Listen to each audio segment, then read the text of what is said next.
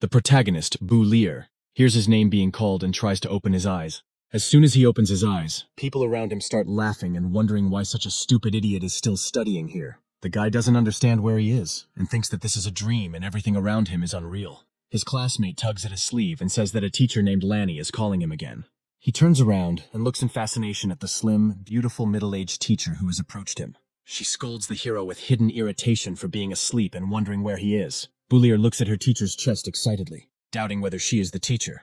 They grab him by the ear and call him to answer at the board for sleeping in class, showing disrespect for mathematics. The hero, with fear in his eyes and under the teacher's angry gaze, stands at the board, reading the problem.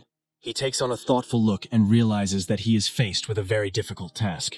On the board, you can see the problem the teacher had created, which caused such emotions in the main character. As punishment for sleeping in class, he is asked to solve this task later, so that he can show the solution before class tomorrow. His classmates start laughing in unison at the fact that the hero won't be able to solve the problem even in 3 days, because such an idiot can't have any ability in mathematics. But he shows with his whole appearance that he is going to teach his friends a lesson. The teacher wonders why her student is so self-confident, like a knowledgeable scientist. He confidently begins to write something on the school board with white chalk. The teacher looks with extreme surprise and wide-open eyes towards the student's board.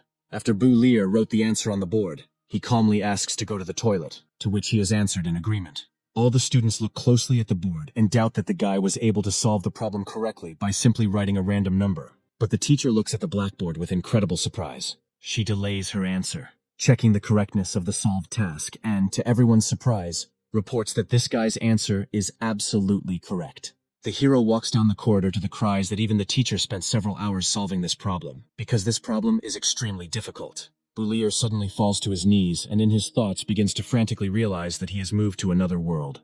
He begins to remember that his name is Chen Luo, and he is an ordinary mathematics teacher who has devoted himself entirely to this science. After graduating from university, he worked tirelessly for many years, and next year he was going to receive the highest academic title. His mind is in turmoil, and he panics because he was transported to another world just by sleeping during the exam. He thinks that everything that happened is unscientific, because everything around him is not a comic book, and at the same time he calls on Newton to help him, but does not find a counter-response.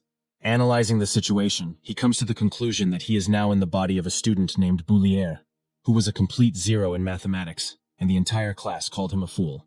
Judging by what I've seen recently, the level of mathematics in this world is very low, because even a primary school student can find an answer to such an easy problem. And since he can't solve the problem of movement, he will become the best mathematician in this world.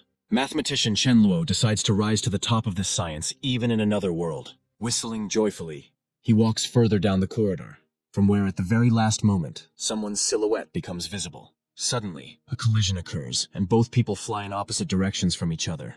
The hero, with tears in his eyes, tries to apologize to the person he hit. But suddenly he realizes that he has come across a beautiful girl with blonde hair. He jumps back with a sharp jump because he is embarrassed by the position they are in. And yet he comes up to extend his hand to the girl and help her get up from the floor. With his hand outstretched and a look of embarrassment on his face, he begins to apologize to her. She stood up herself with an embarrassed expression, not accepting his gesture, and screamed, recognizing the man in front of her as Bu Lear. The hero suddenly came to his senses and began asking the blonde if she knew him. She starts screaming and telling him that a guy pushed her at the entrance ceremony, which is why she ended up in that position and was embarrassed in front of the entire school. Without stopping screaming, she declares that this pervert ambushed her on purpose. Not understanding how he is connected to this girl since he has no memories of this body, he stands in complete bewilderment. He begins to justify himself to the blonde, since their collision happened completely by accident. But she interrupts him. Folding her hands into strange shapes, a bright fire flares up around her. The main character calls the girl naive, to which he receives a look of complete bewilderment. He doesn't believe in magic and starts to mock her, saying that he is an ancient god of darkness and talking nonsense. But suddenly a magic circle appears right in the air, and a bright yellow flame flares up. The guy looks in horror at the fire that appeared in the girl's hand, and doesn't understand what just happened. She starts running towards him at full speed, ready to unleash all that fire on the guy, calling him an idiot. A bright flash of light illuminates him, and the thought occurs to him that he has forgotten that magic is a prerequisite for moving to another world. With horror in his head, he is indignant that he has just moved, and fireballs are being thrown at him. The blonde screams that he must be punished, and runs towards him at full speed. An idea suddenly came to Bu Lear's mind on how to fix this situation, and he suddenly bends down in front of her, heartily asking for forgiveness, to which she begins to break sharply. The girl looks at the guy with bewilderment and a look of disbelief. A look of irritation crosses her face, and she says that everything cannot be solved with a simple apology. But suddenly, right after this, she notices that the guy has suddenly disappeared from her field of vision. At this time, the hero had already run out into the street and continued to run away, as far as possible from the blonde. He begins to realize the situation he finds himself in, incomprehensibly. Because in this world, both science and magic exist simultaneously. A hellish pain pierces his head and he quickly falls to his knees on the grass beneath him. Consciousness begins to slowly fade and the body begins to relax, falling to the ground. The protagonist is transported into his childhood memories, where he calls out to his father. Several people can be seen in the reflection of a puddle in front of a certain palace. A man hands a beautiful casket to a girl, calling her mistress and offering to calm her sadness. The lady took the child by the arm and hurried to the entrance of a large 2-story house. Entering the house and starting to go about her business, she inadvertently began to overhear the gossip of 2 women who were saying that the girl and the child were aristocrats, but their breadwinner had died. Moving further through the memories, a scene suddenly appeared where a child goes to his mother with the joyful news of his enrollment in the Shandanasa Academy. This child is Bulir, and his mother, worried about her son, warns him of the coming dangers in the academy. The woman suddenly remembers her deceased husband and realizes how similar her son is to him. Then flashes memories of his studies at the academy, where the main character is disrespected by his teachers. He promises himself that he will definitely repay his family's debt, because he is an impoverished aristocrat and he needs to put in twice as much effort. But, unfortunately, fate deprived him of magical abilities, and he cannot create even the simplest fireball. His life at the academy was full of pain and ridicule, as everyone around him discussed his failures in his studies and in life, causing him to fall into deep despair. Suddenly he wakes up and sees a girl with blue hair in front of him, who calls him, worried about his health. Not understanding what is happening, Bulir tries to figure out who this girl is and how she found him. The girl extends her hand to him, offering help, and says that he needs to go to a lesson on the theory of magic. The guy stands up, leaning on her arm, and thanks her with bewilderment, because usually no one worries about him. The class is already in full swing with a lesson on the theory of magic, where the teacher talks about the 4 basic elements. While the teacher is giving a lecture, the main character understands the hierarchy of this world, and that people are divided into natural-born magicians and ordinary people. Meanwhile, the gray-haired teacher continues to talk about magical elements. According to him, magicians use spells and hand gestures, as well as spiritual power, to control magical elements. But this requires innate abilities. Some more time passes and the classes are drawing to an end. Joyful students came out of their classrooms and announced that classes were finally over. After the lecture, the teacher suddenly discovers that someone has approached him with an additional question. Without surprise, he asks the main character if he has any questions. Bulir asks the teacher if it is possible to master magic without natural ability. The teacher does not give the boy hope, and says that it is impossible to control magical elements without innate abilities for this. At the same time, all the boy's classmates decide to laugh at him, because the main character has no magical abilities. A guy named Tabi approaches him and calms him down, by saying that even if the hero doesn't graduate from the academy, he can always find a place in the estate of his friend's father. Remembering the name of the chubby guy, Bulir realizes that he is the only friend of the former owner of his new body. After the verbal altercation, Tabi smiles brightly at his friend. They say goodbye to each other in a friendly manner and wave their hands. The hero suddenly catches the gaze of a blue-haired girl and asks if she wanted something. She becomes embarrassed and runs out of the classroom, informing the boy that teacher Bulani told him to come to her office after school. He thinks about this girl, because she has been following him all day, as if she wants to say something. The guy realizes that even though he has excellent knowledge in mathematics, without magical abilities, he will have a hard time in the magical world. Hoping, he tries to use his little magical abilities by summoning fire. Looking at his hand, he calls out the fireball technique and waits for it to appear. Even with his hope already extinguished, he is overcome by despair, because the technique, it would seem, has failed. But suddenly his hand bursts into a bright orange flame. His surprise knows no bounds, and he looks in fascination at the fireball that appears in his hand. The hero looks at his hand with incomprehension, and sees a burning yellow light in it. He, not believing in the plausibility of what is happening, thinks that his new body should not have magical abilities, but he still has to accept reality, and he sighs with relief. And immediately after that, the main character starts fooling around with his newfound skills. The guy begins to think about how his abilities appeared in the first place. He believes that it happened because of the intersection of space between worlds.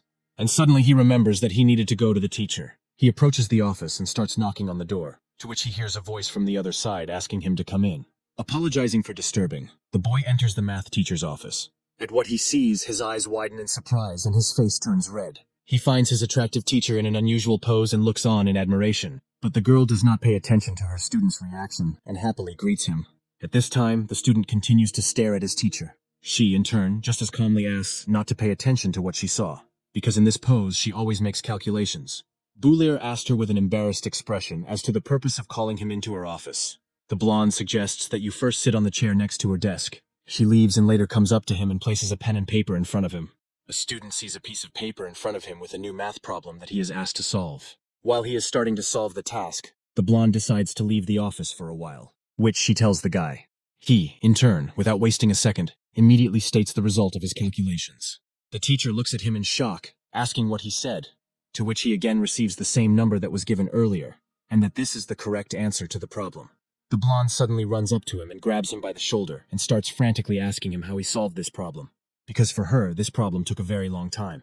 She looks at the student's face with an angry expression and asks him if he has solved this problem before, even though she chose the number 79 at random. The student asks her if she really wants to know the answer to this question, to which she playfully asks him again to tell her how he solved the problem. The guy accidentally runs his eyes over the girl's chest and shyly agrees to tell about his methods of solution. He is surprised and thinks that his teacher is a fool by nature. Without wasting any time, he abruptly switches to his explanation and says that he saw the teacher solving the problem, and that she makes calculations by adding up the numbers one by one. He says this is a very wrong approach, and it is very easy to make a mistake, but he praises her for the fact that her calculations turned out to be correct. She looks at the pieces of paper with confusion and says that this is the only way to solve the problem. The student grins widely and tells his teacher that she is wrong. He begins to explain to her a new way of solving a problem, where you first need to find a pattern. According to him, you need to take into account the first number and the last, the second number and the second to last, and so on, thus adding them up and getting 80. He asks the teacher how many numbers there are that, if added together, would equal 80. The blonde jumps up from her seat, naming the number 39. The student at one time praises her and asks her to sit down, but then apologizes, attributing his request to habit. He goes on to explain the solution to this problem, saying that this way the problem turns from a difficult addition into an easy multiplication. Thus, he explains that with the help of this method, she too will be able to find a solution very quickly. The teacher, excited about discovering something new for herself, happily declares that this is a wonderful way to solve the problem. Moreover, she feels that this solution method can be improved. The boy praises his teacher for her remark, and begins to explain that there really is an improvement to this method of solving problems. After his explanations, the blonde falls into a stupor, and incomprehensibly, tries to understand the essence of what is happening. The student, in turn, worriedly calls her by name and thinks that elementary school mathematics from his world is too difficult for her. She comes to her senses and looks away with a slightly sad look, asking if he came up with this method himself. The protagonist waves it off and says that he came up with this method to make it easier to count, but in his heart he thinks that she still won't understand if he says Gauss's name. The girl takes him by the hand and calls him a genius for his answer. In the eyes of the protagonist, this scene is very romantic. She says that a brilliant future awaits him if they continue to study. The guy, his face very red, calls her by name and tries to say something. The teacher understands her situation and, embarrassed, moves away from him, running in the other direction. But suddenly her face changes, because some thought occurred to her. Full of enthusiasm, she suggests that Boulier become an outstanding mathematician, to which he responds with a quick no, and with an admiring expression on his face, he shouts that he wants to become an outstanding magician. She looks at him with a puzzled face and briefly asks why he decided so.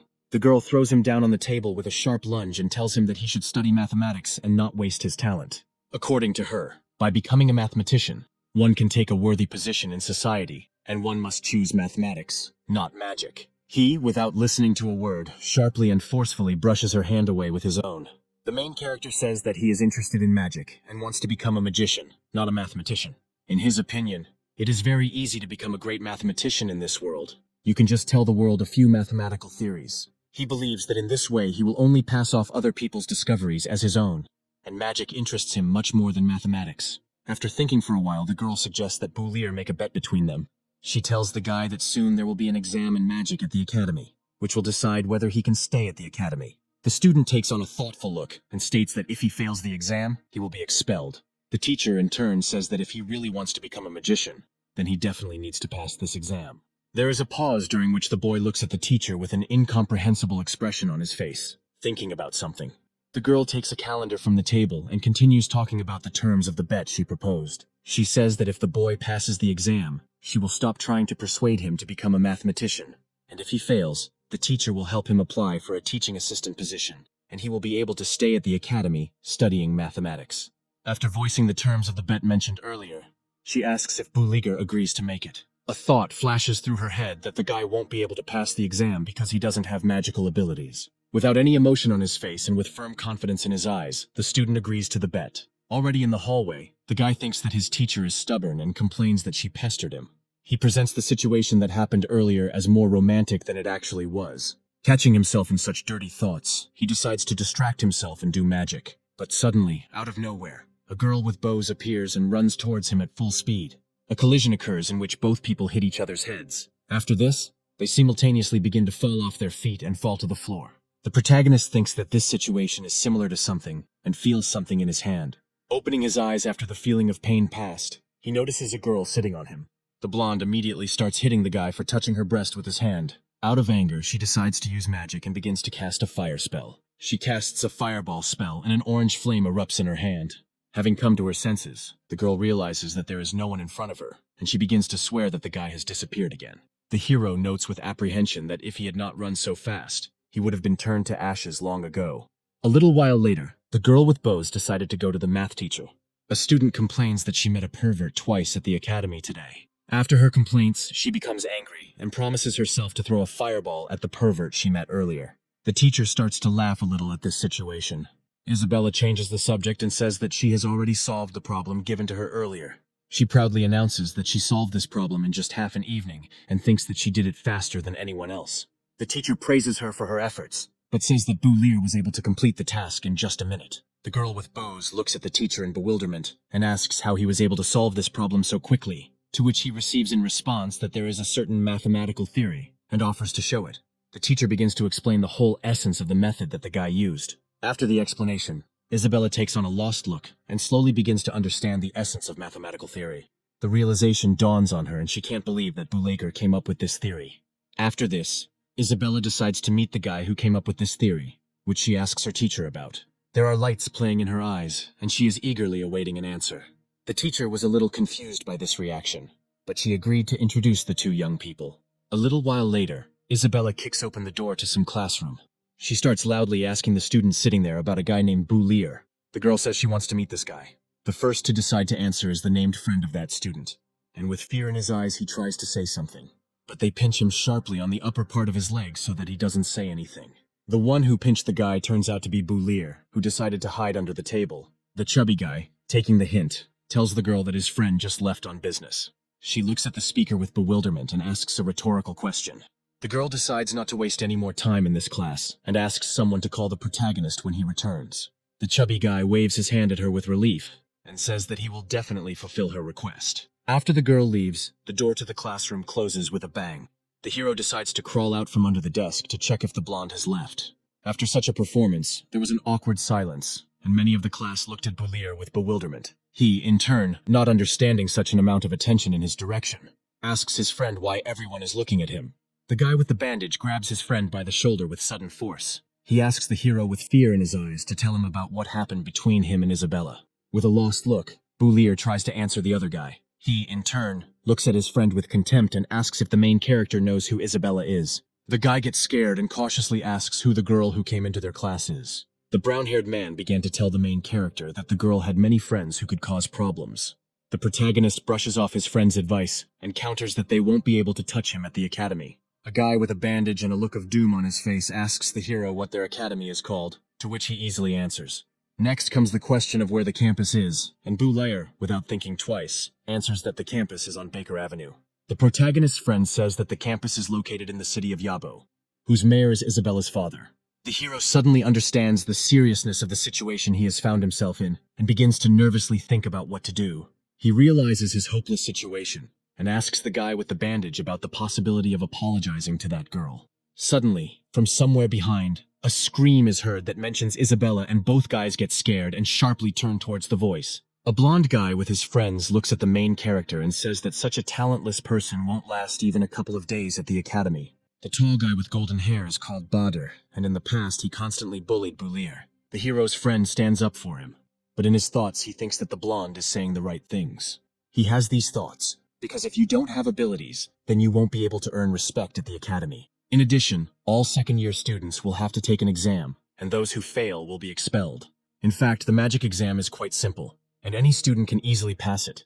But Boulier has absolutely no magical ability. Therefore, for him, this exam is potentially the end of his studies at the academy. Suddenly, the main character is distracted from his thoughts by a strong blow to a nearby table. The blonde guy angrily yells at the dark-haired guy, asking if they can hear him.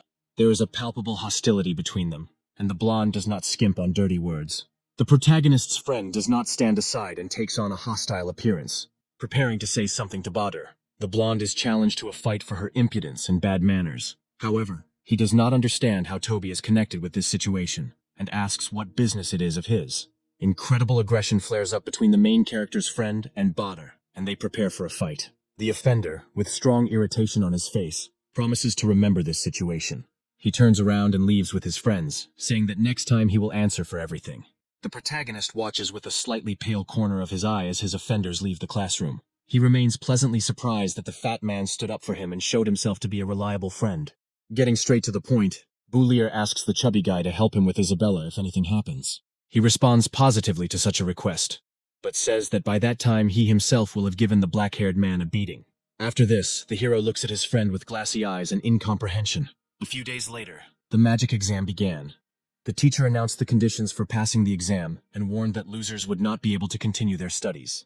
Students will have to stand behind a line and hit a target with a fireball. The exam begins with Badr, who shows with his whole appearance that no one here is his equal. He quickly casts a fireball spell and fires it from his hand at the target. The teacher praises him and says that he passed the exam successfully. The exam is in full swing and each student is taking part in it. Suddenly, the blonde notices the main character and his friend in the crowd and chuckles mockingly. He tells the hero with a grin to enjoy his last minutes at the academy. In response to such dirty talk, the chubby guy orders the blonde to shut his mouth.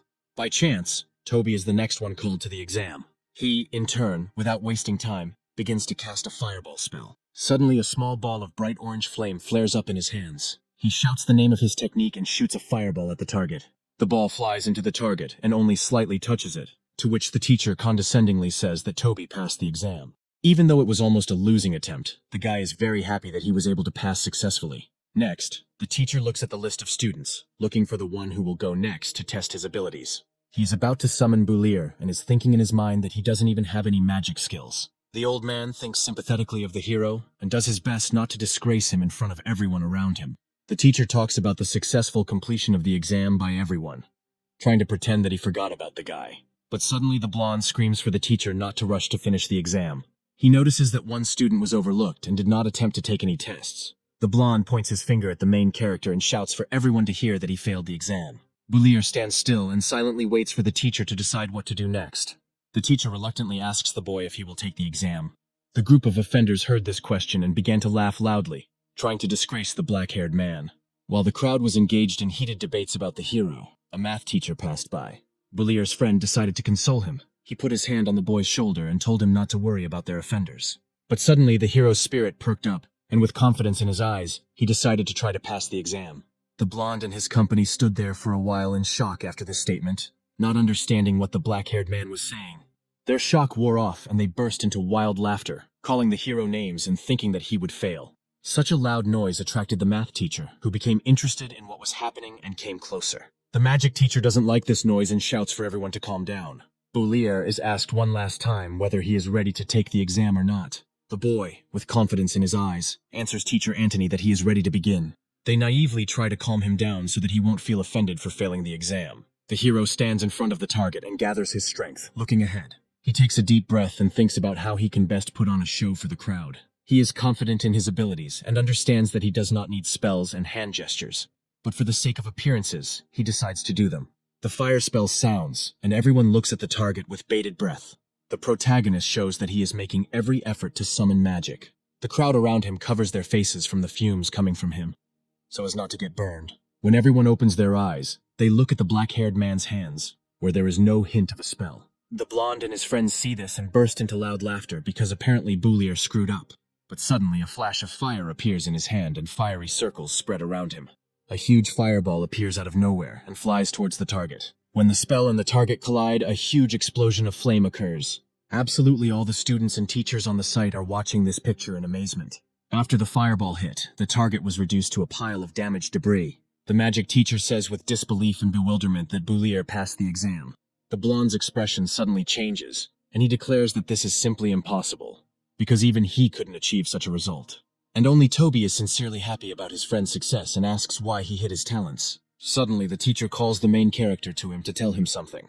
The math teacher also doesn't stand aside and wonders with surprise how the guy was able to do this. The hero came to the magic teacher's office and began to tell him that he trained every day from books and was able to master the fireball.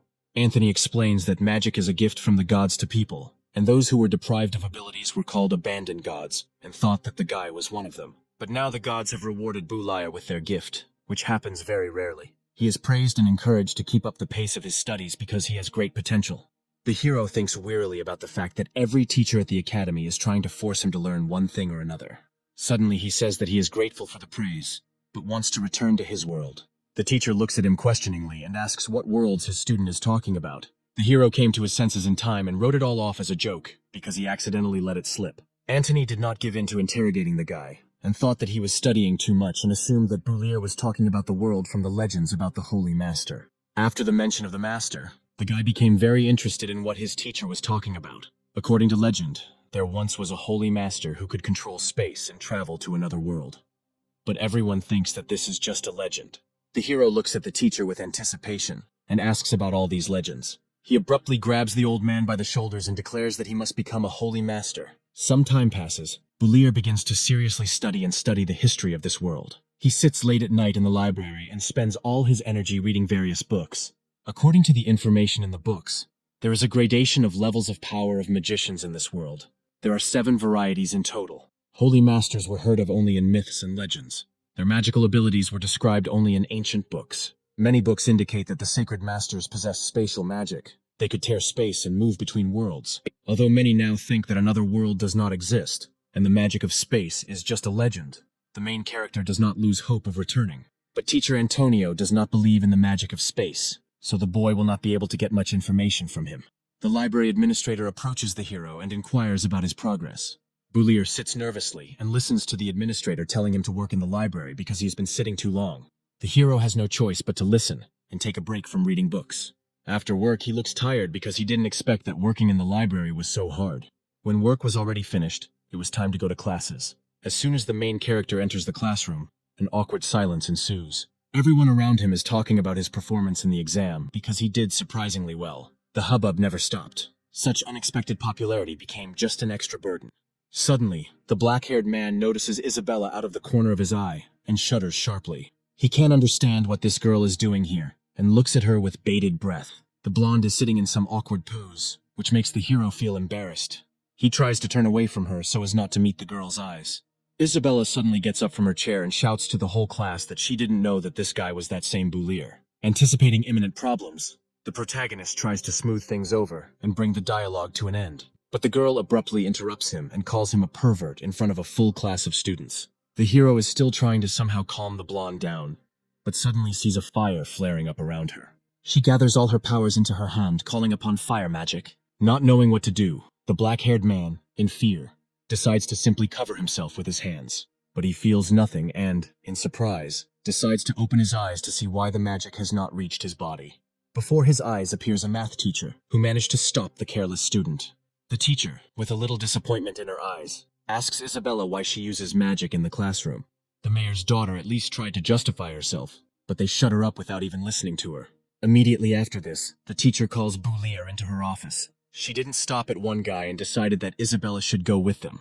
Not intending to argue with the teacher, the hero decides to meekly agree and go to her office. 2 students and a teacher quickly leave the classroom, loudly closing the door. After such an intriguing scene, all the students in the audience sit silently and ponder what they saw. The blonde man who was in the classroom sat in complete shock and did not understand why Boulier was being given so much attention. In the teacher's office, the boy explains all the awkward situations that happened to him with Isabella. She tries to reconcile them, because everything that happened to them did not happen on purpose. Under pressure from the teacher, the blonde agrees to forgive the guy. The teacher decides to remember the magic exam and praise the hero for his efforts, closing their bet. She is very interested in his performance and asks him to show how he was able to overcome himself and suddenly gain magical abilities. The hero denies it and says that he was just lucky and that he has questions for the girl about magic. The blonde does not insist on her request and waits with interest for the guy's questions. He wonders if spells and hand gestures are necessary to release the element. Breaking into the conversation, Isabella mocks the main character and calls his question stupid. Realizing the absurdity of his question, Uliser hesitantly asks if there are such exceptions among magicians. The teacher begins to explain that even the most powerful magicians need spells and gestures, but with their level of knowledge, they need less time for this. Magic is a gift from the gods. The gods taught people to use gestures and spells to summon an element, and to summon an element without all this, you need to have divine enlightenment. The student finds this question absurd, and asks why the teacher is answering it so seriously. The hero wonders if perhaps because he is from another world, the gods of this world ignored him. All this is basic knowledge about magic, and if he wants to become a magician, he should first study the theory well. But the guy was actually called on another matter, which the girl reported. She hands him a folded paper and says that it is a scientific journal. All the most important scientific works are published in it. Isabella, who is standing nearby, suddenly notices what is written in the newspaper and is very surprised. She notices the name of the math teacher and the main character there, to which she reacts very actively. The teacher explains that she figured out the summation method demonstrated by the boy, and even wrote a paper on it. But the black-haired man is more concerned about whether he will be paid for this publication, because the library pays very little. In response to his thoughts, the teacher suddenly calls the main character. She hands him a small bag of money and says that it is his reward for his work. This money would help him a lot, because it contains more than 2 years of his salary for working at the library. He pretends with undisguised joy that he is ashamed to take this money and offers the teacher to take half. She naively agrees to his proposal and takes half of the money for herself. Balir responded by becoming a little apathetic because he didn't expect that they would take money from him. His grief knows no bounds, because he only suggested it out of politeness. With just one phrase, he deprived himself of half of all the money offered to him. And because of that, he began to have thoughts about how he needed to leave this world as quickly as possible. But suddenly, something strongly attracts his attention, and he looks at the teacher with interest. He is interested in whether each article published in the newspaper is entitled to that much money. In response, he receives that money is due for each article in the scientific journal, and suddenly he has a bright idea that he wants to voice. He abruptly moves on to explain a new theory taken from his old world. The teacher finds out what he is talking about and calls it the ruse riddle. The hero, who is not very familiar with the science of this world, looks at the girl with confusion. Ruth's riddle is a mathematical problem posed by ancient sages. Rouse has 7 children, each child has 7 bags, each bag has 7 cats, and each cat has 7 kittens. There aren't that many numbers in this problem. If you add them up, you can get the answer. But if there were more numbers, another solution method would be very helpful. The blonde asks with genuine interest if the guy can solve Rouse's riddle using another method. With confidence in his eyes, he replies that he has some ideas about this. The girl is very inspired by this answer, and asks to work on his new method. While working, quick minutes and long hours pass. Some time passes. The student, who had been in the office the whole time, managed to lie down comfortably on a chair and fall asleep. Suddenly, she wakes up because of some scream from the side. This cry belongs to the teacher, and she, jumping for joy, says that the boy was finally able to solve this problem. Isabella asks the hero in surprise if he came up with this idea himself. He, in turn, makes a very suspicious face and asks if she really wants to know about this. The blonde's interest knows no bounds, and she really wants to know the answer to her question. In response, she gets the fact that the guy does not have any abilities. He just studies very hard. The girl asks with genuine surprise if he is telling the truth. Sometime later, thoughts about what had been said earlier began to visit her. Suddenly, something unexpected happens before her eyes, and she is sharply surprised. She notices the protagonist in the 3rd-year building and wonders what he is doing there since he is a 2nd year. She promises herself that this time she will catch him red-handed. Having come to her senses, the girl realizes that she has lost sight of the guy again. At this point, the hero already finds himself near some high stone fence, which is located behind the 3rd-year building. This was the place Toby had told him about, hoping that his friend wouldn't do anything stupid. With a light jump, the hero jumps over the fence and suddenly remembers his magic teacher. He told him that if the boy wanted to learn about magic, he should go to the Magic Association in the city of Yabo. There is something amazing behind the fence, and the hero stands still for a while. He allows himself some time to enjoy the city's unusual architecture. There is peace and quiet in the city, but something lively is happening on the main street. Traders from all over the streets beckon potential buyers, hoping to sell their wares. The black-haired man calmly walks through the city, looking at all its beauty. His attention is drawn to a majestic castle with white and beautiful masonry in the center. He recognizes in this structure the magical association he was looking for.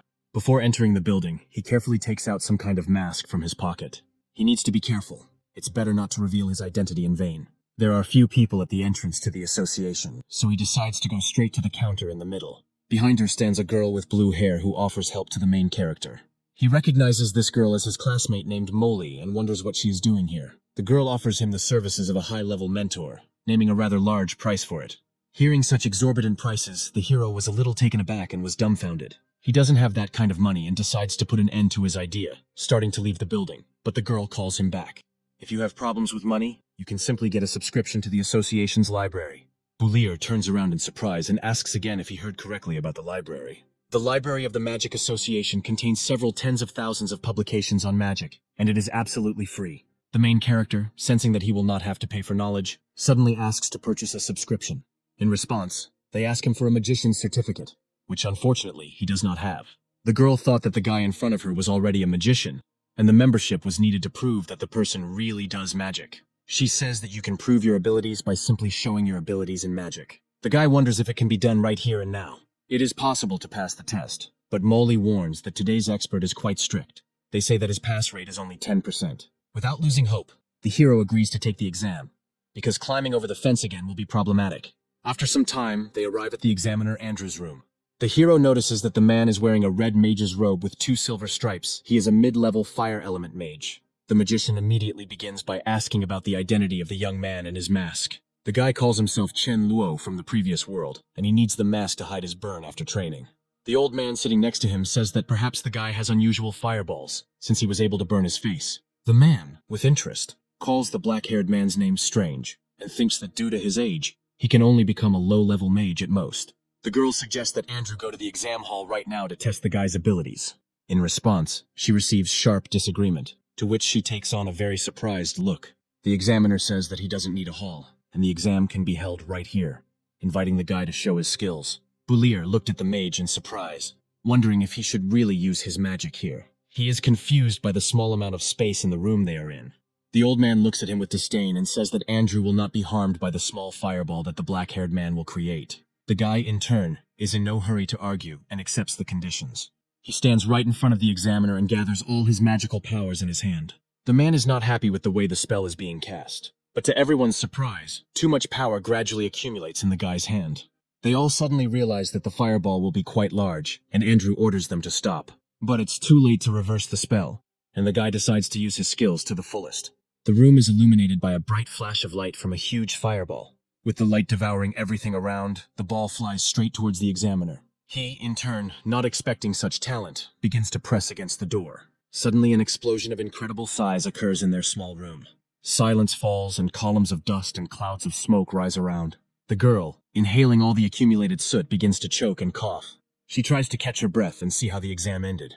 The girl notices an old man in the middle of a cloud of black smoke, who is also coughing and casting some kind of spell. In the place where the examiner was, a huge blue shield is visible. Andrew, meanwhile, is trying to come to his senses and finds himself lying on the dusty floor. The gray-haired old man managed to cast a spell in time and protect the bald magician. He continues to hold the shield near himself with a serious look on his face and tries to see something behind the smoke. The examiner cannot come to his senses, and the old magician has to take him by the shoulder and shake him. The girl was able to examine in detail the entire picture that had formed around her and froze in surprise. Suddenly the guy took his word and immediately apologized to the magicians. He naively believed that everyone was ready for his spell, and so he struck with all his might. The guy successfully passed the test, and after some time he finds himself in some room where he is handed a magician's certificate and a library card. He quickly picks up his new documents and begins to examine them. The girl attracts his attention and says that she was very surprised by his performance in front of the examiners. Boulier, called by the name Chen Luo, thanks her for her praise and says goodbye as he leaves her. When he said goodbye, he called her by name, and so she suddenly wonders where they could have met and how he knew her name. There were a lot of books in the library which surprised the hero very much. He immediately starts reading, and sits thoughtfully at an empty table, reading another book. He is very surprised by the content of the books, because they really do contain a lot of valuable information. He is especially drawn to books about magical and spiritual power. The level of magical spiritual power is the main criterion for determining the level of a magician. The higher the spiritual power, the stronger the magic will be. Moreover, high-level mages with high spiritual power can even control the magical element of lower-level mages. However, the books are rather chaotic about the 4 magical elements after all. The level of education in this world is quite low. Magicians in this world believe that the 4 elements are not only the basis of magic, but also the foundation of the entire world. The remaining elements are combined in these 4 main elements in certain proportions. If you look from the point of view of modern science, their worldview is very primitive.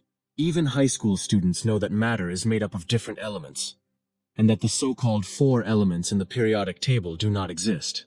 But since there are magical elements in this world, the hero cannot find a scientific explanation for this. Suddenly the thought occurs to him that it might be possible to interact with magical elements. In a rush of his thoughts, he suddenly jumps up from the table, shocking everyone around him. If his ideas are correct, then perhaps he will be able to create new magic. He abruptly takes his documents, which had been lying on the table all this time. Without wasting a second, the guy gets ready and runs out of the library at full speed. He decides to try to confirm his suspicions and quickly runs to the Magic Association. Already in the association, he, out of breath, heads off somewhere and is noticed by the people who took his exam, still not fully recovered from what they had experienced. An old man and an examiner are sitting in the hall, and a girl with blue hair is offering them tea. Andrew says that this Chen Luo has very low spiritual power, but he was able to gather an unimaginably strong fireball. What makes it even stranger is that the old man was unable to control the element he summoned. The gray mage suggests that perhaps the boy has something they cannot understand. It's getting dark outside, and the black-haired man decides to leave the city and return to the academy. He easily jumps over a high fence made of stone bricks, and just as easily after the jump, he lands on his feet without touching a speck of dust. He decides not to waste time and try to create new magic right here. His head is attacked by thoughts, and he tries to focus on recreating something new. The guy fills his lungs with air and suddenly feels something near him. Some illusory white stream of something unknown circulates around him. In this flow, he recognizes his qi emitted by his body and understands that he can control it. He decides to try to direct the flow of qi into the second element. A magic ball forms in his hand, which is converted into oxygen. But suddenly he begins to doubt whether this is really an element of pure oxygen. It is impossible to determine this by eye. Bulir collects the oxygen he created in his hand, making it denser. If it really is oxygen, you can try to ignite it to make sure. But the guy doesn't succeed the first time after adding fire. Only a thin stream of smoke flies out of his hands. Without losing hope, he tries to repeat his crazy experiment again. By creating oxygen again in his hands and squeezing it, he adds fire to the mass. Suddenly, a colossal explosion is created around him. Windows in neighboring buildings are shattered by the shockwave it creates. Even a glass standing peacefully in the math teacher's office is covered with measured cracks. She hears some loud noise from the street, and distracted from her work, directs all her attention to it. Badly cracked by the shockwave, she sees an explosion that occurred not far from the building. In the middle of a small thicket, countless sparks and clouds of gray smoke fly. The hero is right in the epicenter of events and is trying to catch his breath from the smoke settling around him. The wind begins to twirl everything in the air in a bizarre way. The guy thinks that he was lucky to react quickly. Suddenly, his face becomes covered in sweat and genuine fear. He looks somewhere to the side. He assesses the damage caused by the explosion.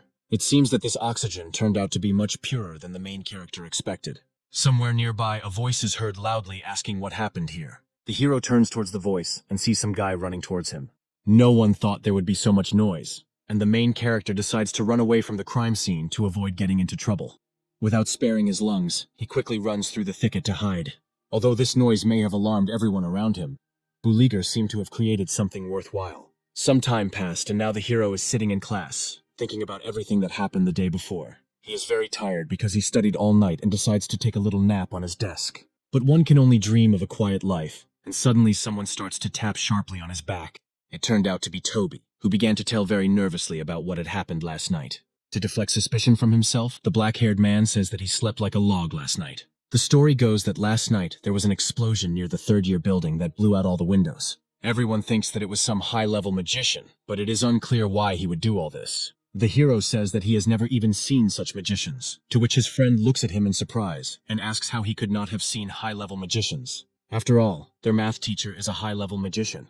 At this information, Bulier's face suddenly took on an expression of incredible surprise, and he jumped up from his seat. Sometime later, the main character decides to go to the teacher, and now he is knocking on the door of her office. She unexpectedly quickly opens the passage and greets her student.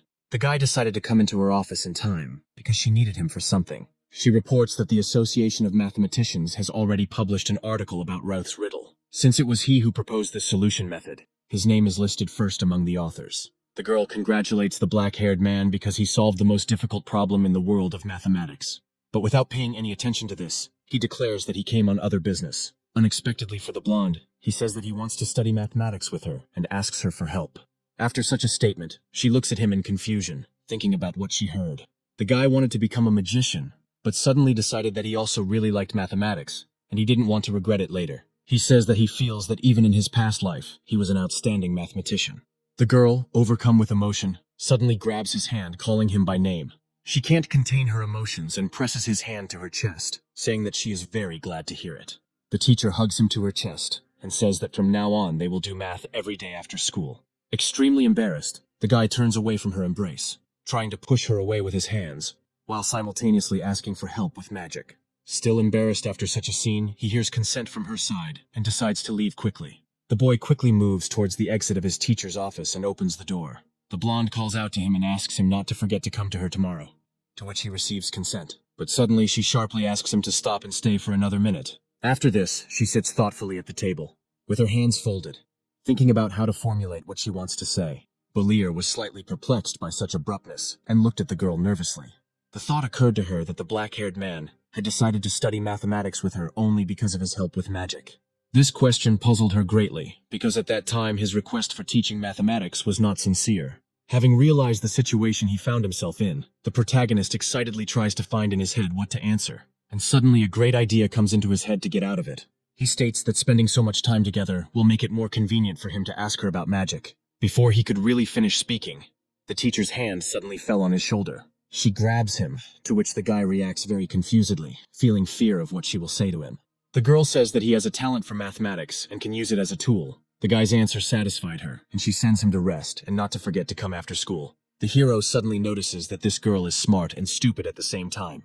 Some time passes, and the evening of the next day arrives.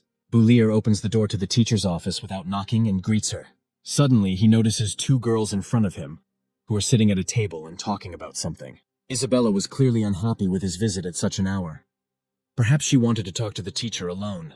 She immediately, without ceremony, asks the guy about the purpose of his visit. The teacher apologizes to the girl, saying that she forgot to tell her that from today on, Bolier will also be teaching her math.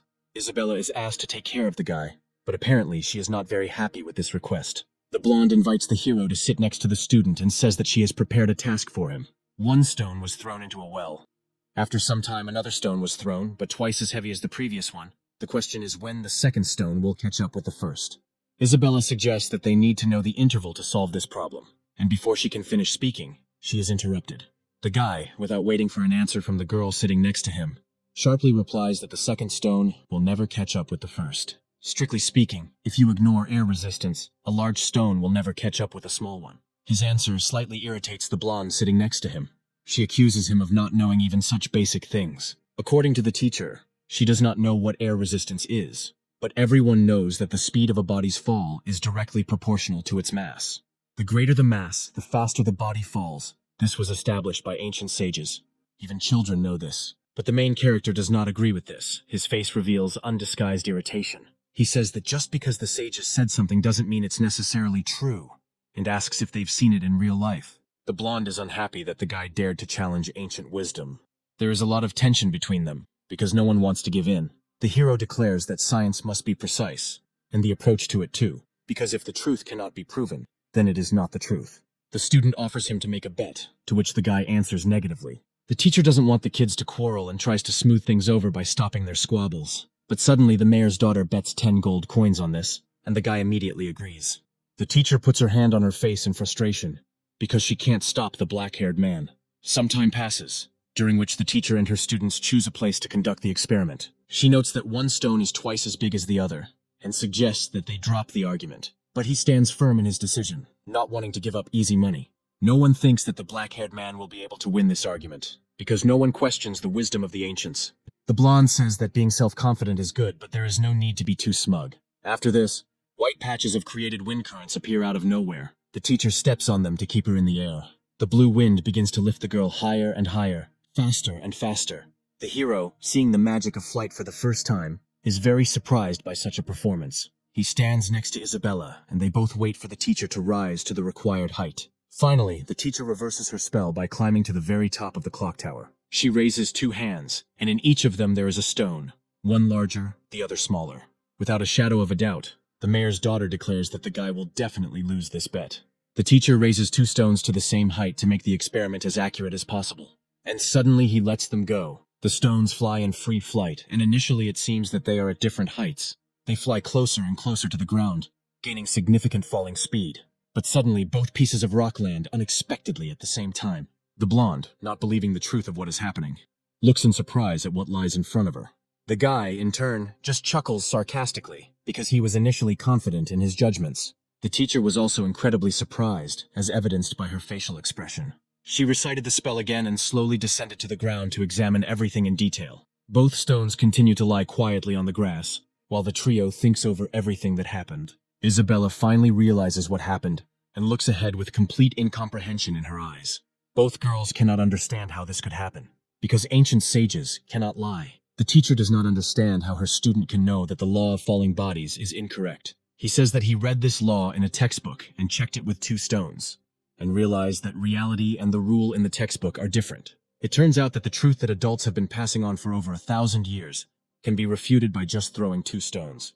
It's interesting how many scientists don't know that the simple truths they know are actually not true. The blonde grabs him by the shoulders and says that this law was very important for their world, and soon in the future, a new law will appear in the textbooks under the name Boo Liar.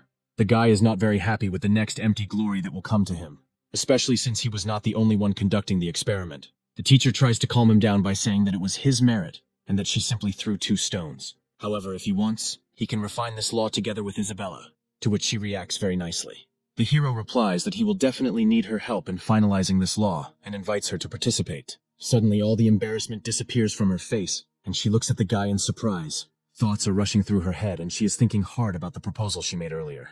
She imagines the news headlines trumpeting that 2 geniuses have emerged at Chandonasa Academy and are working on a new law. Her face flushes again, and she thinks about the prospect of working with the guy.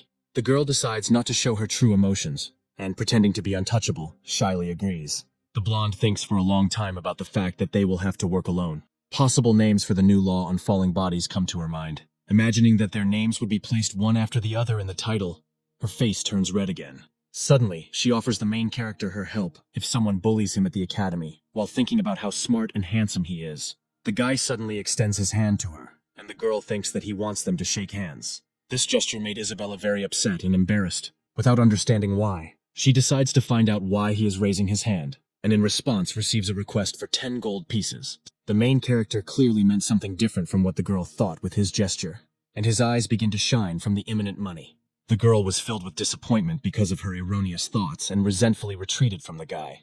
Finally, the main character receives his promised payment for the bet and starts counting coins. He is very happy that he won 10 gold coins in one dispute and became rich in one day. Isabella assumes that the guy is more interested in money than fame, but she still thinks that he does all this not only for the money. The hero thought deeply after these words and just sat silently for a while. The girl, with genuine interest, decides to ask what he really wants. This question left the guy stumped, since before that he didn't quite understand what he wanted. He evaluates everything he has done in this world, and suddenly understands something for himself. Memories of how hard he worked in his past life flashed through his mind. He recalled his students and his work as a school teacher, and his friends, whom he left behind in a world that was already past him. After such immersion in himself, he suddenly finds what to answer the girl. But what he wants is apparently not for other people's ears. So he just denies that he just wants to earn money and live better. With a fake smile on his face, he says goodbye to Isabella, his teacher. Not having received the expected answer, the blonde looks thoughtfully towards the departing guy. She realized that the main character's thoughts were tormented by thoughts that he could not tell anyone. A day passes. Boulier is already sitting in class and thinking that sleeping on the desk is much more comfortable than in that cubicle. But analyzing his situation, he comes to the conclusion that now he at least has money. He cannot afford to be sad and sit still, and therefore must move forward. Badr approaches his desk, sharply hitting the tip of the desk and calling out to the black-haired man. The blonde reluctantly tells that Boulier is being looked for by a certain Fazi. The hero looks at the guy with confusion and asks who is looking for him, because he hears this name for the first time. In response to this, Badr grabs him by the sweatshirt and is very indignant at the guy. Suddenly, someone from the side orders the golden-haired man to stop and let the main character go. Not far from them, a blonde guy appears with a tie, straightening it. It turns out to be the headman Fazy, who was just looking for the main character. And he doesn't appear alone, but with two serious-minded guys who pierce the black-haired man with their gaze. The village chief looks down at Boulier with a hint of disdain. The guy looks at the blonde with interest, since they have never met before. The golden-haired man with the blue shirt turns to the hero, asking if his name is Boulier. He looks at the black-haired man appraisingly and chuckles mockingly, standing right in front of him. The main character finally came to his senses, and with a serious look on his face says to let him go. He introduces himself to the headman and asks with interest if something happened. The pompous blonde warns him to stay away from Isabella. In his opinion, a person like Boulier should not communicate with such a girl. After this, the headman orders his whole gang to leave, and they turn towards the exit. Suddenly, the blonde accidentally bumps into Toby, who is passing by. The plump one couldn't stay on his feet and clumsily fell to his knees after the collision.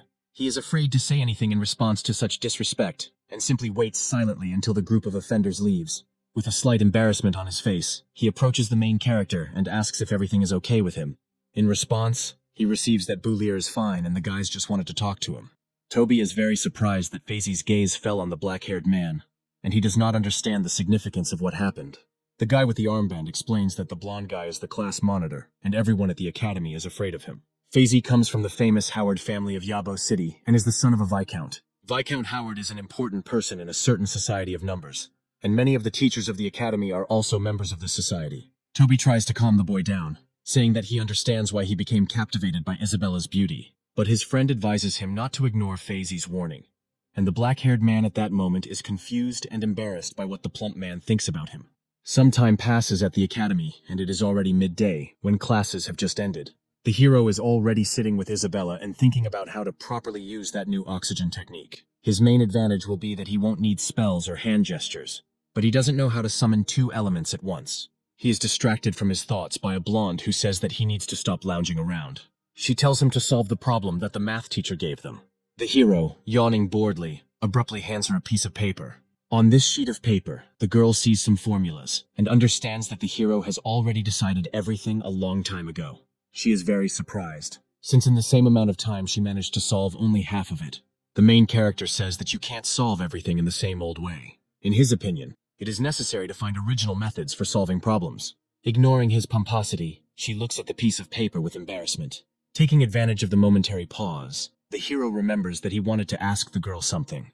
He is interested in the fact that Isabella can summon two fireballs at once, to which he receives the answer that she can summon several of them. This information shocks him, and he looks at her in confusion. The blonde realizes that the black-haired man can only summon one fireball at a time, and begins to mock him. He explains that he has studied many books on magic, but has never found a way to summon more than one element at a time. The girl, in turn, says that the books contain only the basics. There are no such skillful techniques there. In order to master such magic, you need to hire a high-ranking magic consultant. But if someone called her sister, she would help him learn such magic. The main character, without a shadow of a doubt and with complete indifference, calls the girl sister. The girl, not expecting such a quick and sharp answer, is simply at a loss. She was very tense by the expression on the guy's face when he said that magic word. But without breaking her word, she calls the black-haired man to her, saying that she will teach him. After this, they leave the academy and find a free clearing for themselves. The girl gathers her strength and casts a spell of fireballs. A multitude of yellow fireballs suddenly flare up around her. The hero is very surprised by what he sees, since his skills do not allow him to create even two balls. What catches his attention is how stable the spell is. The girl explains that the main key to summoning multiple fireballs is the distribution of spiritual power. Many people believe that spiritual power can only be directed to one place. But once one masters this technique, he will be able to distribute the power to different places. Each part of this power is capable of summoning an element, so multiple balls can be summoned. The hero decides to check whether it is possible to summon different elements using different parts of the power, to which he receives consent.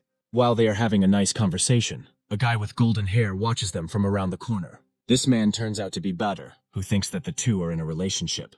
After that, someone next to the golden-haired man squeezed a piece of the wall so hard and nervously that it began to crack. The headman, who was standing nearby, also saw those two and was thinking nervously. He promises himself that Boulier will definitely pay for what he did. At this time, the hero is training hard and trying to divide the spiritual power into 9 parts. The blonde explains that you need to do as she says. You need to share the spiritual power step by step. But if he doesn't succeed, she asks him with a smile not to be upset, because even she needed 6 months of training. Suddenly, immediately after these words, Several balls suddenly flare up around the young man.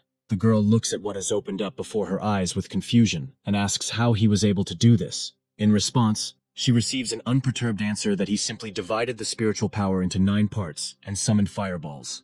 But she doesn't accept this answer, and she asks how he could do it so quickly. He looked at the girl in surprise and said that he understood the technique and was able to do it. Such a banally simple answer shocked the blonde, and for a while she just stood and looked at the guy.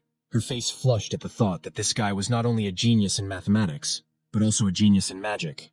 She starts to get very angry because her training was much longer than his, but she decides to lie for the sake of her pride and say that she did the same in the past. The girl's obviously undermined pride forces her to abandon the boy's training and run away. The guy didn't understand her indignation and attributed her hysteria to the fact that he doesn't understand women. He put his hand in his pocket and suddenly felt something strange. This caught his attention, and he decided to look at it in surprise. By that time, the girl had not yet recovered from her emotions and was nervously walking towards the academy. But suddenly Boulier catches up with her and grabs her forearm with his hand. Isabella is frightened by such an unexpected gesture and asks if he needs anything else from her.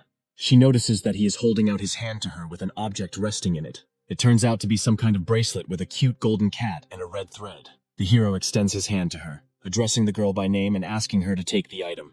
According to him, what he was able to learn is entirely due to her, and he thanks her. She looks at the brooch with bated breath and thinks for a while about what to do.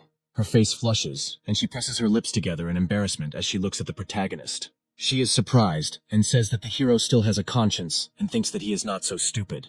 The blonde snatches the treasured gift from the black-haired man with a sharp movement of her hand. She did not dare to show her true emotions and runs away from the protagonist in embarrassment, saying that the gift turned out to be ugly. Since she was running with her eyes closed, her legs got tangled and she fell comically onto the grass. Without asking for help, she gets up from the ground herself and chuckles nervously from awkwardness.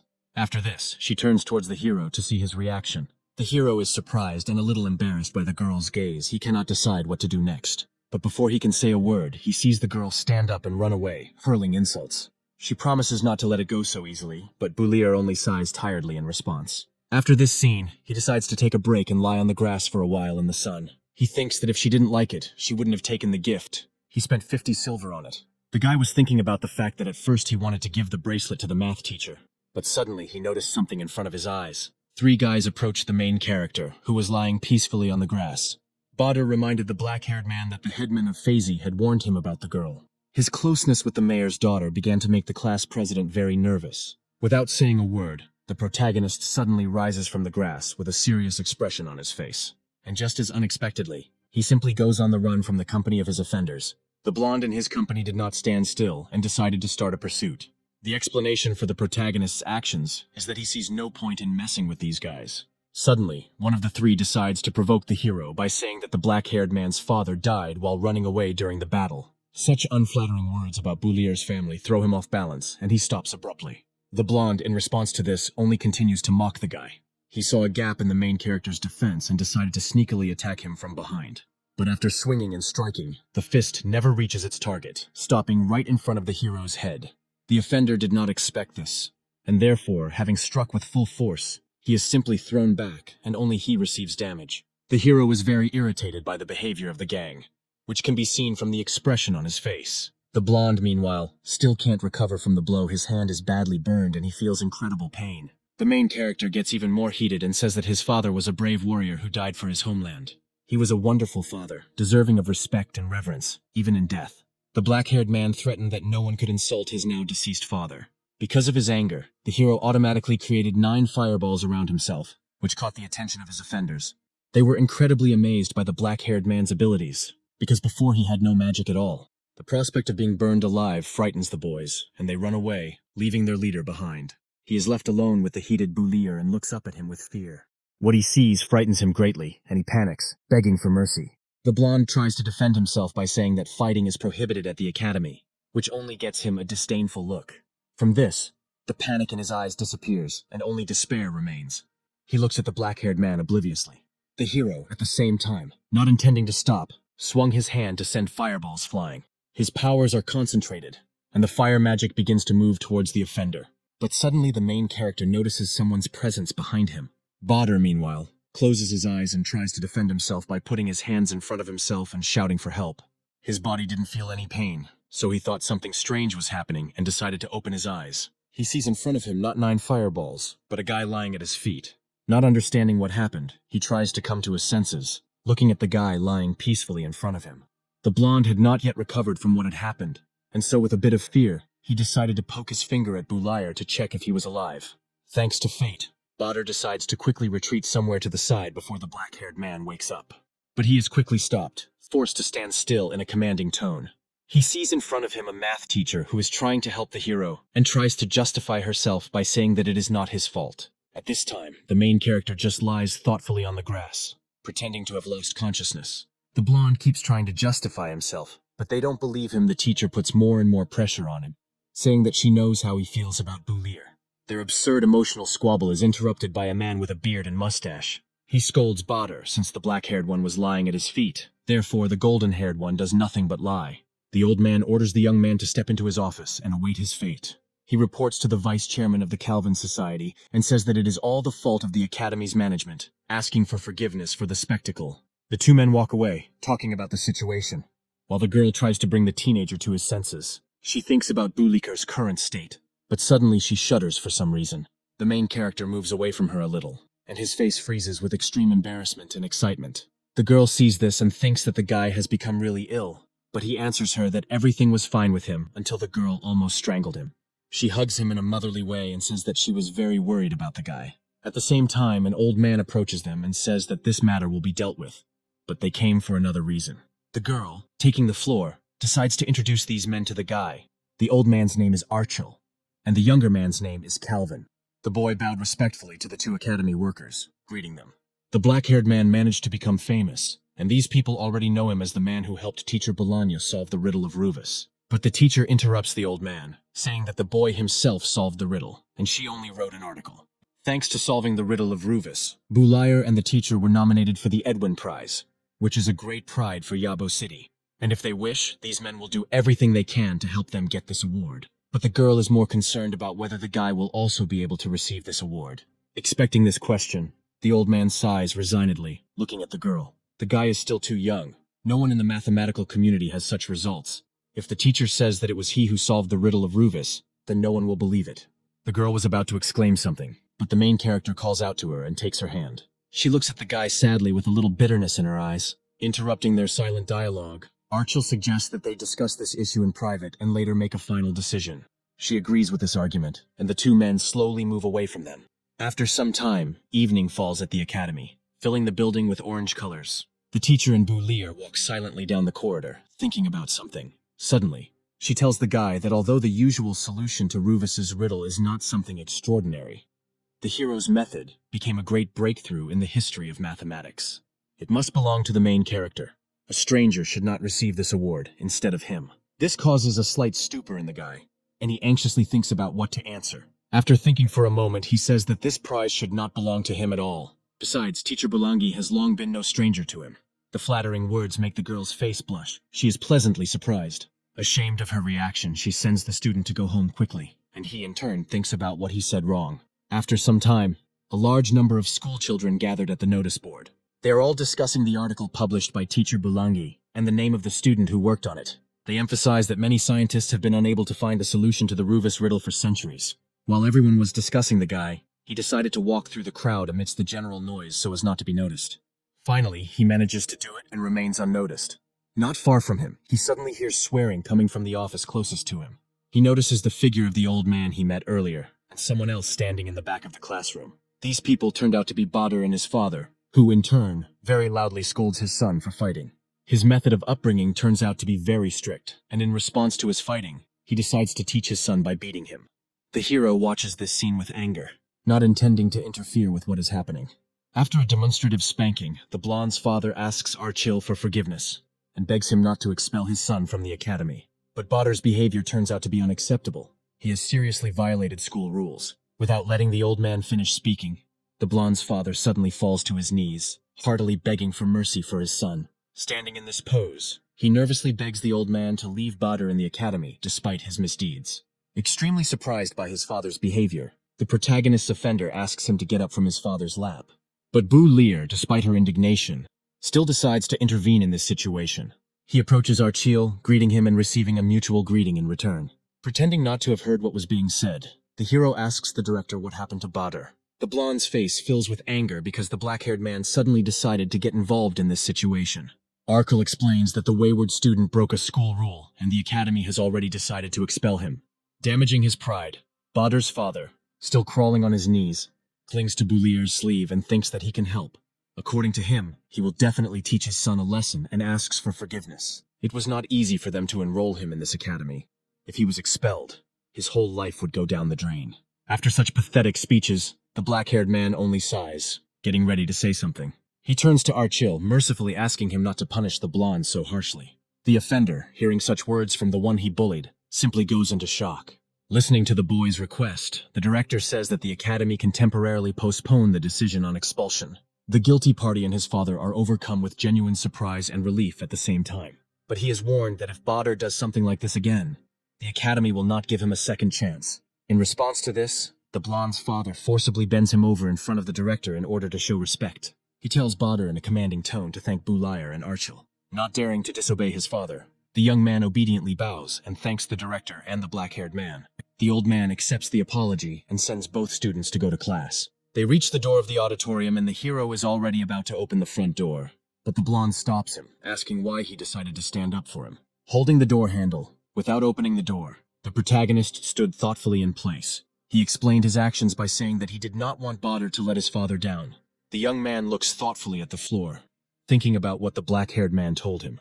After this, he quietly expresses his sincere gratitude to him behind his back. He also tells him to be careful of Faizi, because he will not let the main character go just like that now.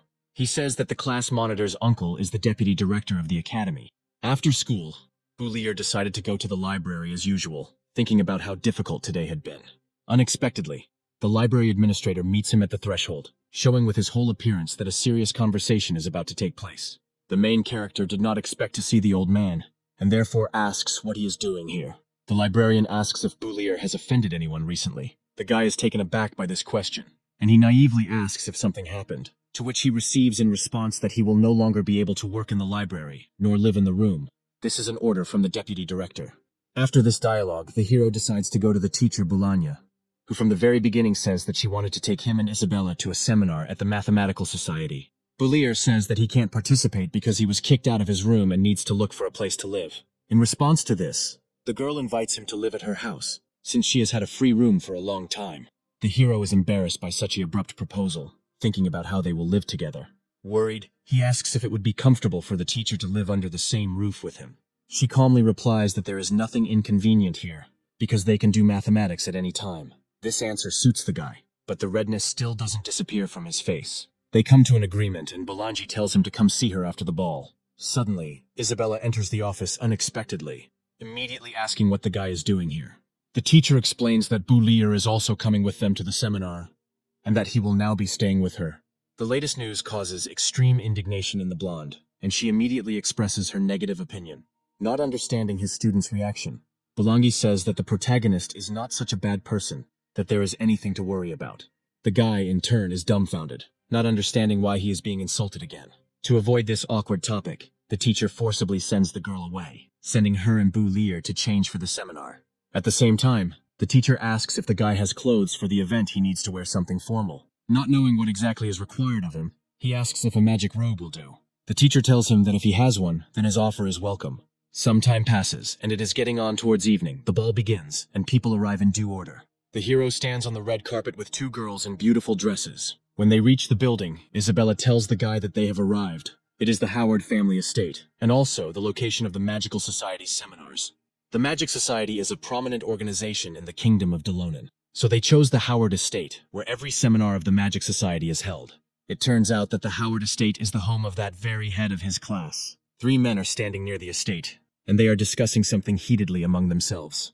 One of them, the vice chairman Calvin, is approached by teacher Bolangi. Calvin notices the girl and Bulier, who is next to her, and greets them happily. The guy, without hesitation, also greets the man, and Isabella, standing next to him, does not understand where they could have met. The deputy chairman invites the dark-haired man to introduce his friends, who were just talking about him. Bulangi decides not to disturb their small talk and politely leaves, promising to find students later. Boulier and Isabella enter the manor and look around in surprise. The guy is surprised at how rich the event looks and immediately starts serving the buffet. Without hesitation, he helps himself to all sorts of snacks and drinks, quickly eating everything. But Isabella doesn't like his behavior because she thinks he's bringing them to shame. Suddenly, something catches the guy's attention and he looks in that direction with interest. He sees before him a huge canvas depicting two rivers connected by bridges. The blonde explains that this is the pride of the Howard family, called the 7 Bridges of the royal capital. The hero asks the girl again, in confusion, about the name of this painting, showing that he knows nothing about it. This conversation was heard by the son of the owner of the house, who mockingly began to insult the main character for his behavior. The girl could not stand this attitude and stood up for the guy, saying that Boulier came with them and he was worthy of respect. But the blonde has a different opinion. He continues to insult the hero for his incompetence, because he doesn't even know the name of this picture. Isabella decides not to enter into a polemic with Faisy and drags the black-haired man away. The headman notices that she took the guy by the hand, and this makes him very angry. He decides to approach Boulier, saying that all he does is hide under his skirt. In response, he hears a joke. The hero asks him about the meaning of this painting. For some reason, this question confuses the girl, and she looks at the guy with confusion. He explains his interest by saying that after hearing about the history of this painting, he will be able to come up with a new method. The blonde hears this and says that teacher Boulani simply took pity on him and wrote his name in the article, nothing more. The girl stands up for the guy again, saying that Boulier came up with a way to solve the riddle on his own. In response to this, the blonde decides to put on a show and loudly announces that the hero will be able to solve the riddle written on the picture. Isabella is extremely surprised by his actions, because he decided to turn a personal dispute into a public one.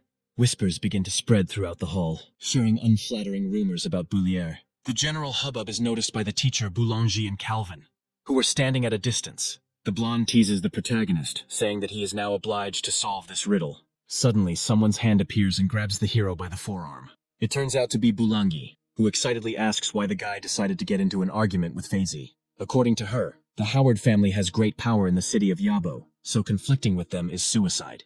If he gets into conflict with them, he will have problems not only with the mathematical society, but also with the academy. Moreover, mathematicians have been struggling with the solution to the 7 bridges of the royal capital for centuries. Faisy wants him to try to solve the riddle in order to shame him in front of everyone. The blonde man accidentally overhears their conversation and turns to teacher Bologna. He says that she called Boulier a genius, but now for some reason she doesn't believe in him. The teacher begins to raise her tone and tries to justify herself, but she is interrupted. The protagonist declares with complete confidence that he can try to solve this riddle, in gratitude for the fact that he was kicked out of the library because of the headman. The girls hear this and are very surprised, because they did not know why Boulier left the library. He is asked one last time if he really wants to deal with this, but the hero already turns to Faisy, saying that he will solve this riddle and accepts the bet.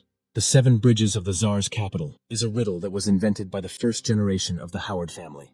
Several hundred years ago, the headman of their clan was a high-ranking official. He noticed that the capital had a special terrain. At that time, the city was not yet so big. The city was divided into 2 islands, which were located in the middle of the river. To make it possible to move between the islands, 7 posts were built. These bridges helped the residents of the capital to establish mutually beneficial relations. One day, the elder was looking at these 7 bridges, and a thought came to him. The question was whether it was possible to get to any place using these bridges, and also, by going around each bridge just once, return to the starting point. When the elder put forward this idea, mathematicians from all over the kingdom began to think about the question, and many famous scientists came to the capital to find a solution. Much time passed, scientists put forward many theories, but no one understood how one could return without crossing the bridge at least once again, until one day the elder himself found a solution. He announced it to everyone, and the next day everyone could see for themselves the correctness of his decision. Almost all the mathematicians of the kingdom gathered on the bridges, but they waited until the evening, but the elder did not appear. A few days later, the elder's body was discovered most likely. He was so excited by his discovery that he accidentally stumbled and drowned in the river. The death of the elder was a huge loss for the mathematical community. The riddle remained unsolved. Even their families still do not know the solution to this problem. Although the solution was lost, to preserve the memory of the first-generation elder, their family hung this engraving in the living room. The blonde believes that this is a source of pride for the entire mathematical community. The guy immediately understands what is being discussed, because this riddle is similar to the one that was in his world. After telling his story, Faisy mockingly asks if Boulier can find a solution. He responds that he will not be able to find a solution, but then no one will be able to find it. The blonde starts to burst, and he holds back his laughter with all his might. only chuckling mockingly. And now, completely unable to restrain himself, he begins to laugh out loud at the guy throughout the entire room. The audience becomes disappointed and sullenly begins to walk away from the two guys. One of the girls thinks that Buliker is just another arrogant child who doesn't know his place. But her friend, standing next to her, looks closely at the guy and sees his intelligent look. In her opinion, the black-haired man is not as simple as everyone around him thinks. After the blonde laughed, the protagonist begins to explain his answer. He says that the riddle of the 7 bridges cannot be solved, which is why he will not be able to find the solution. His answer makes the audience suddenly fall silent and think. Teacher Bolanyi and Isabella begin to discuss his statement with each other. Faizy insults the boy and asks how the first elder of their clan could find a solution if there is none.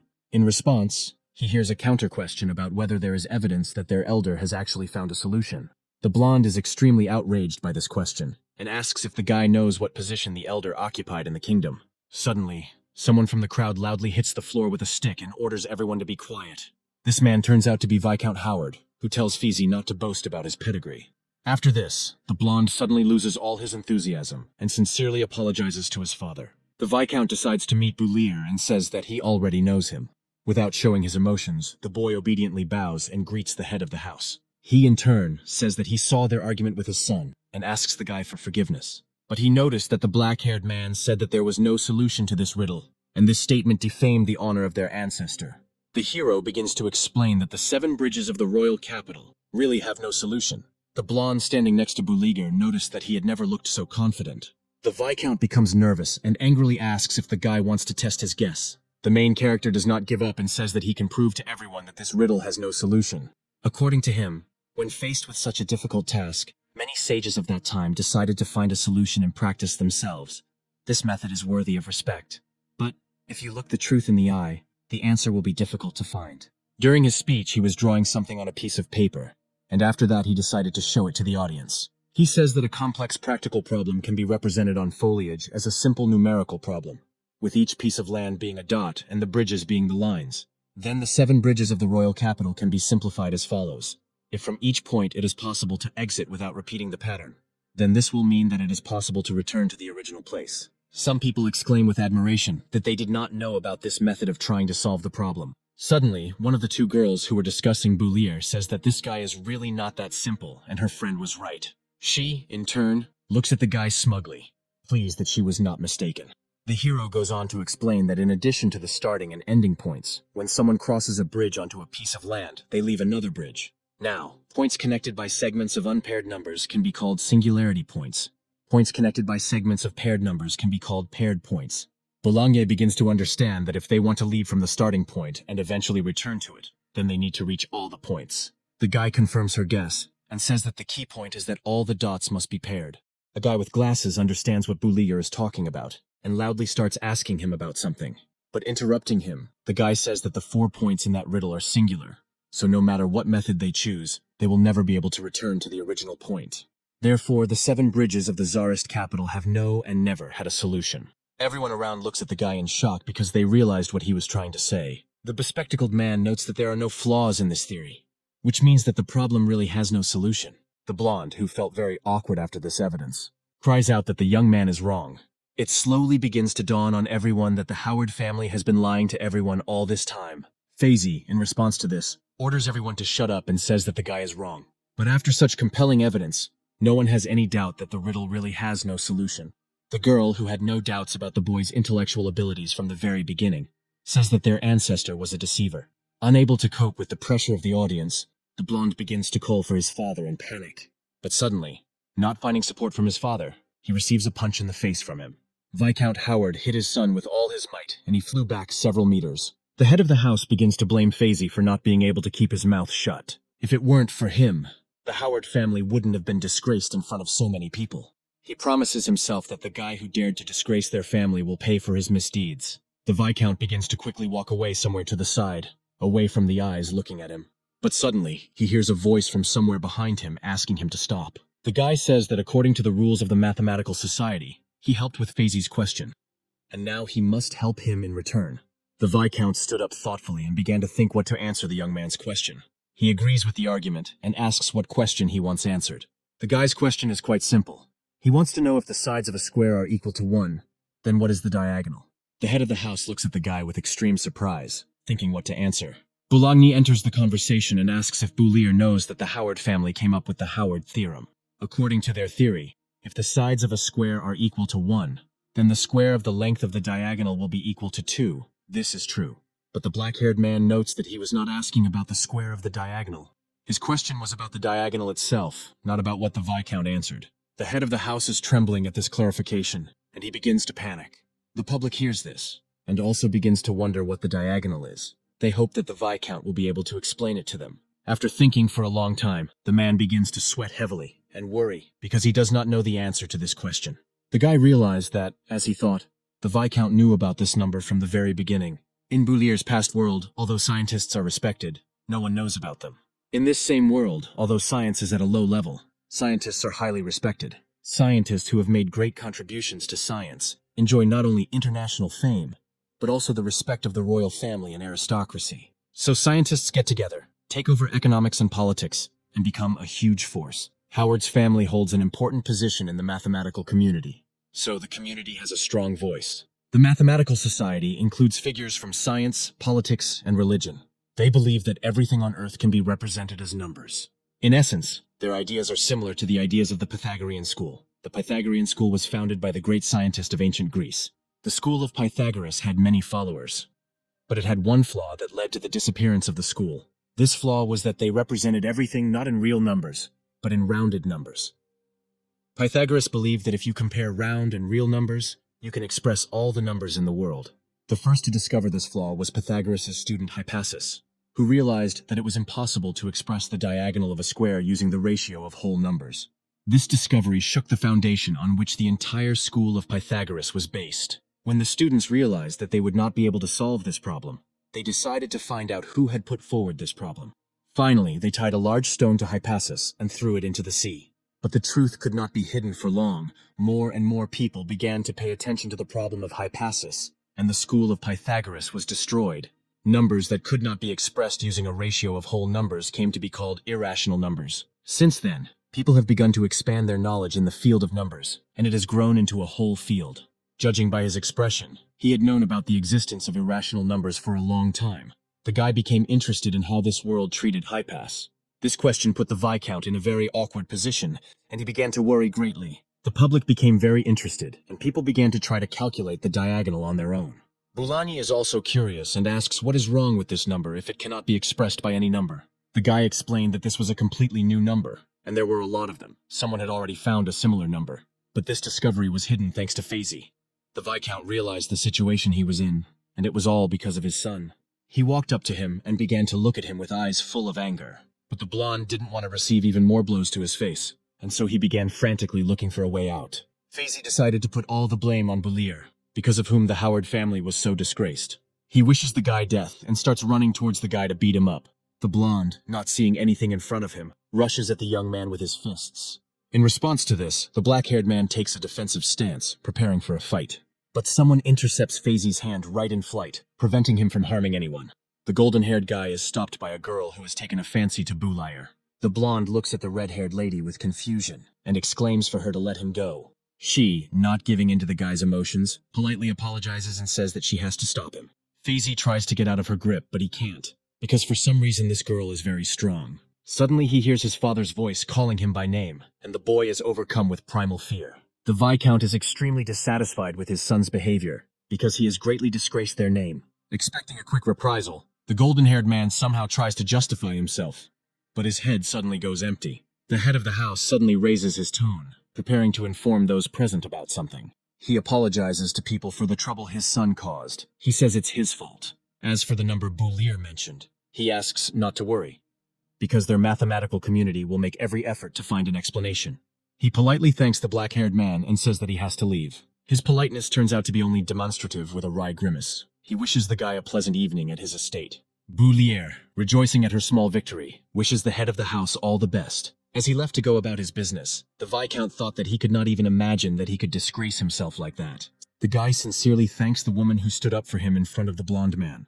She is surprised that he called her mistress and asks how he could forget her. Suddenly, Isabella hits the guy on the back of the head with all her might, which he didn't expect at all. She angrily asks why he is touching strange women. Because of this small, playful squabble, The red-haired lady begins to laugh sweetly. She apologizes for disturbing the flirting between the two teenagers. Both academy students are surprised and look towards the woman, who says that she was just joking but is jealous of their relationship. Isabella is very embarrassed by this statement and says that the girl was thinking about the wrong thing. The blonde asks, addressing her by name, what Alice is doing here. The woman tells her that she always takes part in such events, but did not expect to see the mayor's daughter here. Bulangi joins in the conversation and says that Alice's family is very well known in the mathematics community in Yabo City, and she has been participating in seminars on behalf of her family for many years. She introduces herself to the guy by stating her name and extending her hand. The girl says that she is a third-year student at Shandanasa Academy and is Isabella's classmate. The guy extends his hand in response and says it's nice to meet her. Alice approaches his face and looks at his eyes with interest. Because of her closeness, the guy involuntarily glances at her chest and becomes very embarrassed. While the girl is looking at the guy, Isabella sadly realizes her shortcomings in comparison with Alice. The mayor's daughter's classmate says she liked the guy's performance. She suggests that he start studying mathematics in more depth. But unexpectedly, Bulir says that he has to refuse her, showing his aloofness. He suggests turning to teacher Belanga, since he learned a lot from her. Alice realized that he could not be taken by simple tricks, and bowed before his fortitude. She says goodbye to the group and says that she would like to chat with the guy when no one is around. This statement causes some irritation in Isabella. She was puzzled by the way he reacted to her request to go with Alice. But he looked at the girl with confusion, asking why he should go with her. In her opinion, all men are the same, and when they see a beautiful girl, they immediately run after her. But Bulir didn't dare to discuss it seriously, and then said that Alice couldn't compare to Isabella in beauty. She, in turn, becomes even more embarrassed and asks if he really thinks she's more beautiful. The guy, with a completely imperturbable face, calmly replies that he really does think she is prettier. He is very glad that he got away with it, and the girl at this time is embarrassedly thinking about his compliments. Suddenly, a man in a white suit approaches him in his company. This man turns out to be Chairman Calvin, who is asked what he is doing there. In his opinion, they are the main characters of this evening. He could not help but say hello. Not understanding the magnitude of his merits, the guy modestly says that he only helped with solving the problem and mentioned this number. But the old man says that this problem and the number he mentioned are not at all simple. The Howard family considered the riddle of the 7 bridges to be their pride. But today, it proved that there is no solution to it. Because of this, the family's position is now in great question, and the mentioned number could shake the whole world. So the old man decides to find out who this guy really is. He is interested in why such talent has suddenly appeared only now. And what is the goal of the guy who was able to shake the entire world of mathematics with one short lecture? Boulier decides to play the fool and says that everyone saw Faisy ask him to solve the problem. He just had an idea and voiced it. As for that number, it was pure curiosity. And the Viscount said that he would definitely find that number together with the Mathematical Society. Without arguing, Calvin backs down with his questions and admits that he has imagined too much. But he warns him to be careful with the Howard family because the guy shouldn't compete with them. By that time, the father had reached his office with his son, who was lying on the floor at that time. He was badly beaten for disgracing his family, and his face shows many bruises. There is a dark figure standing next to the head of the family, who informs him that it is time to start doing something. The Viscount is waiting for Boulier to leave the manor to do something to him and make it look like an accident. The figure listens to his order, bowing obediently. Suddenly, the man hears someone's voice from behind him, which says that he is going to kill someone again. Behind him stands a guy with white hair in the same white suit. The father turns his head with a menacing look. He doesn't like the tone of the guy named Abel. The figure in black exclaims in surprise because he killed him with his own hands. The guy says that their surprise is normal, because the Viscount himself ordered to kill him last time. Not believing his eyes, the head of the house jumps up from his chair and shouts, asking how he didn't die and whether Boulier is his man.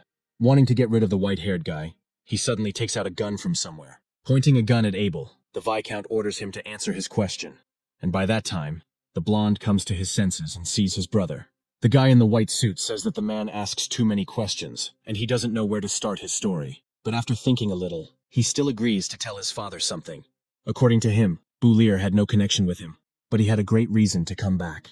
With complete calm, at gunpoint, he declares that he is going to completely change the Howard family. The head of the family looks at the guy with confusion and asks how he is going to do this. In response, he hears a counter-question. Abel is interested in what, in his father's opinion, is the foundation of their family. The Viscount, without a shadow of a doubt, immediately answers that the basis is fame, to which he receives a negative answer. The white-haired man claims that their family is actually built on deception. The man starts to get angry and asks what he means by his answer. Abel says that he knew that the 7 bridges problem could not be solved, and he knew about this too. But to protect the glory of their family and the name of the mathematical society, the father wants to hide this truth. Over the years, whenever people appeared who wanted to reveal the truth, he got rid of them in various ways, including even him. Even his own son was no exception to the old man's rules. The Viscount orders the boy to shut up so he doesn't have to hear the inconvenient truth anymore. He wants to kill his son again, under the guise that he is doing it for the good of the family. But Abel is not afraid of him and declares that he has already crossed the line, because the truth cannot be hidden forever. Today, that guy named Boulayer had already done it, exposing their families to the mathematicians of the entire city. The father can deal with everyone, but he will not be able to kill all the witnesses. The white-haired man suddenly grabs the barrel of the gun and brings it closer to his shoulder. He says that if he fails to kill all the witnesses, then tomorrow the truth will appear before the entire state. Abel asks if his father will be able to keep the family going if it falls apart completely. Unable to resist his son's arguments, the Viscount lets go of the gun and allows the boy to take it. He asks the white-haired man what he should do, and the son suggests that he become the new head and change the family. Then Howard will continue to exist. According to him, the father must know that no one but him can save this family. The Viscount is increasingly giving in to the pressure and is frantically considering the proposal, and the words spoken in his ear force him to make a decision. Several days have passed. The main character wakes up in the house of the teacher, Boulanya. He really likes this room because it has a comfortable bed, and there is no terrible smell like in the closet where he lived. He decides to leave the room and go say hello to the teacher. But suddenly something catches his attention and causes surprise to appear on his face. He sees a huge stack of written papers in Boulanya's room. The hero thinks that the girl must have been looking for the number he talked about at the ball all night. After the seminar, news of the unsolvable problem theory spread throughout the country, and the Howard family's reputation began to be seriously questioned. But compared to the unsolvable problem of the 7 bridges, the number that they could not find began to be called the devil's number. Almost all the mathematicians in society began to try to find the devil's number, but no matter how hard they tried, they failed. It is understandable. In this world, mathematics has not reached the level where it would be possible to express physical values. In this world, physics has not yet been discovered, but even so, in this world, scientists are highly respected. They continue their searches even in the dead of night.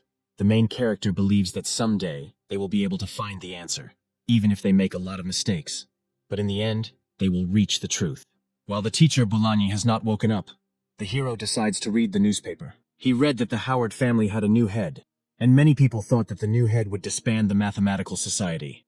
Leaving the Mathematical Society would be the best decision for the Howard family.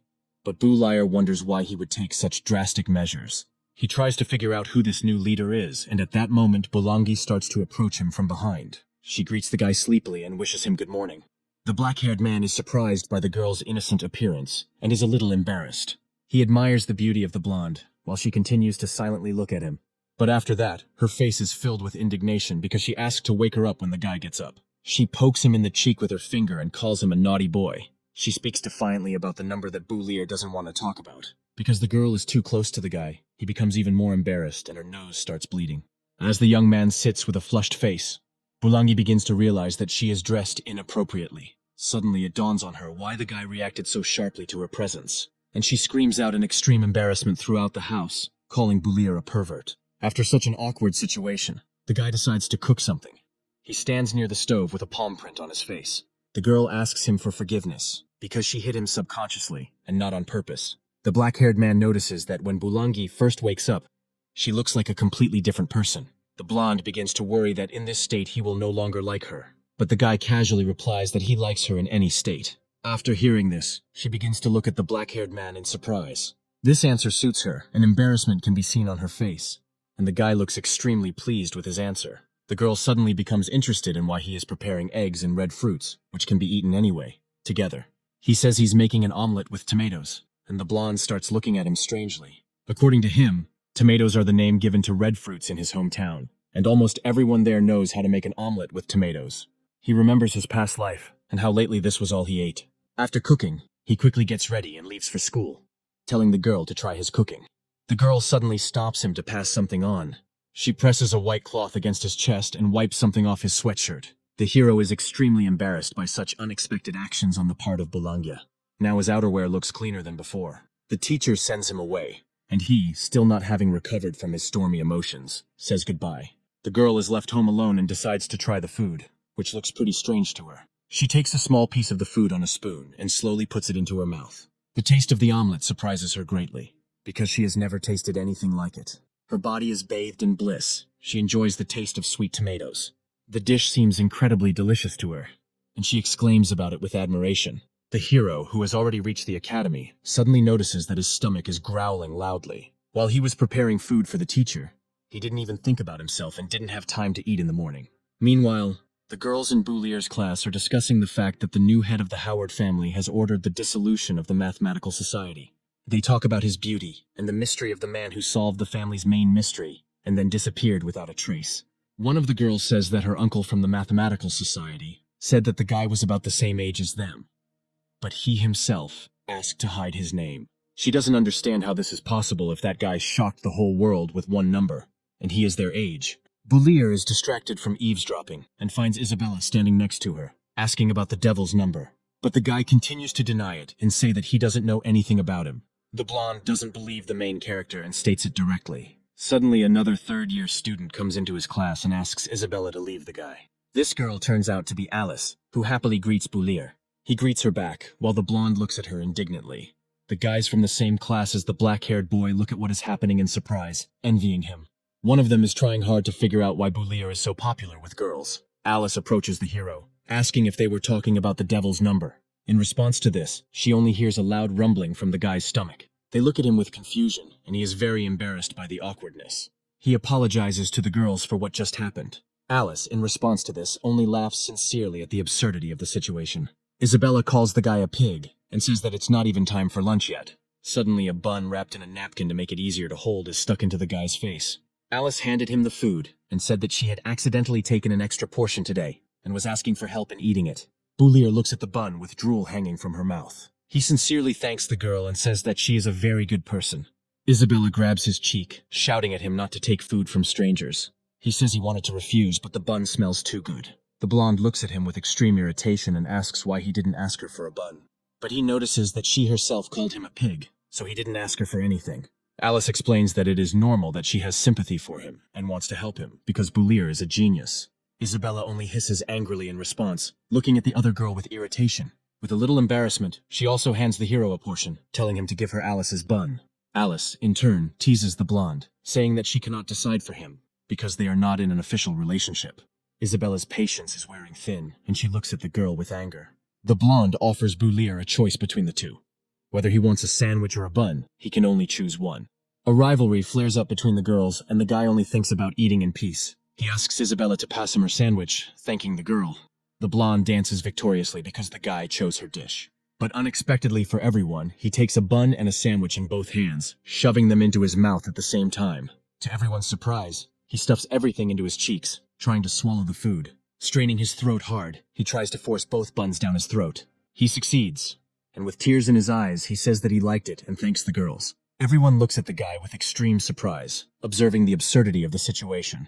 Isabella boasts that her sandwich is so delicious that Boulier gobbled it up so quickly. A piece of Alice's bun remains on his face, which she notices and decides to remove with her finger. She says with an erotic look that he has something left on his cheek and is going to eat it. The girl licks her finger, on which a piece of bread rests, and calls the guy sloppy, continuing to play up the excitement. Alice eats the rest of her meal, and Isabella reacts extremely negatively to this. Suddenly, unexpectedly, a signal sounds throughout the entire building that it is time for lessons. Alice says goodbye to Boulier, wishing him to study well, and the blonde at the same time, with anger in her eyes, orders him to wait for her in the classroom after class. Third-year girls leave the second-year class and slam the door loudly. Boulier finally breathed a sigh of relief. For him, this change was filled with stress. Suddenly, someone unexpectedly grabs the guy by the cheek again and calls him by name. This man turns out to be Toby, who immediately asks where he managed to meet Alice. Boulier replied that he had met her a few days ago in the evening, to which the fat man reacted very strangely. The black-haired man explains that a few days ago, Teacher Bolangi took him to a seminar of the Mathematical Society, where he met her. Toby suddenly remembers that it was at that seminar that they started talking about the devil's number.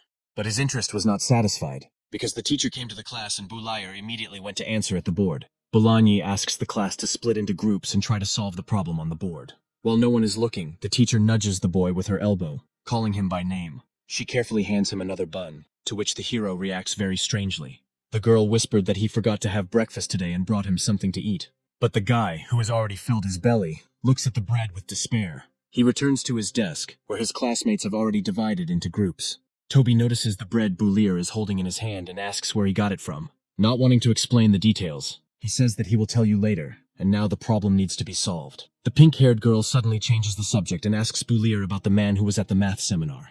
Trying to pretend he doesn't know anything, the guy says he thinks he saw that man. The student doesn't understand this answer and looks at Boulier with understanding. He explains that when the mysterious man appeared, he had just gone out on business, and when he returned, the man had already told him about the devil's number. Toby also intervenes in the conversation, and they both don't understand how this happened.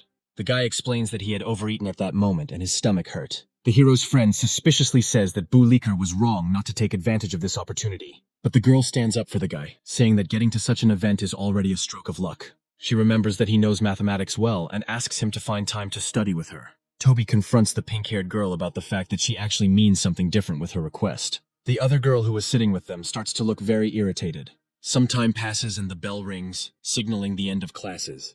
The hero is very exhausted because he tried not to be seen by Isabella and to escape. He finally wants to practice magic because it needs to be maintained at a good level. Suddenly, not far from him, a voice sounds, asking when the guy became interested in magic. He sees some dark figure in front of him. Not understanding who it is that is standing in front of him, a sharp blade is suddenly pressed to his throat, and the hero becomes very frightened. Boulier looks at the one threatening him with fear, but he can't see his face. This dark figure turns out to be a girl with blue hair. The main character's classmate orders him not to twitch, because the dagger is very sharp. He recognizes the girl as his friend named Molly, and tries to understand why she is doing this. She claims that it was he who solved the riddle at the seminar, and spoke about the devil's number. According to her memories, Boulier never had such talents, and she orders him to tell her why he is pretending to be him. The guy, without showing fear, says that he is Boulier and decides not to tell anyone for now that he has moved. Molly removes the dagger from his throat and begins to squeeze his cheeks, thinking that the hero was simply disguised. She tries to peel off his skin with obvious irritation, that any mask can be easily removed. But suddenly he realizes that this is not a disguise, but his real skin, and nothing works. Unable to bear the bullying, Boulier kicks her in the leg, knocking her to the floor. Unable to keep her balance, she falls over and flies down at full speed. But the hero manages to grab her by the arms and hold her up so that she doesn't hit herself. Molly shyly screams for him to let her go, to which the hero replies that he can do it, but she should not put a knife to his neck. He threatens her, waiting for an answer from the girl, who looks at him with fear. The guy tells her that she has already convinced herself that he is not wearing a mask, and is Boulier. Molly can't stand such pressure and with a red face asks to let her go. She asks the hero where he got such talents and why his manner of speaking changed. The protagonist decides to tell that he is Boulier, but at the same time no, because one day he just woke up like that. He says that he comes from a world where there is no magic, but science is well developed. People there don't know how to use magic, because magic for them is just a fiction. In that world, science is so advanced that it surpasses even magic. People can do things that cannot be done, even with magic. With the help of advanced science, people have been able to explore even distant worlds of the universe. They can even fly to other planets. And in that world, he was just an ordinary math teacher, so he can use mathematical knowledge that no one in this world even knows about. Molly wonders if it is true that it is possible to cross the sky, and if there are even other planets there. The guy replies that it is true. Besides their planet, there are countless others in space. Eventually, he woke up in a world where he became a mathematical genius and an excellent magician. But unfortunately, he lost some of his memories. The girl thoughtfully analyzes what the hero said and decides what to do next. She breathes a sigh of relief and makes a decision for herself regarding Boulier. Now Molly smiles and says that she believes that this is the guy she knew, because he always likes to tell all sorts of tall tales. He asks her, confused, about what he said earlier, and in response she says that he used to like science more than magic. And he wanted to live in a world where there was no magic, probably because he had always had trouble with magic. The girl claims that he must have been crying that day because of memory loss, and promises to help him regain his memories. Playing along with her, the guy takes Molly's hand and thanks her for her concern. She looks embarrassed as Boulier gently takes her hand. But interrupting the romantic moment, she distances herself and tells him not to imagine anything, because she only agreed to return his memories. Some time passed at the academy. The girl and the guy resolved all their issues and went their separate ways. Boulier began to think about his actions earlier and stood thoughtfully in the corridor. He began to worry because he told someone for the first time about his movement between worlds. Suddenly, he notices a presence behind him and sees a hand that, clasping his body, is trying to make a grab. It turns out to be Toby's hand, who easily lifts the hero into the air, grabbing him with both hands. An argument begins between them, and Faisy watches all this from afar. They finally notice the blonde guy, and by that time, Boulier is already calming his friend down. Toby jumps forward to find out what Feezy wanted from them. He, in turn, unexpectedly for everyone, begins to lean forward. He asks Boulier for forgiveness and says that he treated him wrongly. Feezy Howard said that he sincerely apologized to him and apologized again. The black-haired man, who didn't expect this from the arrogant blonde, stands and looks at him in surprise. The pause continues, and more people begin to notice the headman's unusual behavior. But in response to such sincerity, the hero only looks at the blonde man with a question on his face. The people who had already gathered around did not understand why Feezy Howard himself was apologizing to Boulier. The headman suddenly takes out some dark paper and hands it to the black-haired guy. It turned out to be an invitation conveyed to him by his elder brother Feezy, who had become the head of the family. This evening, he is calling a conference of all the mathematicians in the kingdom. He wants to highlight the issue of the Howard family's reputation. The blonde man, looking as if he was under pressure, asked Mr. Boulier to participate. Sensing a trap, Toby warns the hero that it could be a trap. The protagonist is seriously considering whether he should go to this conference. Some time passes. It is deep evening outside. The sun has already hidden behind the horizon. More and more learned men and women are entering the Howard estate. The hero couldn't resist and also came to this conference, unable to contain his curiosity. Suddenly, someone grabs him by the ear, and he thinks that this situation is all too familiar to him. He was grabbed by an extremely displeased Isabella, because Boulier had run away from the audience to avoid seeing her. They are also met from behind by teacher Bologna, who also received an invitation. She greets her students and says that she too has been looking for a guy all over the academy. The main character is surprised that the teacher received an invitation to the conference. According to her, news of this event has already spread among all mathematicians in the kingdom. Almost all the mathematicians in the city gathered here. Some even came specially from other places, but no one received any invitations. Apparently, Boulier was the only one who received an invitation to this conference. Someone touches the protagonist's ear again and he flinches nervously. This man turns out to be Alice, who asks what happened to his ear. They surround the hero and begin to talk in raised tones. Already knowing where this is all leading, the guy desperately realizes that the two girls will be squabbling among themselves all evening, not allowing them to escalate the situation any further. Boulangui calls the company into the estate. The hero, surrounded by girls, slowly climbs the steps and goes into the corridor leading to the main hall. Something really catches his attention, and he can't take his eyes off it. It turns out that the image of the 7 bridges of the Tsarist capital has already been removed. Bologna wonders with interest how the new head of the family, Abel, will be able to resolve the situation. Boulier notices that she speaks of him as a friend and asks if she knows him. She replies that they were classmates, and he wanted to become a teacher at the academy, but disappeared somewhere 3 years ago. She was very surprised that a few days ago he became the new head of the Howard family, and the guy asks what this Abel is like. This question left the girl stunned, and she couldn't immediately figure out how to talk about her former classmate. But after thinking for a moment, she briefly described him as having only mathematics on his mind. While the people were gathering, Abel sat in his office and looked at some paper. Feezy came to him and said that everyone had gathered and were waiting for the new head of the house. In response, he hears an unexpected question from his brother on the topic of love and says that anticipation only increases the passion on a date. He also wonders if Boulier came to the conference. The blonde replies that there are a lot of people there and he is not sure that the guy came, but he did everything he could. Abel sees Feezy getting nervous and decides to calm him down by telling him that he is not his father and that he is not to be afraid of.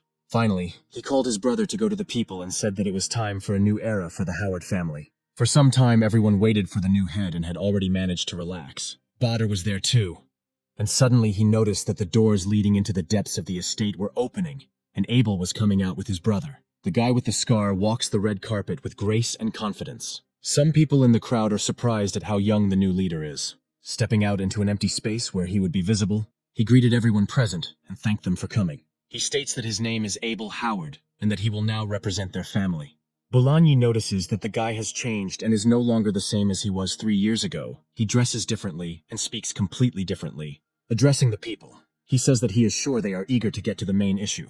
But first, taking out a certain book, he asks permission to tell about his family's past. The hero looks at this magazine with interest, trying to guess what it is. Abel explains that this is the notebook of a first-generation elder of their clan. This book contains the whole truth that their family has been hiding for several centuries. Like many other scientists, their ancestor went to 7 bridges to find a solution to the problem. He spent a lot of time there, but still could not find the answer. But the elder was not going to give up.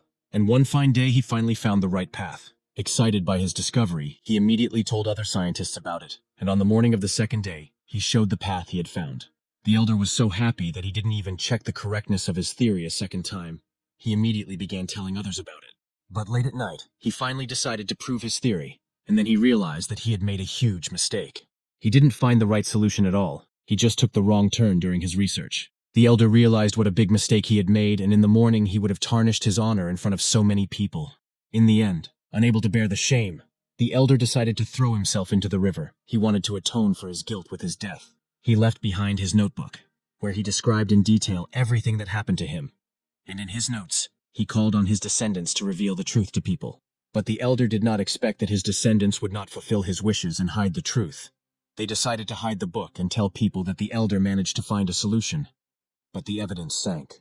And all this was in order to preserve the honor of the family, right up to this day. But the truth cannot be hidden forever, and their family will have to face the truth. After his fiery speech, Abel bowed deeply to everyone who came to this conference. He says he would like to apologize to everyone for hiding the truth for so many years. Some people started shouting back at him about how his family had kept it a secret for so long. Assessing Abel, Bulir came to the conclusion that he was a rather determined person. Once it was revealed that the problem of the 7 bridges of the Tsar's capital had no solution, it was obvious that the Howard family was lying. Now that he has revealed the truth, future generations will bear even greater responsibility, and for the elder of the first generation, the Howard name will become a shameful stigma. A girl from the crowd asks if this is why Abel disbanded the Mathematical Society. Without raising his head, the new head of the family replies that atonement was one of the reasons, but not the main one. The main reason for the dissolution of the society was the number of the devil. The same girl asked another question about whether they had found this number. Abel straightened his back and stated that they had failed to find the devil's number, but not due to a lack of ability. He stated that this number did not exist, which greatly surprised Boulier. An old man from the crowd asked him why he thought this number did not exist. Abel decided to explain that this number did not exist in the system of knowledge that they currently possessed. So he dissolved the Mathematical Society. The guy with glasses asked if they would be able to figure out the devil's number at all, to which he received a negative answer. The white-haired man claims that the devil's number can be solved, and someday they will succeed. But right now, it is a completely new field for research. And the one who can lead them into this new field is none other than Mr. Buliger from the Shendonashi Academy, who came up with the devil's number. The crowd began to talk among themselves, because not everyone knows the main character. Abel said understandingly that probably not many people know Bulier because he is very modest. So when he put forward this number, he asked that his name not be disclosed. But now, in order to step over this obstacle and enter a new field, he asked Mr. Bulier to help them. Teacher Boulogny suddenly turned around to ask the boy what they should do. But suddenly, she and their whole company noticed that the guy has disappeared without a trace. He simply ran away somewhere. The blond man approaches his brother and whispers that Bulier is not here. Abel said that he thought that he would be so curious that he would come, but it seems he was wrong. The man hopes that sooner or later he will show up, and then he will be able to ask him in person. Some time passed after the conference. A new day arrived, and some rumors had already started circulating in the second-year class. Rumor has it that the person who came up with the devil's number was Buliher. Abel blamed everything on the guy, so now no one cares about the Howard family's problems. Even everyone in his class only talks about the black-haired guy. Suddenly Toby comes up to him, touches him with his finger and calls him by name. But without even listening to what the plump one wanted to say, Bulier replied that he didn't see anything at the conference and escaped in time, so he asked not to bother him. But Toby ignores this and asks him to look where his finger is pointing. The hero turns around and his eyes show strong surprise at the person standing in front of him. That man turns out to be a history teacher named Hank, who stands right in front of the boy's desk. He says that he knows that the black-haired man is very good at math, but he never passed his subject. Bulier tries to justify himself by saying that his knowledge of history is all mixed up in his head. But the teacher did not listen to his arguments and sharply slammed his palm on the table. He says that even if he is famous now, he is still a student and should pay the most attention to his studies. With fear in his eyes, Toby decides to interrupt the teacher and tell him that someone has already come for Bulier. Hank couldn't stand being interrupted and was about to start swearing at the chubby guy, but he pointed his finger to the side. Without listening to the student, he still stands his ground and says that he doesn't care about anyone, even if it was the deputy director. But suddenly, the same deputy director grabbed his shoulder and said that he had come for Bulier. Having suddenly changed his mind out of fear, Hank urges the guy to get up faster and follow the deputy. The hero immediately gets up from his seat and quickly leaves the classroom, and now he is walking down the corridor of the academy. Together with the deputy director, he is met by the chairman, Calvin. Archil extends his hand to him, and the boy asks regretfully why they came. The deputy says that the whole world is asking him to solve the riddle of the devil's number, because the Mathematical Society of Yabo City is also under pressure.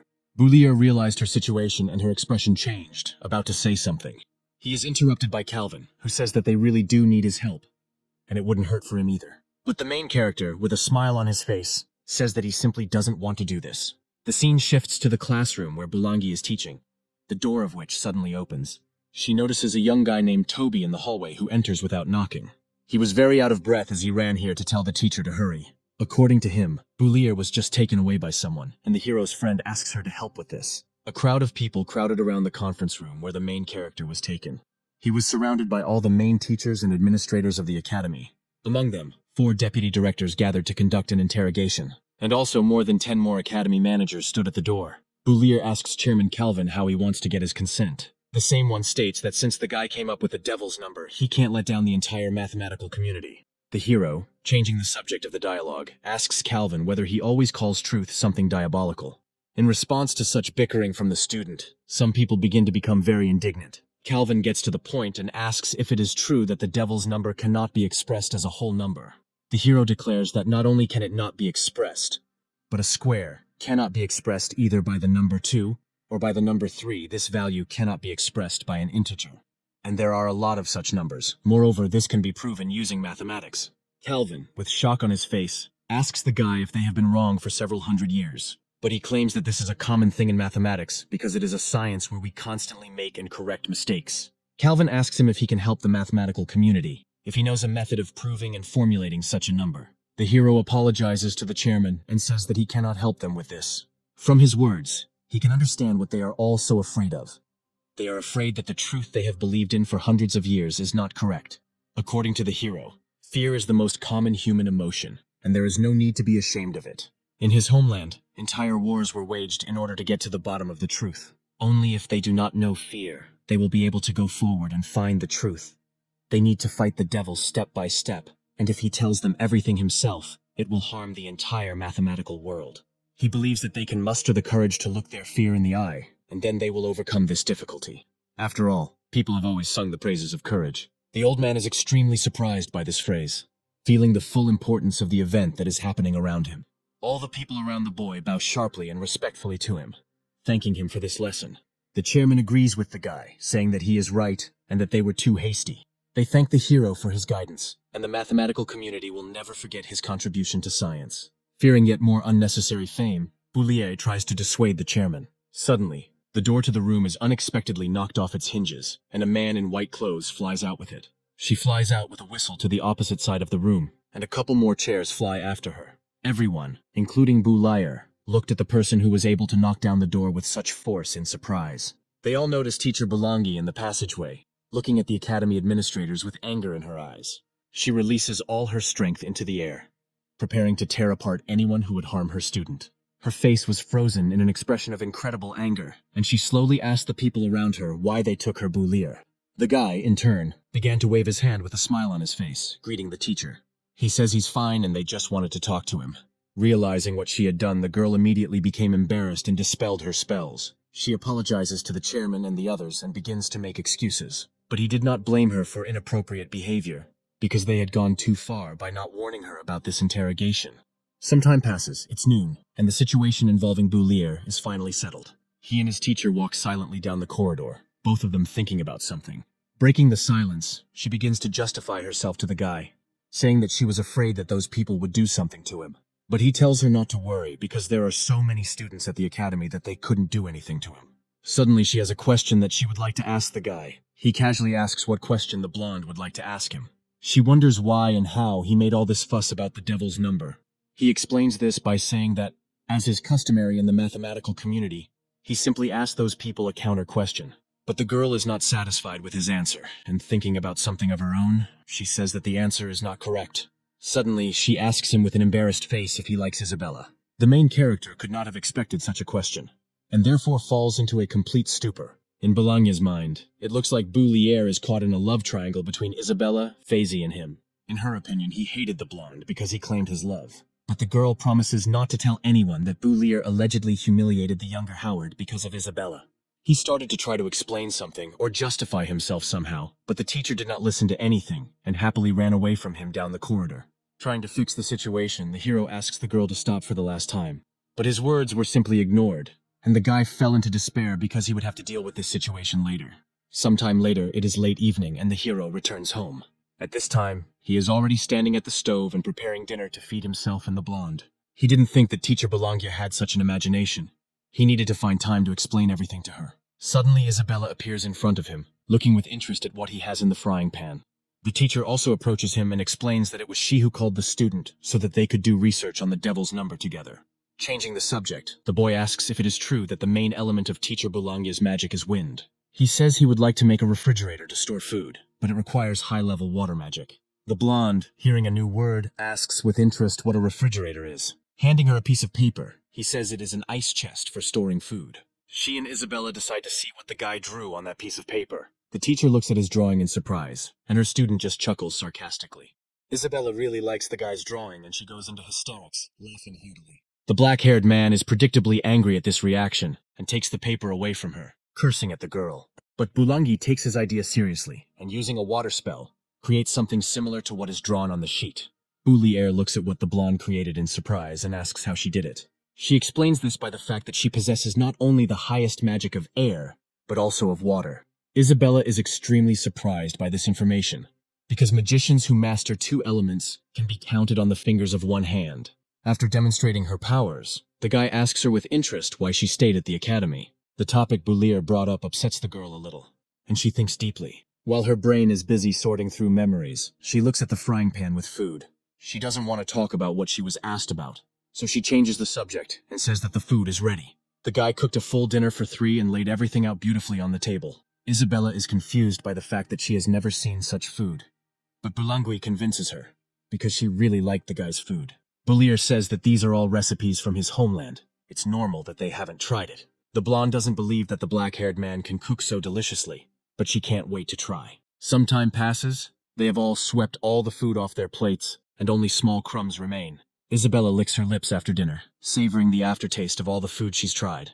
She really liked everything that the guy cooked, and she thinks about it dreamily. Boulier is frightened by the girl's reaction, because she rarely shows her true emotions. He notes that Isabella said she would rather starve to death than try it. The blonde suddenly grabs him by the left ear and embarrassedly curses him for preparing too tasty food. Bologna, looking at this scene, just chuckles a little, enjoying the moment. Her laughter attracts students, and they ask with interest what makes her so happy. The teacher says she just thought they were a great couple and looked good together. This remark makes both of her students blush greatly, and they look towards the teacher in embarrassment. Finally, the blonde stops making fun of the guy and says that she is not attracted to such perverts. Her tease doesn't go unanswered, and the guy says that he's not attracted to arrogant girls like her.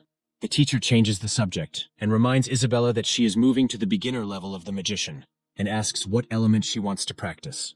The girl says she wants to practice the wind element, just like the teacher. She in turn explains that although the wind element is quite strong, but before moving to a high level, it will not help in battle. Besides, the most important thing for the girl is self-defense. She suggests trying to study the element of earth.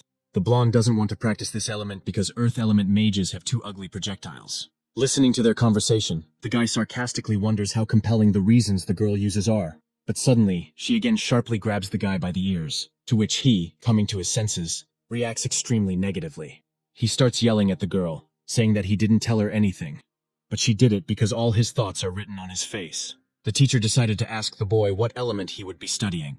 Boulier pretended to be thoughtful and sat with her finger on her chin for a while longer.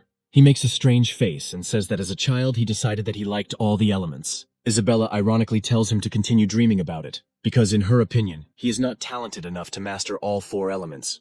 Looking at the boy, teacher Bologna notices something about him and suddenly shudders. She says that he can and will succeed in doing the impossible and mastering all the elements. Isabella disagrees with the girl and exclaims what nonsense she is talking. The teacher explains that when Boulier casts a spell, a dense and chaotic aura forms around him. Perhaps he really can control the four elements. She suggests talking about it later and wants them to start doing magic in addition to math. This news makes the students very happy because their teacher is a high-level magician. However, if they want to become great magicians, they cannot rely on magic alone. Although the gods have given them all the ability to do magic, the existence of spells and gestures means that magicians waste a lot of time. To compensate for this disadvantage, mages also need to train in martial arts to be able to stand up for themselves when there is no time to cast spells. The guy is more interested in how convenient it is to wash dishes using water magic than in his teacher's lecture. The girl explains that martial arts are often much more useful than magic. So before she teaches them magic, She would like to show them martial arts. Bulir suddenly realizes that his teacher has martial arts skills. Isabella decides to have a friendly sparring match with the guy because she has already studied martial arts at home. Boulanger warns him to be careful not to hurt himself. Isabella promises not to hit him with full force and thinks that although she will not be good at math or magic, she will be ahead of him in martial arts. They change into lighter clothes and find an empty room to spar. To scare him, the girl says that Bulir will soon be crying because she will beat him up. Isabella decides to make the first move and quickly rushes to attack the guy. Her movements are very fast, and in just a couple of jumps she catches up with the guy and hits him with all her might with a straight punch to the face. It has been dark outside for a long time and it is approaching midnight. A beautiful view of the stars opens up in the sky. At this time, a fierce battle between Bulir and Isabella takes place in the house. The guy timed the moment well and grabbed her by the hand, intending to throw her to the floor. The blonde, in turn, did not expect such actions, and is confusedly trying to find a way out of the situation. The black-haired man grabs her and throws her to the floor, twisting her left arm behind her back. The girl pretends that he has already won, and plaintively asks him to let her go. Bulir has already managed to relax a little and says with relief that he will let go. He was about to voice what he wanted from the girl, but he was interrupted, and at that moment a foot was already flying into his face. The blonde made a rather sneaky maneuver and calmly freed herself from the hold, counterattacking the guy. But he expected this outcome, and therefore manages to make a careful movement so that the girl loses her balance and falls.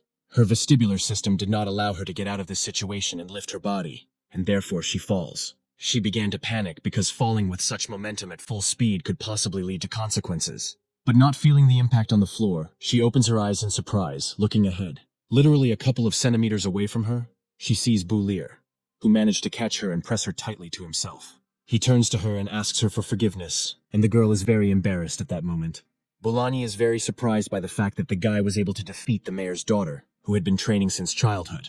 The black-haired man explains that he has not really studied martial arts, but is simply very interested in them in his homeland, and has practiced the art of Sanda for some time. The teacher notes that she has never heard of such a thing, and calls his homeland very mysterious. Isabella begins to squeeze the guy's cheek, hinting that he should let her go from such an awkward situation. In order not to undermine her pride, she justifies her defeat by saying that the floor in this room is too slippery. Having seen all their sparring, the teacher also wanted to participate, and offers the guy to practice. But he is afraid that he will not be able to restrain himself, because in Sanda it is difficult to control strength, and the teacher tells him not to worry about it. Bulir accepts her challenge and takes a serious look as she stands. He begins to pick up speed and suddenly kicks towards Boulangier's face. She strains her eyesight to keep up with the guy and dodge the attack using her reaction time. But his blow never reached the girl because he was quite distracted by her breasts. His coach once said that if he competed with true masters, he wouldn't even notice what would happen to his body. For a long time, the boy did not believe the words of his martial arts teacher.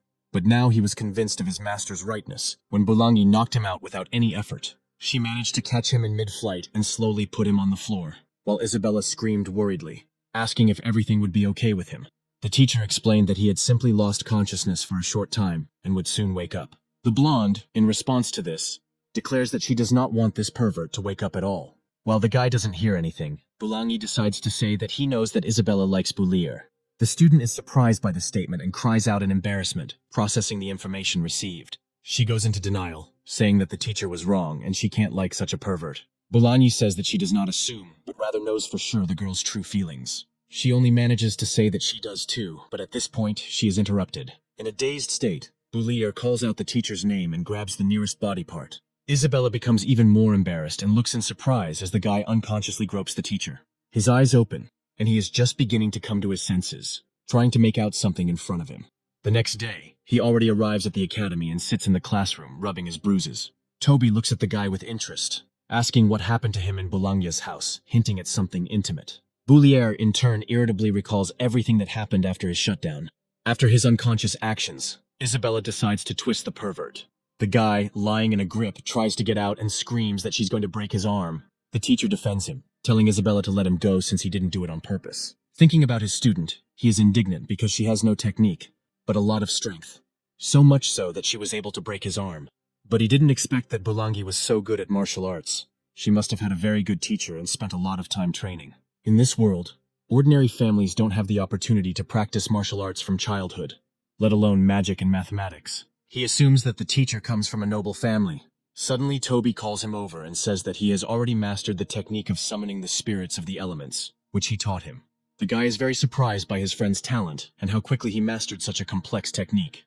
The fat man enthusiastically offers to demonstrate his new skills in practice.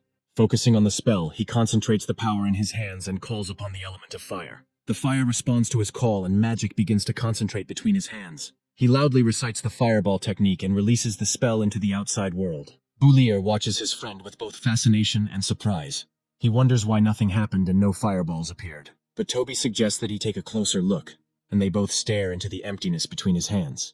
Between the fat man's two palms hung two tiny fireballs. The black-haired man makes ironic jokes about him, saying that he will never surpass him in magic. But in his head, he thinks that it doesn't look like a fireball, but rather like some kind of fiery speck. Someone distracts him, and turning around, the guy sees a hand holding a large cake in front of him. Alice found out that Boulier had broken his arm, so she brought him something tasty. She did this, assuming that he again had not taken anything edible with him. When she asks, she says that the fat man ate all of the black-haired man's food. The protagonist replies that he feels very awkward eating Alice, but at the same time he looks at the cake with lust. The girl looks at the guy with a smile on her face and asks if her food is tasty. As Boulier starts eating the cake, she says that her food is the most delicious and asks what she is doing here. She says that she has a question for him, and the guy, promising to give an honest answer, tells her not to delay with it. Alice is interested in whether he likes Isabella, and this question completely baffles him. Without giving any answer, he first asks why she needs an answer to this question. But the girl again changes the subject and asks again what the answer is. Without showing it, Boulier says that he is only interested in magic now. She calls his answer very boring, but in the end she was satisfied with everything. Before the guy had time to recover from such an unexpected question, Alice came up to him and kissed him on the cheek. Boulier became even more embarrassed, and the girl, leaving, said that she would come to see him more often. At this time, all his classmates, who were watching what was happening, were surprised at how easily girls were attracted to the black-haired man. Classes finally end, and the guy decides to go to the library wondering what Alice was talking about. But he decides not to think about it, remembering that he has already read all the books on magic on this floor. Having finished reading the last book, he stretches in his chair and yawns tiredly. He plans to go to the second floor because there seem to be books of a higher level there. As he walks towards the main hall, there is a woman with purple hair standing behind the counter, reading some book with a pink cover. Apparently, this girl is very into romance, since she is holding just such a book in her hand. The main character approaches her, greets her, and asks how to get to the second floor. She glances idly at his ID and identifies him as a student. She says that to get to the second floor, you need to be at least a beginner-level mage, to which the guy replies that he doesn't have enough spiritual strength yet, and he asks if there's any other way to get access there. According to her, there are no other ways. Besides, how is he going to read high-level books? With an offended look, since all the girl's answers were rather dismissive, he was about to say something. But suddenly Molly stands behind the counter, recognizes the guy and asks if she can help with anything. The girl with purple hair decides not to look into the situation and simply leaves, asking another girl to advise the guy. Molly explains that access to the second floor requires a basic mage ID. He can try to make a new certificate, but the chances of success are low, because his spiritual powers are too weak. The guy decides to take the test and says that he just came up with a way to improve the work, with the element of water. The girl explains that if he fails to obtain a new ID, he will be blacklisted, and will never be able to use the library's resources. But Boulier is serious about his intentions. After thinking for a moment, Molly decides not to argue with him, and accepts his answer. She politely asks him to follow her, pointing with her hand into the next room. The girl went into the examiner's office and told them what Boulier had said. One of them is very surprised, saying that he does not believe that some student decided to perfect the magic of the water element. Another examiner says that it may just be an excuse to fool them, since the water balloon technology has been around for generations, and there is nothing to improve on. The man in the blue robe tells the student to think twice, because he will be blacklisted if he bluffs. But Molly stands her ground, saying that she trusts him and asks for permission to take the exam. They didn't argue with her, and the man in blue agreed with the girl and asked the guy to come in. Boulier calmly walks into the dilapidated room and adjusts her mask before saying anything. Not paying attention to the guy, both magicians sit, and sipping some red drink, talk about their own things. The protagonist greets them, introduces himself as Chen Luo, and says that he is studying magic. He came to show them how to improve the magic of water balls. Following his method, you can greatly increase the power of the balls. The examiner in the red robe begins to look nervously at the guy, and his thoughts become confused. Rising abruptly from his chair, he cries out that he recognized the black-haired man, because it was he who broke their office with his magic. Calling the other man brother, he says that it's better to go to the testing room, because last time this guy almost destroyed the place where they are now. Not understanding this reaction, The man with the mustache begins to claim that he is just a student and does not pose a threat. He orders the boy to try attacking him with his improved water ball technique. Bulir first gathers all her strength around her own body. It passes mana through itself, simultaneously creating fire and water elements. A tall flame ignites in his left hand, and in his right, a clot of water quickly accumulates. The water mage sees what the boy has done and looks at him in horror, waiting for what will happen next. He starts complaining to his brother that the boy can summon two magical elements at the same time, and he already starts casting a spell. Bulir, having accumulated enough mana in his hands and converted it into elements, begins to combine them. Both elements, being under pressure, begin to merge with each other unyieldingly. Suddenly, as both spells merged, a water shockwave occurred around. The fire mage, having set up protection, desperately understands that now a situation similar to the one that happened before will happen again. There is a high-pressure explosion in the room, and everything around it rises into the air. The steam rising throughout the room begins to develop, and Bulier's figure begins to appear in the middle of the room. The water mage angrily calls the boy to him, shaking off the dust. He looks at him angrily and nervously asks how the black-haired man did it. According to the main character, this technique is quite simple. First, a water ball is summoned, and then a fireball. Then, these two elements simply need to be mixed by squeezing them with your hands and merging them into each other. And together they release significantly more energy than either one alone.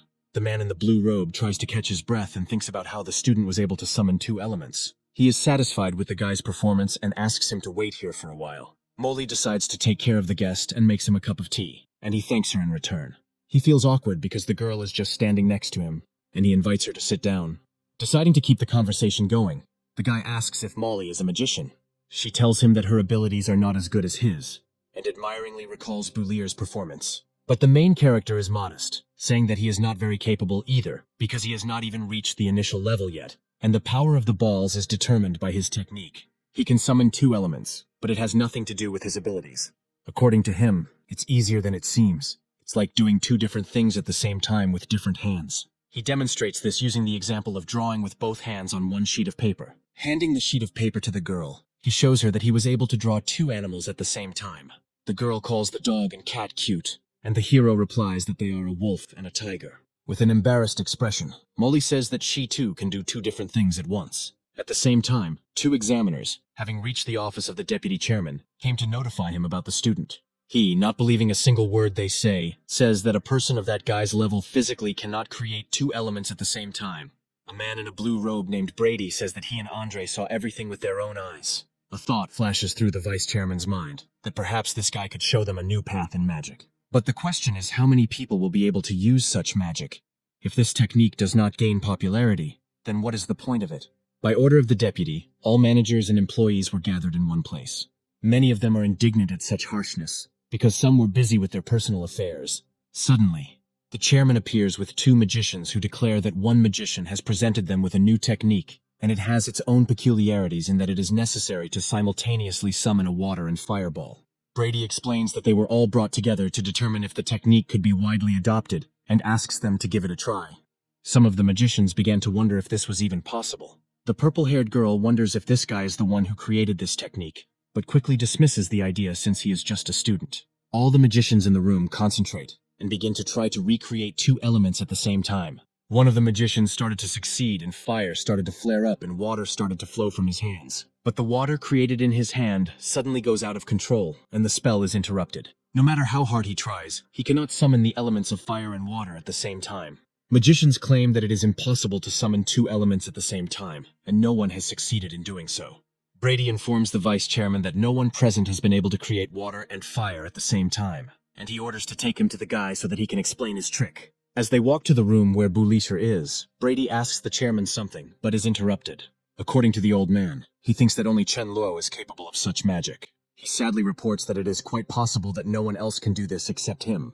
They were about to fail the exam, but suddenly they see Molly, who repeated the guy's trick. In one of her hands rests a ball of water, and in the other hand a ball of fire blazes. All three magicians fell silent at the same time and looked at the girl in bewilderment. Molly suddenly notices the three men and greets Vice Chairman Elton in surprise. The guy also greets him and says that Molly is a pretty smart girl and she has already mastered the technique, and asks about passing the exam. The old man states that according to their decision, at least 3 people are needed who could master the new technology. They gathered the members of the Magic Society, and no one was able to summon both a fireball and a water ball at the same time, except for this girl. Molly sadly asks if it's true that the guy won't pass the exam, but the chairman replies that he decided to make an exception for Chen Luo, since his new method could have a great impact on the development of magic. At the same time, he asks him to become an honorary member of their magical society. The guy replies that it is a great honor for him, but he has one condition. The chairman gives Boulier the floor and he starts saying something about Molly. His condition is that he wants her to become the assistant manager.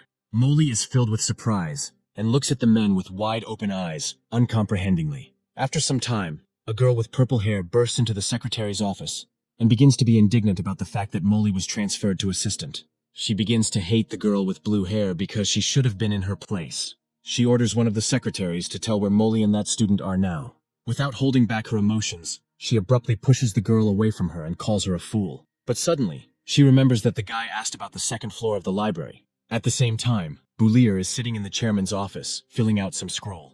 He signs a document with a pen to patent his new technology. The old man says that he now holds the copyright to the improved water balloon technique. The black-haired man is very surprised that in this world there is such a thing as copyright. The deputy explains that their magical society will help him advertise his new technique. But if someone wants to learn it, they will have to pay money. They'll give half to the guy as the copyright holder, and half to their magical society. If someone learns the technique on their own and does not pay, they will find out, and the offender will immediately be blacklisted by their society. If there are aggravating circumstances, he may even go to prison. Boulier realized that he never thought that in this world with such a backward science, the concept of copyright would be so developed. The old man begins to talk about the price of this technology, offering 100 gold coins. He is very surprised, because for him this kind of money is a very large sum. The chairman misunderstood the boy's reaction, and explains that this technique is intended for very gifted magicians, and if the price is raised, those who pay and do not master the technique will be very unhappy with their company. The guy says he agrees with this price, but if society has problems because of this, he has one solution. He says he recommends writing something special at the end of the instructions. At the end, he wrote that this technique requires high skills in magic and a request to think before buying, and also that the money is not returned. He also wrote that the right of final interpretation remains with the magical society and Chen Luo. The old man asks what the final interpretation is, and the boy replies that it means they bear no responsibility. The deputy is surprised at how carefully the black-haired man thought everything through. Boulier sarcastically remarks that the old man also tried hard and they both caught the same wave. A little time passes, and here Molly is taking the guy to the second floor of the library. He is surprised that it is much larger than the first floor, and the girl says that only magicians at the initial level can enter here. Usually there is no one here. On the second floor, there are not only many high-level magic books, but also many new techniques. He can study them all. Molly is surprised by the guy's reaction and asks what caught his attention so much. The guy, in turn, says that he liked her new manager's uniform. The girl is very embarrassed by such an unexpected compliment and thanks the black-haired man. He suddenly becomes interested in whether there are any books on increasing spiritual strength, to which Molly replies that there are few such books. She wandered around the library for a short time and quickly found what the young man was looking for. The girl explains that this book is called Theory and Practice of Increasing Spiritual Strength. While trying to get down from the ladder that helps find books, Molly trips and her body starts to fall down. Her hands lose their grip and she flies at full speed to the floor.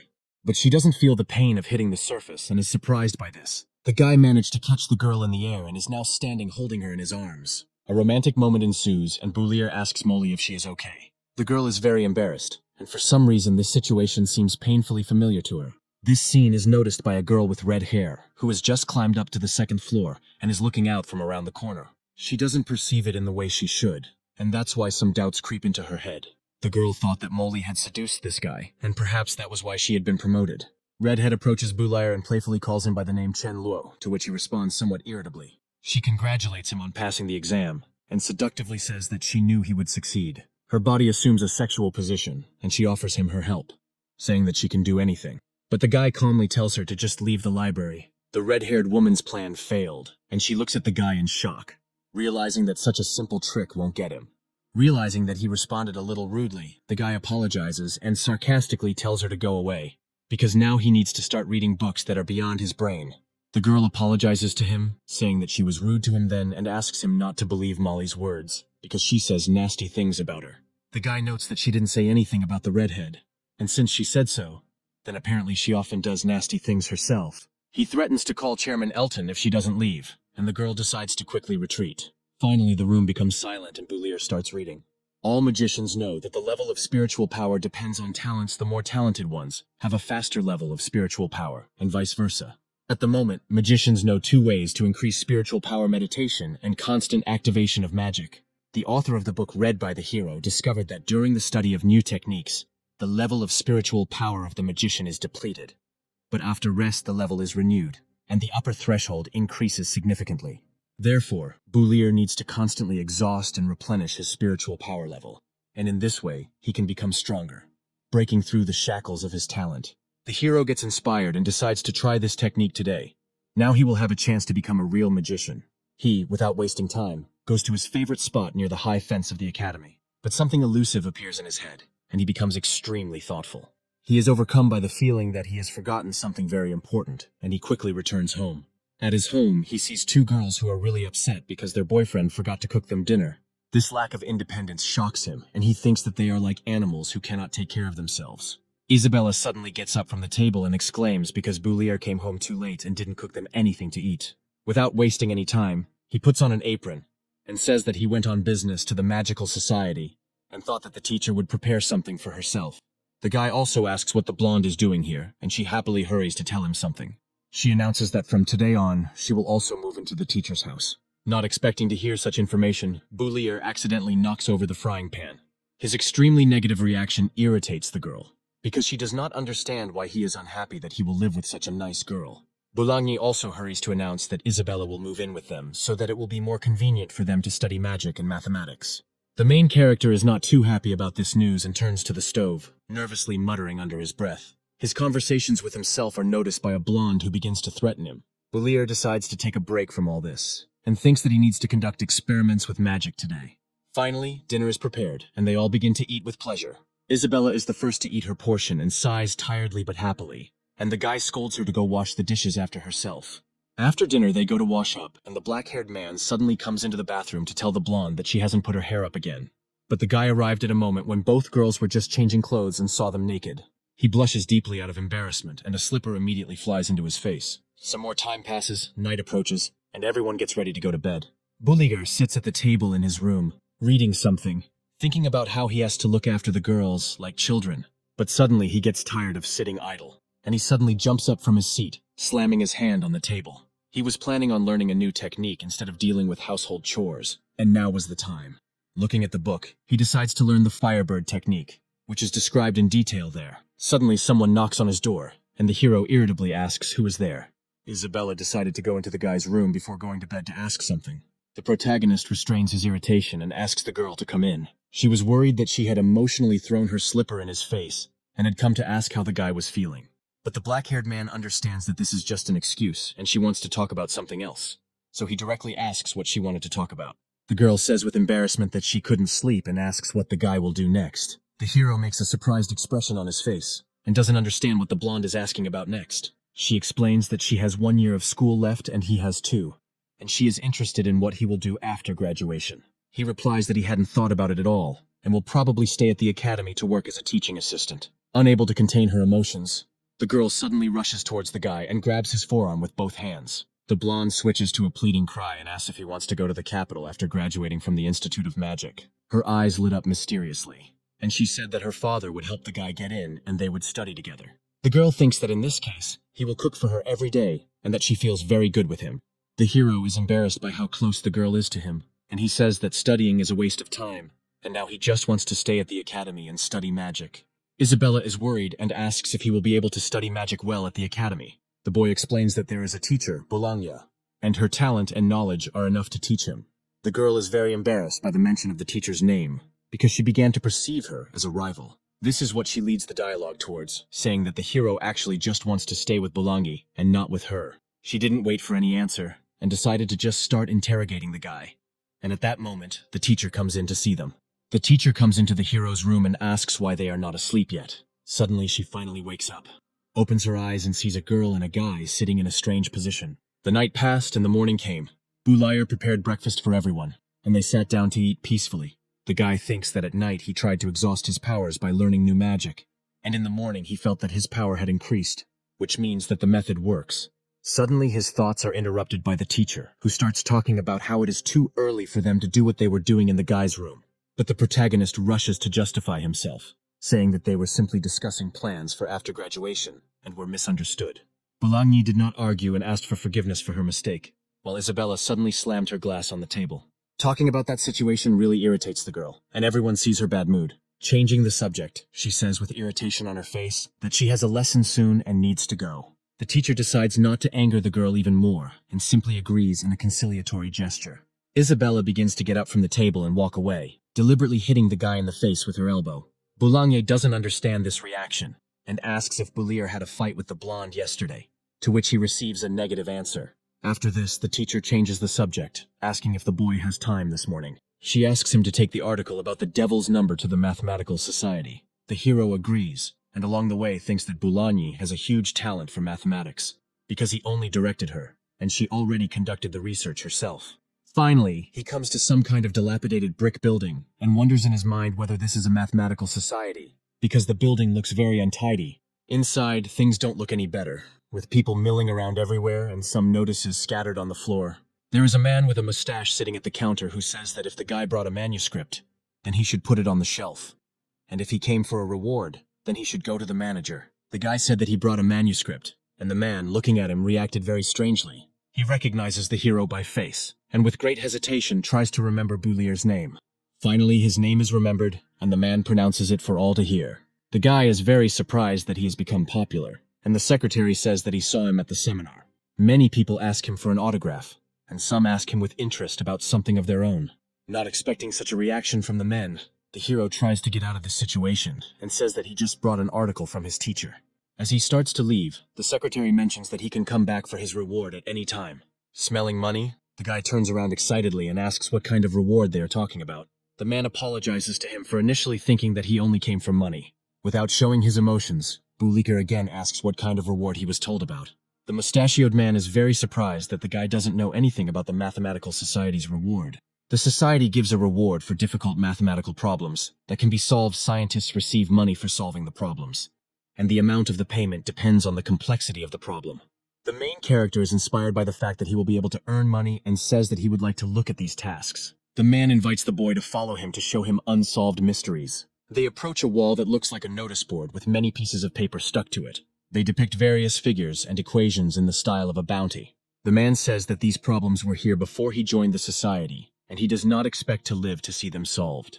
The black-haired man decides to take the matter seriously, and asks to be left alone to think about the solution. He leaned artistically against the brick wall, pretending to gather mana around himself. Some guy from the Mathematical Society asks Andre's deputy with surprise what is going on with Boulier, and he explains that the black-haired man cannot be distracted, because inspiration can descend on such a talented person at any moment. While the man is looking forward to finally seeing a miracle and solving the mysteries of society, the guy next to him asks him to look ahead. Pointing his finger towards the wall, he says that it seems Boulier has already left. The man falls into despair and looks in confusion at where the one he had placed so much hope on had gone. At this time, the black-haired man had already gone outside and happily declared that he could get as much as 500 gold if he solved all these problems that even a first grader could solve. He thought that he had no money for new techniques, and he could not imagine that there was so much gold in the destroyed building of the Mathematical Society. He doesn't want to speed up the development of mathematics in this world, but he really needs this money. The main character, dancing, runs along the street, scaring local children, and thinks that it would be better to solve these problems secretly, and then go for the reward. One day passes, and everything is still peaceful and calm in the Mathematical Society. The brown-haired guy asks Deputy Andre why Boulier is considered so smart if he simply ran away yesterday. The man thought that perhaps even a genius like Boulier couldn't handle these problems, since they had been hanging there for many years. Suddenly he only has time to hear the door open, and a huge stack of sheets of paper falls on his desk. The hero decided to hand in all his work on the tasks secretly, and therefore says that he has little time and demands a reward. The man with a shocked face asks which of the problems is solved in these works, and the guy replies that this is the solution to all problems. At this moment, the mustachioed man is simply overcome with hysterical shock, and he looks at the black-haired man with incomprehension. The protagonist, under the guise of Chen Luo, says that he solved all the problems of the Mathematical Society of the city of Yabo. There were 23 of them in total. Deputy Chairman Andre and his colleagues spent the entire day checking the guy's work. Suddenly, someone declares that the mustachioed man has already managed to check all the solutions, and everything turned out to be correct. All the mathematicians in society are amazed to realize that a miracle has happened, and that guy really was able to solve all the unsolved problems. The black-haired man was tired of listening to compliments and simply settled down on the books, bored. Everyone around him was already starting to go crazy, and someone suggested calling the guy the god of mathematics. Finally, the man came up to him and with tears in his eyes, began to wake Boulier. He started to wake up and ask if they had finished checking all his decisions. The check was over. Everyone around bowed respectfully to their savior, and Andre asked what the guy's name was, and in response he introduced himself as Chen Luo. They finally decide to give the reward to the black-haired man, and he politely refuses a small amount, as a sign that their cooperation has only just begun. Boulier, under the guise of Chen Luo, decides not to delay and goes to the Magicians Association to spend the money. He places the money in front of Molly and says that he wants to buy new magic. Somewhere far from the association, a knight on a horse gallops quickly during a pouring rain. He urges the animal on as if he is in a great hurry to get somewhere, afraid of not making it in time. In front of him, at some distance, one can see the palace of the head of the city of Yabo, which stands between several mountains. The knight finally arrives at the main gate, but the guards won't let him in. The messenger suddenly declares that he has an order from the capital and he needs to take it to the city leader. Finally arriving at the city mayor's office, the knight handed the letter to a certain gray-haired old man. This elderly man is the head of the city of Yabo, named Osden Clavius, who, reading the letter, is somewhat confused and asks whether what is written there is true. The messenger confirms that Baird is already in the city of Yabo. The capital has confirmed this, but his exact location is unknown to them. The city's mayor's wife asks about Baird. She says that he is a traitor and a high-level magician who disappeared 3 years ago. Clavius cannot understand why this man decided to return to the city of Yabo and says in confusion that if he uses his powers, then the city of Yabo will come to an end. The main character is sitting in class at this time and suddenly accidentally drops his pen. He dropped it due to weakness, because he had again spent all his strength the day before learning all the new magic he had bought. 500 gold pieces weren't enough. He wants to figure out a way to get more money. Toby sarcastically notes that the black-haired man looks very tired every day after moving into Bologna's house. At this time, most of the girls in the class gather around one who has decided to draw a portrait of the god of mathematics. The leaflet depicts Boulier under the guise of Chen Luo in a very masculine pose. Toby just irritably calls them fools, clearing his ears and getting indignant, and the hero asks what god they are talking about. The fat man explains that recently, a guy named Chen Luo appeared, who solved 23 of the most difficult problems of the mathematical society, and now everyone in the kingdom of Lonan is talking about him. Boulier is both flattered by such popularity and more annoyed that his pseudonym has been elevated to a god. Toby thought that if that person was that good at math, he must be an old man, not a young guy. He also asks the black-haired man who he will be on the team with for the magic practice after school, and he asks in surprise why Toby won't be on the team with him.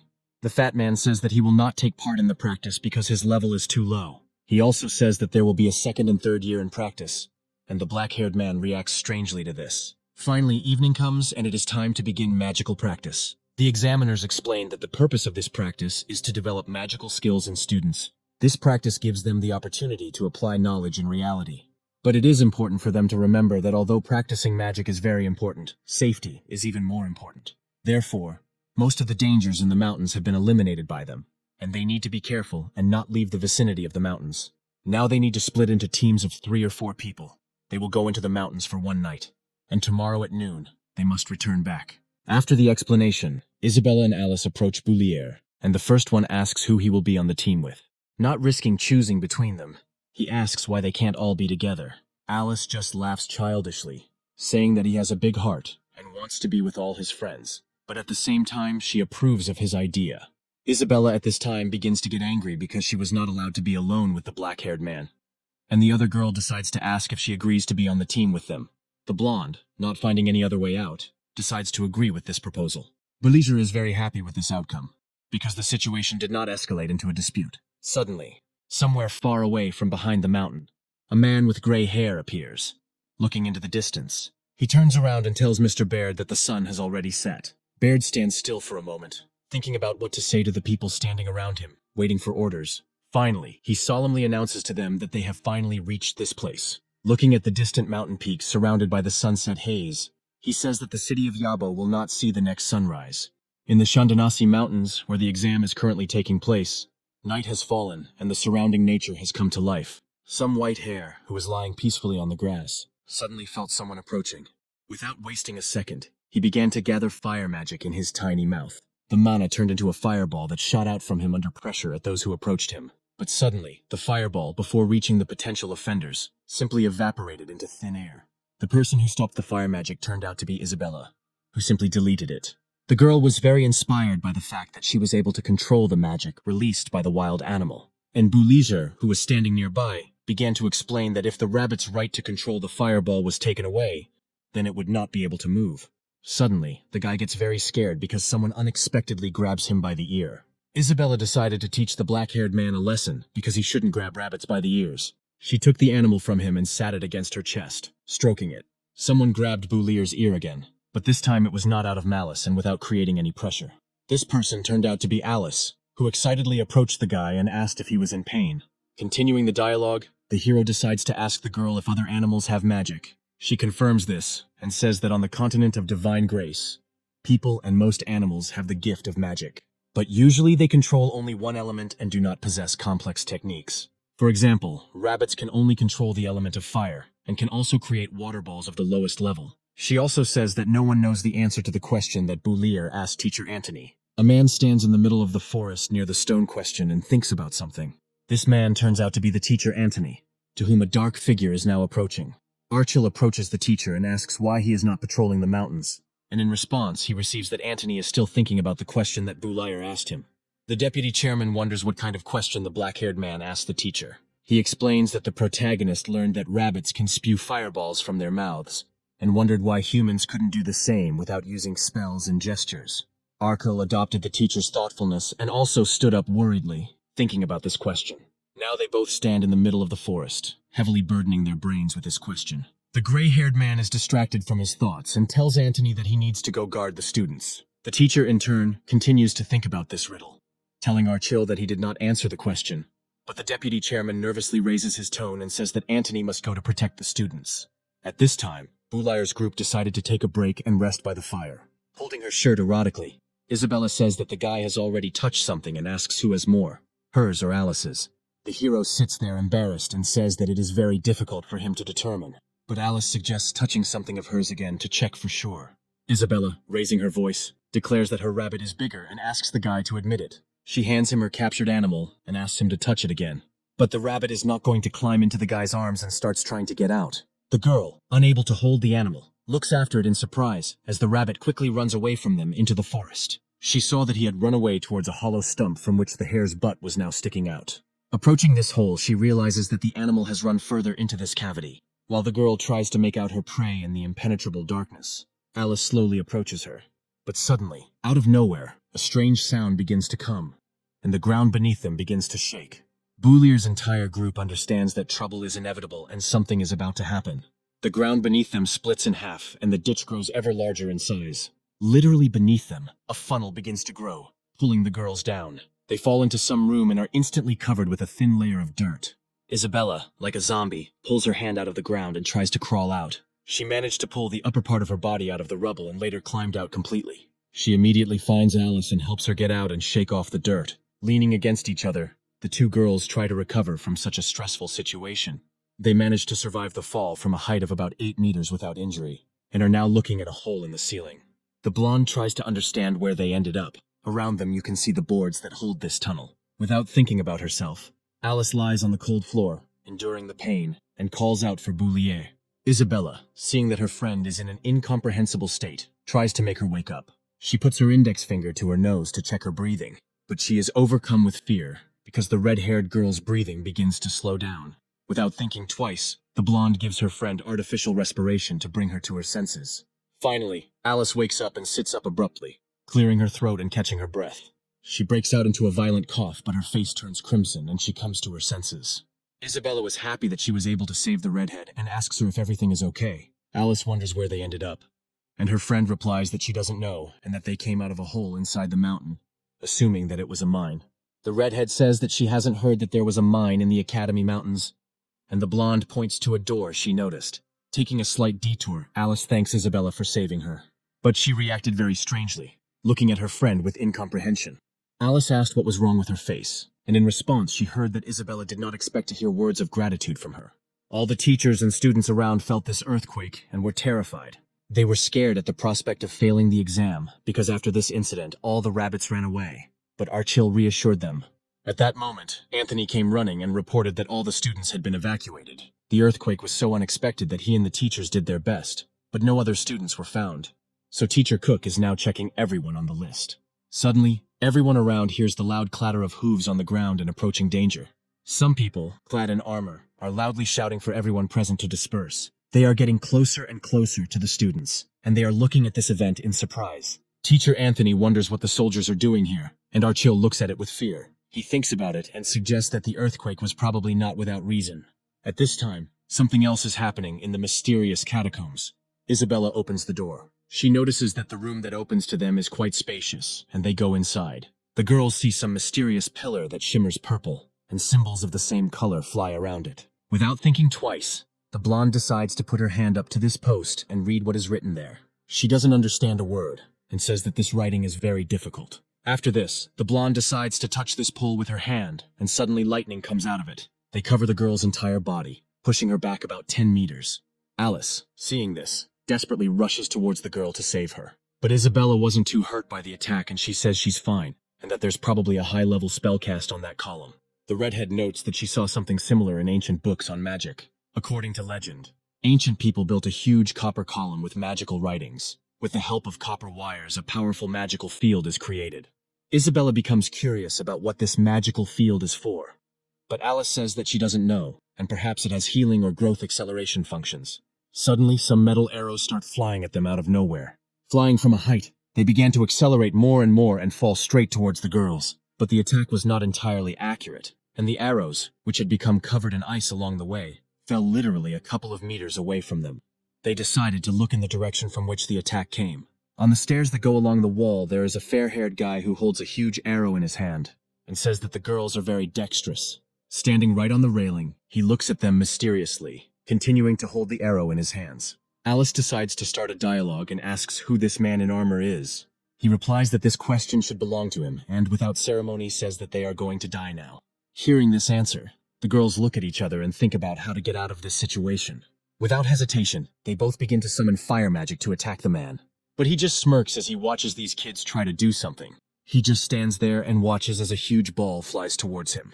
The fireball suddenly finds an obstacle in the form of an ice shield, which appeared literally in a second. The attack did not work. The man, without spending almost any effort, calmly reflected their magic. The girls are shocked at how easily their magic was dispelled.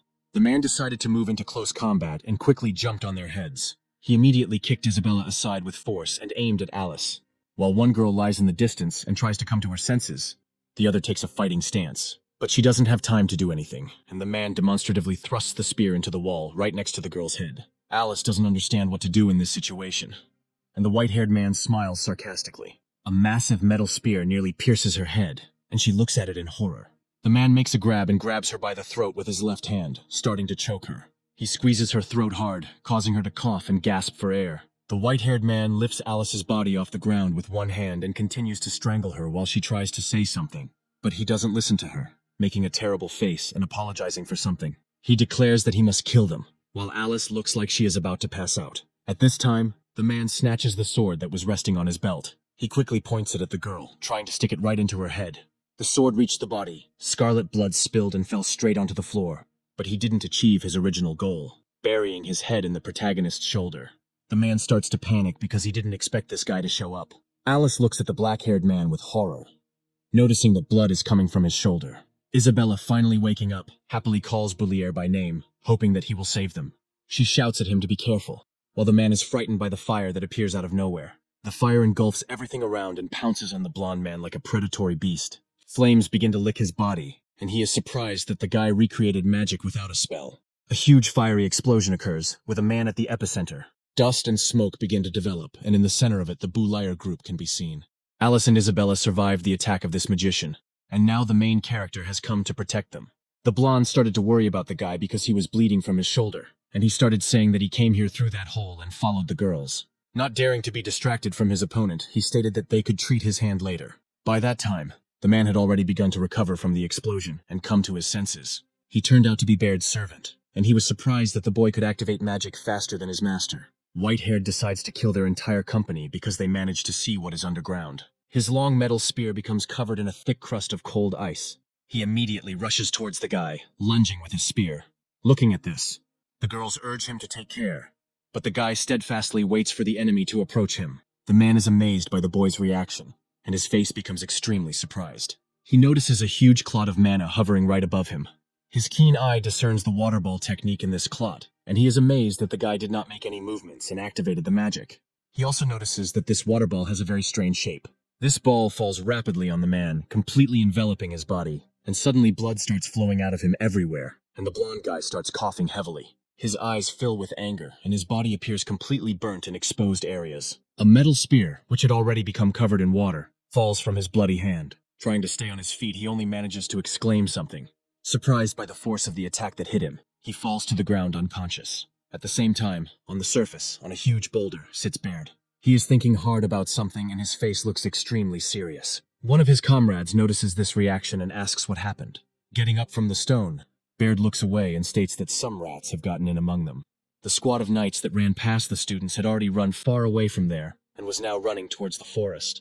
Their commander orders all his comrades to stop their horses. He says that there is an underground passage ahead and orders us to dismount our horses and prepare to enter. The commander of the bandit army is a well-trained royal warrior named Baird, a top-level mage. He is very dangerous. One of the subordinates asks his captain to turn to the side, pointing his finger in that direction. A short distance away from them, a certain magician with a staff stood in the middle of the road, blocking it. This magician turned out to be Baird, who addressed the people as fellow soldiers and said that the passage was closed. All the knights, without wasting a second, decide to go on the offensive and run into a frontal attack. They all stand in line one after another, waiting for the order from their commander. One of the knights tells the second one, addressing him by name, not to follow him everywhere. Full of courage, they finally went on the offensive against the magician, and the clearing was filled with screams. A knight with black hair and a bloody head, lying on the wet ground and having let go of the blade, only breathes rhythmically. He lies among his dead comrades and a torrential rain pours down on him from above. Regaining consciousness surrounded by people and dead horses, he clutches his aching head. Ethan realizes that he was able to survive this unequal and extremely brutal massacre. From one of the possible corpses, he suddenly hears a voice calling his name. This man turns out to be his uncle, who is still clinging to life. The guy ran up to his relative, looking at him with tears in his eyes. His uncle's legs disappeared, and Ethan began to get angry about what happened to the man. But the adult knight orders his nephew not to worry, and hands him something, telling him to finish the task. Ethan despairs and states that he cannot do this because that magician was able to defeat an entire army. According to him, Baird was able to kill their commander with one hand, and he could crush him with just one finger. The boy tries to save his uncle by grabbing him on his back, but he only thinks about the task, again asking his nephew to complete the task. While asking to save the city of Yabo, his hands stop grabbing the boy and he falls. The young knight realizes that his uncle has finally died, and he begins to become overwhelmed with emotions. Ethan is filled with despair and anger, and breaks down in a mad scream. At this time, something else was happening underground, in the very dungeon where Bulayer's company is now located. Having defeated Baird's henchmen, the girls were finally able to start bandaging the wounded guy. Isabella was very interested in the fact that the black-haired man was able to create magic without a spell, and he simply began to deny it. Not hearing an honest answer, the girl pressed hard on his wound. The hero, who had just recently received this wound, yelps loudly in pain. He rolls on the floor in agony over what the blonde did to him. After this, Alice advises Isabella to be gentler with Boulier, and she responds by saying that there was no need to boast about her skills. But at the moment they are more interested in this mysterious column. The red-haired one says that it was written in the book that this column creates some kind of magical formation.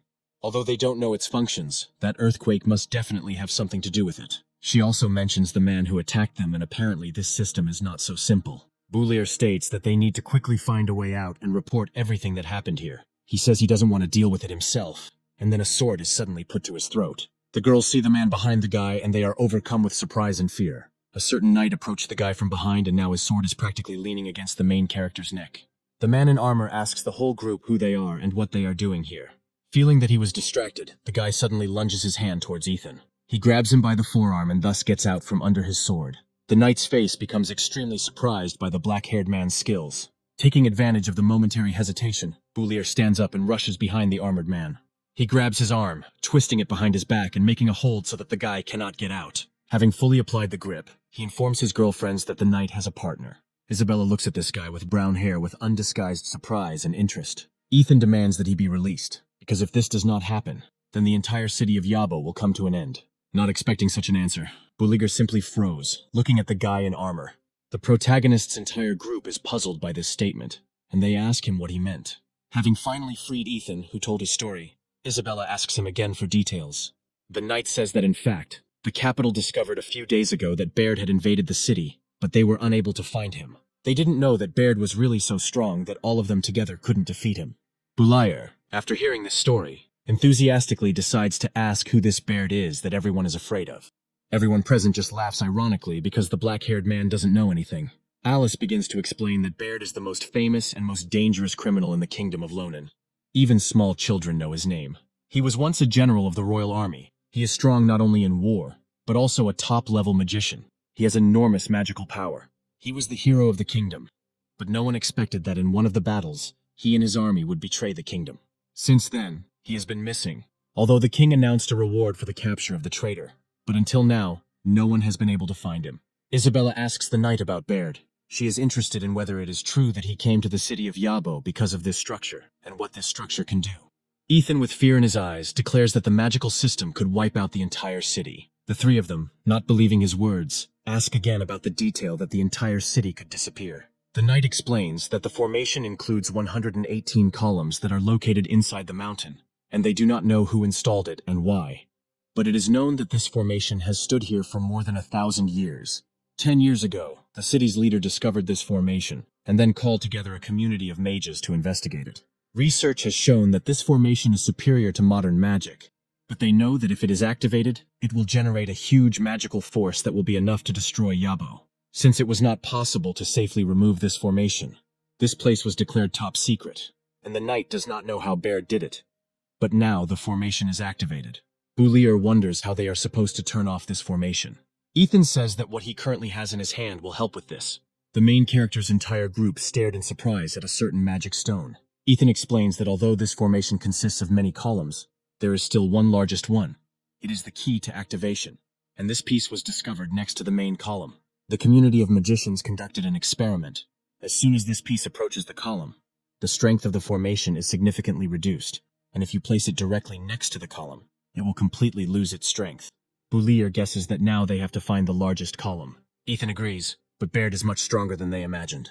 The black-haired man says that the knight should call as many soldiers as possible to complete the mission, but he replies that it is too late to call anyone, and they need to quickly solve this problem, because in an hour the formation will be activated at full strength. He states that only he can find this column, and everyone else needs to hide in the shelter since they are civilians. Suppressing an internal chuckle, Bulier points his finger towards the boy's pants, saying that he didn't want to interrupt his burst of courage.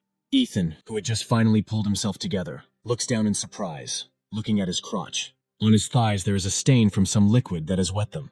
His face turns completely red, and he starts making excuses that it was the rain that wet his pants so much. Suddenly, Isabella jumps up from her seat, and from her irritated look, you can tell that she wants to say something. She states that their Clavius line has protected the city of Yabo for generations, and therefore she must fulfill her duty, so she will help to disable this system. Bulier, hearing that Baird was being offered for 100 million gold coins, was extremely surprised by this amount. Ethan suddenly realizes that the person standing in front of him is the mayor's daughter, named Isabella. The black-haired man, in high spirits from the news he had recently heard, places his right hand on the knight's shoulder. Upon hearing about the reward for Baird's head, the boy declares that protecting the city of Yabo is also his duty as a decent citizen. Alice decides not to shirk and also agrees to go with her friends. The knight is touched by the genuine sincerity of the guys, who want to help the city with all their hearts. But interrupting such a heartfelt moment, one of the three suggests that the knight change his pants, to which he reacts extremely negatively. At this time, many magicians gathered around the mysterious magical barrier. Using spells, they try hard to make a breach in this barrier, but their efforts remain unsuccessful, and the dome holds back all their attacks. One of the magicians turns to Elton and says that their magic does not work on this barrier, and Andre says that they should wait for the chairman to return. The deputy chairman dispels their hopes by saying that the chairman is currently on his way from the capital and will not arrive until tomorrow morning. Suddenly, the head of the city, Yabo, appears before them and asks how things are going.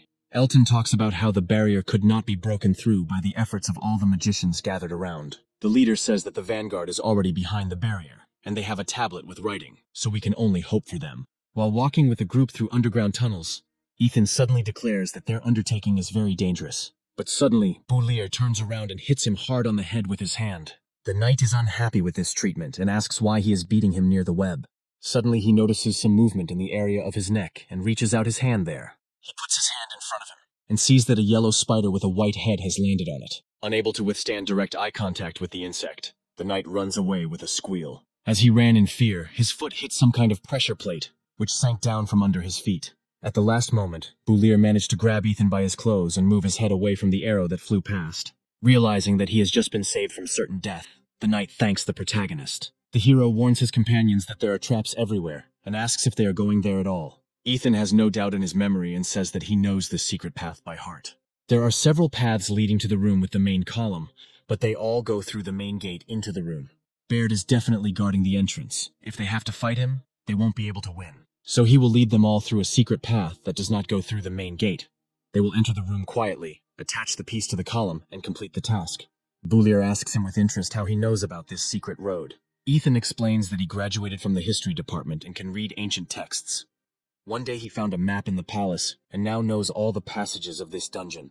The black-haired man wonders why he joined the army if he graduated from the history department. The knight explains this by the fact that it is difficult for historians to find work, and his uncle served in the royal army, so he got him a job. In fact, this is his first assignment.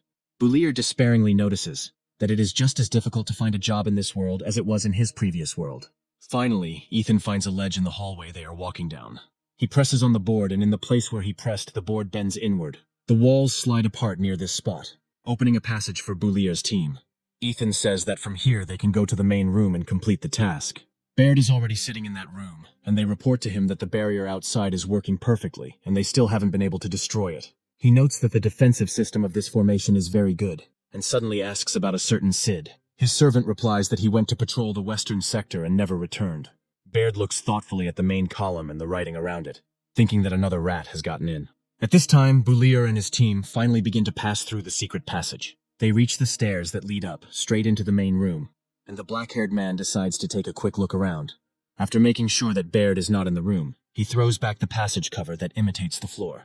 Finally, they emerge from the narrow passage and are surprised at how spacious the room is. Isabella says that this room is very large, but it only contains an energy ball and the column is nowhere to be seen. Apparently the column turned into a ball after activation, and Ethan finds a tablet on the floor with writing on it, which contains instructions on how to raise the column. He begins to read these letters out loud and something begins to happen around him. Suddenly, out of nowhere, a small column appears, engulfed in a purple glow. Ethan explains that it will take a few minutes for the column to rise fully, while Alice is happy that they took the knight with them. She is surprised at how selflessly he carries out this task, being a complete coward. Showing off in front of a beautiful girl, he claims that he is a soldier of the city of Yabo, and always puts the safety of the citizens first. Boulier hits him on the head to stop him from pretending to be someone he really is, wiping the smile off his face. He says that he is doing this task because of his uncle. His dad died when he was very young. His uncle raised him, sent him to school, became a second father to him, and Baird killed him and the rest of the soldiers. He wants to protect his uncle's only daughter, who lives in the city of Yabo. In an attempt to lighten the depressing atmosphere, Boulier says that he thought that Ethan was doing this task because he liked his uncle's daughter. Blushing at this suggestion, he declares that he is no match for her at all. Two girls suddenly grab the guy by the most painful places, saying that he has become too active. But suddenly they notice a photograph in Ethan's hand with a certain girl in it. He says that this is his uncle's daughter. Her name is Lena, and as soon as he finishes the task, he will immediately go to her. Boulier, distracted from the photo, suddenly grabs the guy by the forearms and pulls him towards herself. He orders him not to say such a thing, otherwise he will curse his fate, and he, incomprehensibly, asks the guy again about this strange expression. The black-haired man explains that this is how they say it in his homeland, and he shouldn't say anything until he finishes the desired task. The girls also say that they have never heard of the word nakarkat. Finally, the column rises completely and they all stop talking. Ethan says that he will activate the seal and asks Boulier's group to wait. The black-haired man asks him again about the seal in surprise. The knight explains that to prevent Baird from discovering the fragment, a simple magical seal was placed on it. He pours some of his power into the stone and it rises into the air, covered in a purple glow. Finally, Ethan props up the fragment and tells everyone to run away when the stone connects to the column. Suddenly, Ethan's attention is drawn to something terrible, and his face becomes extremely shocked. At the place where he applied the seal, a huge fireball suddenly appears. His entire body is engulfed in orange flames from which he desperately tries to hide. The magic disappears after a while, but by that time the knight had lost consciousness. The seal he wanted to bring to the column falls out of his hand and lands near his head. Baird wasn't as stupid as Boulier's group thought. He noticed the rats that had gotten to him. Although wounded, Ethan was able to quickly recover from the magical blow. The girls look at each other and, without saying a word, understand what they need to do. They see Baird and several of his warriors in front of them and, without wasting a second, begin to secretly read the spell. Finishing the fireball spell, they release one at each of the gang leaders. The white-haired man doesn't even think about reacting to their attempt to attack him. The fire magic simply evaporates a couple of meters away from the guy, without reaching him. Both girls are very surprised because his spiritual power is far superior to theirs and he can easily control their power. But suddenly, something makes Baird tense up and direct all his attention to it. A volley of fireballs comes at him, which he was unable to stop. The magic that reached the mage's body was released by Boulier, who was surprised to see that he was able to dodge it. Due to the unusual reaction of the squad leader, who usually does not receive blows, his subordinate begins to panic a little and worry about the health of the white-haired man. Baird, in turn, is surprised that the boy did not use any spells or gestures, and besides, his spiritual power looks unusual. Boulier orders the girls to take the fragment and complete the mission while he detains the mage. He sends multiple fireballs at Baird at once, but he continues to stand still. The white-haired one manages to put up a magic shield at the last moment. He is surprised that the black-haired one can apparently use magic just like that. The girls were unable to complete the task, as there were several other strong guys in the room besides them and Baird. But Isabella does not plan to give up, and even while being captured, she tries to feel for the seal. Boulier realizes that the only way to resolve this situation is to kill the gang leader. He, in turn, looks at the guy's technique and thinks why he summoned two different elements. The main character created water magic and fire magic, and began to merge them. Both elements merged right in front of Baird's face, and a huge explosion swept through the room. The white-haired man's subordinates, seeing the explosion, began to worry about their leader. Boulier arrogantly thought that his attack had managed to reach Baird's body. But without waiting for the smoke to clear in front of him, the white-haired man lunges and is already flying with his fists at the main character. He takes the boy by surprise, as he did not expect the mage to completely block his attack. While beating him with all parts of his body, he explains to the guy that before attacking an opponent, you need to find out his weaknesses. Moreover, he is completely unprepared for unexpected attacks from the enemy. After landing several powerful blows to vital points, Baird knocks out his opponent. He says that he has great talent, but he knows nothing about fighting, and if he were on the battlefield, he would have been dead long ago. Ethan finally comes to his senses and declares that Baird is the one who doesn't understand anything. The magician, in turn, did not expect at all that the knight would be able to wake up after such a powerful magical attack. Ethan's face looks wounded, but he is filled with courage and a willingness to give his life. Amidst the general noise, he managed to steal the seal that was lying near Isabella. His body is badly wounded and he can barely stand on his feet, but suddenly he raises his hand in which rests a stone. Before he is hit, he throws his hand back and is about to throw the seal straight at the column, trying to stop the guy as quickly as possible. Baird orders a blonde guy named Oslo to throw his spear. Boulier, in turn, tries to save his new friend by asking him to bend down. As Ethan's name is called and the noise around him rises, he is momentarily lost in his memories. He remembers standing near his uncle's grave as a child with another uncle and his daughter. He was puzzled by the question of whether his dead Uncle Jason was a hero because of his strength. The man replied that his uncle was neither physically nor spiritually strong, he was a coward. The boy was very puzzled as to why everyone considered him a hero then. The answer was quite simple. He sacrificed his life to save others. The scene they saw suddenly brought Boulier and his team to tears, and Isabella desperately screamed the knight's name.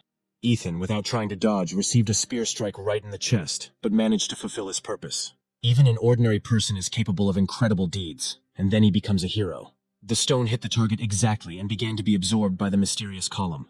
One of Baird's henchmen asked in a resigned tone if the formation had ceased to function. The man named Oslo, who threw the spear, said Ethan didn't even try to dodge the weapon. Baird, in turn, approached Ethan, who had fallen to his knees, and put his finger to his nose to check his breathing. After a little while and listening to his breathing, he quietly declared that the guy was dead. Boulier was furious when he heard this news, because Ethan had only recently become his friend. The white-haired man's henchmen began to ask what they should do, since the formation had stopped working.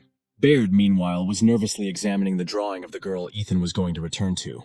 The entire squad of knights began to worry about their master, but he declared that they had lost. He said that this young soldier consciously did not evade and accepted death. He chose to sacrifice his life to deactivate the device.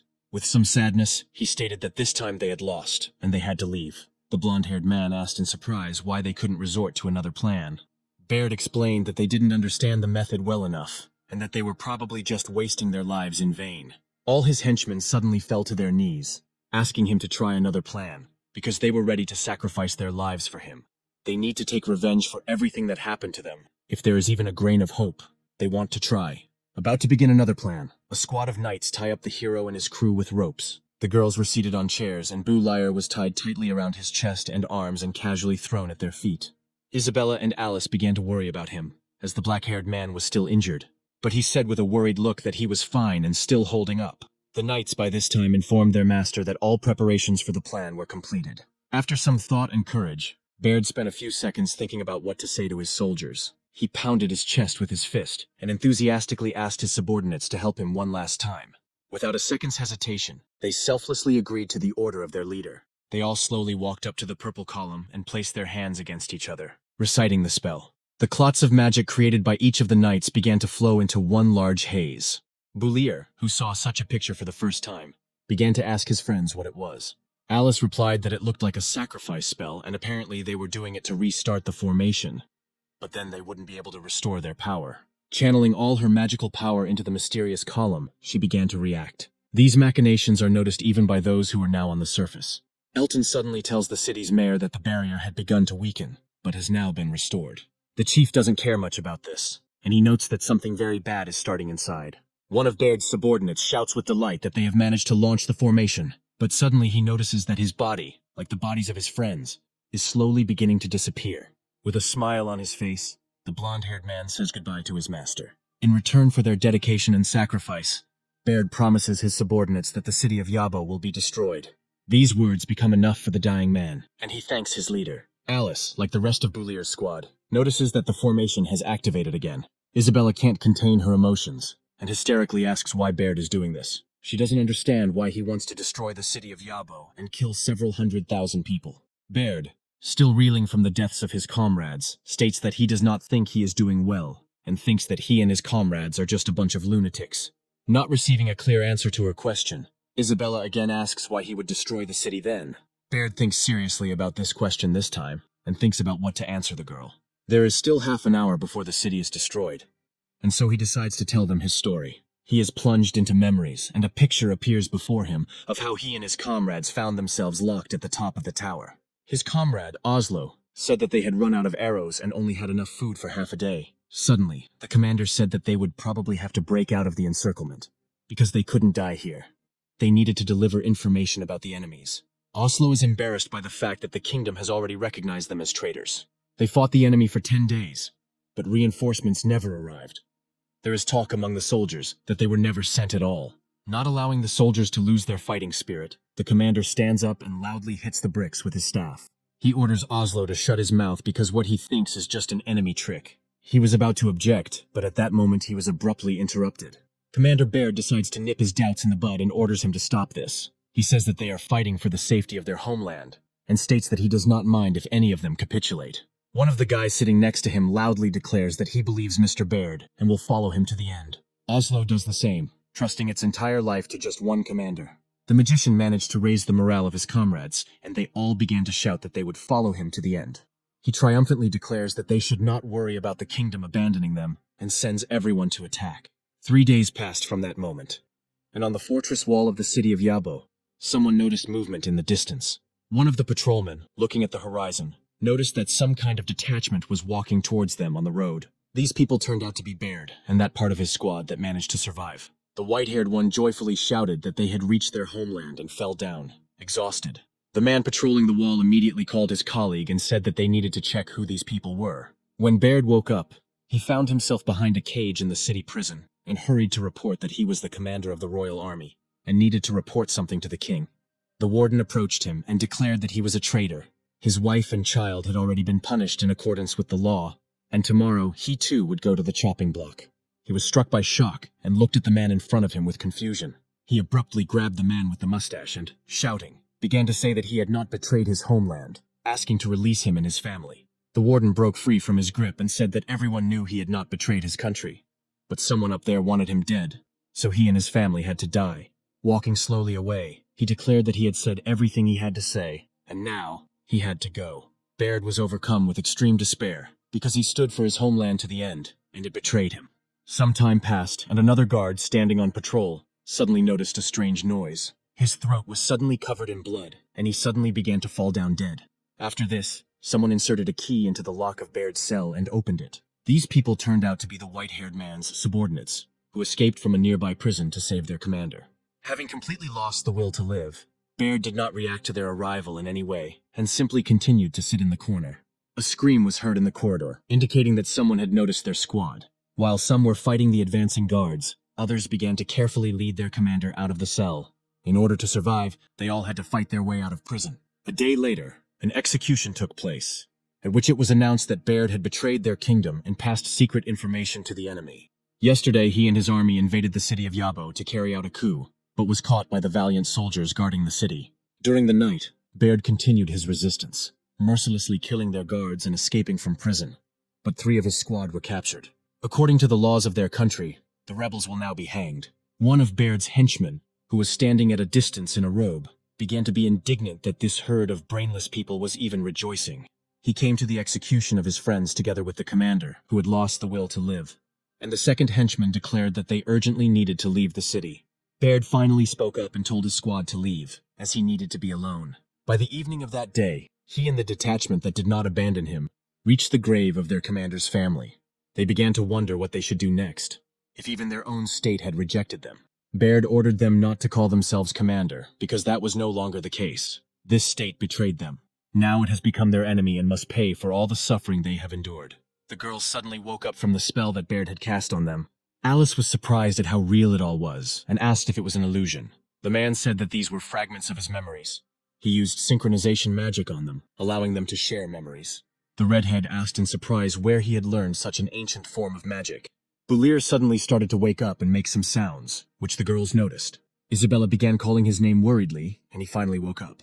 The girl sighed with relief and said that he scared her because he was in the dream longer than anyone else. Not understanding what had happened to him, the guy with a streak of tears on his right eye began to look at the white-haired man. Apparently, the black-haired one was able to delve deepest into his memory. Baird decides to stand up and says that he didn't want to violate his personal boundaries, because it will all end soon anyway. Before joining the royal army, he served for some time in the defense of the city of Yabo. It was then that he learned of the existence of this system. So he decided that after he took revenge on the kingdom, he would lead them to this place. In the basement, they found many ancient records. It took a lot of time to study them. In them, they found various ancient magic, as well as history and instructions on how to use this system. In ancient times, a war broke out between their ancestors and the inhabitants of the city of Yabo lost. And then they established this magical system. It is not known how it all ended, but they are sure that since the installation, this system has never been activated. Once it is activated, it will immediately produce incredibly powerful magical energy, capable of destroying all life in the city of Yabo. Baird, with trembling hands, declared that in an instant all people would be wiped off the face of the earth, without having time to understand anything. Alice asked him to stop, saying that she understood him, and that he could not carry out his revenge at the cost of the lives of ordinary people. The white-haired man said with a grin that she couldn't understand him, because sometimes he himself didn't understand himself. Boulir decides to intervene in this dialogue, saying that these persuasions will not help. After all, he wants to take revenge not only on the kingdom, but also on the common people who laughed when his comrades were executed. Baird claims that the guy must have actually been able to penetrate deep into his memory. The system finally gained its power, and the white-haired man decided to put his plan into action. He raises his hand and extends it inside the mysterious column. On the surface of the earth, a certain energy suddenly flares up, the power of which suppresses all living things. Elton and all the other magicians understand that apparently the formation has already been put into action. Even Bulangi's teacher, who is sitting in her office, notices the energy that has appeared. There is a purple light flickering outside her window, and she assumes that an earthquake has started. But after thinking a little, she understands from the magical vibrations that this is not an earthquake. At this time, something terrible is happening underground. The students stand and watch as the sphere of power continues to grow. Before her expected death, Isabella tries to apologize for dragging them into all of this. She was about to confess her feelings to the guy, but he stopped her. He suggested that they talk to her about all this when they got out of here. Isabella was shocked by the guy's reaction, and she suddenly took on a shocked look, leaning his hand against the structure. The mage bids farewell to his former comrades aloud, promising that their wrath will fall upon the kingdom. After this, he orders the formation to activate with a menacing look. But suddenly Boulier's fist hits his face, as he decides to try to interrupt Baird. He hit with such force that the magician flew away from the construct several meters and fell. The guy said that he had to stop this white-haired man. Almost all the knights and mages on the surface suddenly fell onto the grass. Andre suggested that the activation of the magical system had probably stopped. One of the knights said in horror that he thought that this was the end for them. As the mayor stood and looked at the barrier, Elton suddenly noticed movement behind him. Boulanyi came to them and decided to find out what was going on here. She was told that all the students had been sent home and that she should not be there. Not believing his words, she says that Boulier and Isabella did not come home. At least 2 students have not yet emerged and are underground. Elton suddenly realizes what the teacher is saying to the daughter of the head of the city of Yabo. Their dialogue is heard by Ozden, who realizes that his daughter is at the epicenter of events. He immerses himself in memories of how his little daughter, at that time, said that she wanted to go into city defense. The young father was very surprised by his daughter's desires, and he asked her why she wanted to go there. The answer turned out to be banally simple. The girl said that she was from the Clavius family and wanted to protect the city and her father. Ozduna was surprised by his daughter's desire, and he hugged her tenderly, starting to laugh. Now he realized that his daughter had already grown up and was now really fighting for their city. Baird, who had fallen to the floor, asked in surprise how the boy had managed to free himself from the ropes. Boulizer in turn said that he should ask the soldier they killed about this. The guy remembered that Ethan had handed him the knife in the corridor of the building, calling it a tradition of the city guard. The black-haired man was surprised by this, and asked how he would be without a knife now. But in response, he heard that the hero would need it more. Baird chuckled and said he had forgotten about that tradition and called Ethan a worthy soldier. He became interested in the guy and asked him if he would really resist him, despite having seen his memories. The hero answers in the affirmative, because he needs to save his friends and prevent this madman from blowing up the city. Baird states that they have different ways of thinking and need to stop chatting. He immediately begins casting a spell and summons a huge fireball. The girl with red hair warns her friend that this magician is very powerful. But the guy is not afraid and says that he has already figured out how to defeat Baird. He, in turn, manages to fully read the spell and send a rain of fire towards the black-haired man.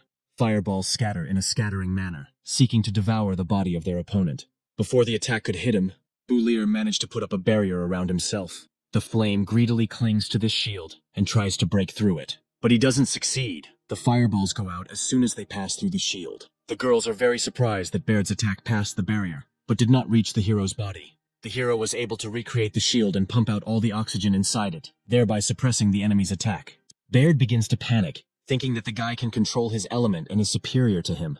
Suddenly, he turns his head to the right and sees a fireball approaching him. The fire quickly flies towards the white-haired man, trying to engulf his body. At this time, the man in his head confirms his previous words about the guy being able to use magic without gestures. Boulier takes advantage of the momentary delay and approaches the enemy, ironically saying that he was not prepared for a close attack. He hits the man in the face with all his might and knocks out his tooth with his powerful blow. Bader flies back several meters and falls on the floor on his back, dropping his staff. Taking advantage of the opportunity, Boulier decides to quickly grab his opponent's weapon. Thinking that Bader has no chance to react, he tries to catch the staff in midair. He succeeds in this, and now in his hands rests a large staff with a blue top. But suddenly, he notices that there is still some magic left on the staff. Bader starts to smirk and say that the guy is still thinking one-sidedly because he hid his sword in this staff. Realizing his mistake, the guy tries to figure out what to do with the enemy who is running at him with a sword at the ready. No thoughts come to mind, and Bader manages to wound the guy in the same hand where the spear had landed earlier. Writhing in pain, Boulier falls down, clutching her twice-wounded arm. In an attempt to completely overwhelm his opponent, Bader steps his foot directly onto the victim's arm, causing him to thrash around in agony. He admits that he was surprised by the guy's abilities, but he lacks the determination, because he had the opportunity to kill the white-haired man. The magician decides to end this and finish off his enemy, saying that on the battlefield, killing a worthy opponent is an honor. Knocking the man's confidence out of him, the guy turns his head sharply and shouts that this is not enough. At the same time, Bader notices that several fireballs are flying straight towards him. They manage to reach him and explode right in front of his face, illuminating the entire room. The guy's saviors turned out to be Isabella and Alice, who managed to create a spell and launch it at the white-haired man. Bydra is slightly hurt by this attack, and Boulier decides to take advantage of the delay by pumping out the oxygen around him. He points his bloody hand towards the white-haired man and uses magic, but at first he doesn't feel anything and wonders in surprise what the meaning of this spell is. Suddenly, he becomes unable to hold the sword and it falls out of his hands. He realizes that he can neither speak nor breathe. Trying to catch his breath, Bider begins to cough and clutch his throat, while Boulier stands up. The boy apologizes to the man, saying that he was right about the honor of killing a worthy opponent. At this time, the The white-haired man begins to convulse, trying to breathe in at least a sip of air. He begins to slowly lose consciousness and think that he has let his comrades down again. Finally, consciousness leaves his body, and he falls with all his weight onto the hard floor. Seeing this, the girls run to Beliker in relief, asking if he is okay. Meanwhile, the energy accumulated in the column begins to gradually disappear. Alice suggests that perhaps if this formation is not activated after it has accumulated energy, it automatically stops. Isabella excitedly asks rhetorically whether they succeeded in defending the city. This realization dawns on her, and she joyfully begins to hug the wounded Boulier. Suddenly, lumps of earth and parts of the building begin to fall from the ceiling. Alice explains this by saying that many ancient structures are destroyed after activation, so that enemies cannot use them. Not understanding the essence, Isabella asks her friend again, and she says that the system is beginning to destroy itself. Suddenly, a huge block breaks off from the ceiling and begins flying straight towards Boulier's group. He quickly takes the girls by the hand and starts running away from here before they get buried. He scolds Alice for not directly telling her that they should get out of here. The column begins to collapse and threatens to fall right on the fleeing people. On the way, the guy notices his dead friend, who is sitting right in front of a falling column. He decides to honor his memory and Baird's, and so turns around for a second and says goodbye to them. The knights and mages standing near the magical curtain watch as it dissipates. They all begin to rejoice that the barrier is finally disappearing. But only Boulanger breaks away from her place and flies to look for her students. She activates a flight spell and quickly approaches the entrance to this dungeon. Elton smiles and notices that Teacher Boulanger is very impatient. At this time, the head of the city orders his knights to go to the opened barrier and deal with the situation. With sadness in his eyes, he thinks that he hopes his daughter Isabella is okay. At this time, the students are rushing to leave the collapsing dungeon, which threatens to finish them off at any moment with a falling stone. Finally, they reach the place through which all three of them entered this dungeon. Isabella notices that the ceiling is starting to collapse right in front of them, and she orders everyone to move away. Huge boulders fall from above and block the exit to the outside. The girls try to clear their throats of dust and call out for Boulier, who suddenly disappeared. They notice him at a small distance from them. He looks shabby. Isabella asks worriedly if he was caught in the collapse, but he says he is fine, but his shoulder hurts a lot. Alice notes that the passage outside is blocked and now they can't get out. Now they are sitting in the dark, in a narrow passage, littered with many stones. Boulier thinks that this passage has fewer rocks than the other exits and suggests blowing them up. Isabella says that a lot of fireballs will be needed here, and their spiritual powers will not be enough. The guy asks if the girls have studied the fire shield technique, and says that he has a plan.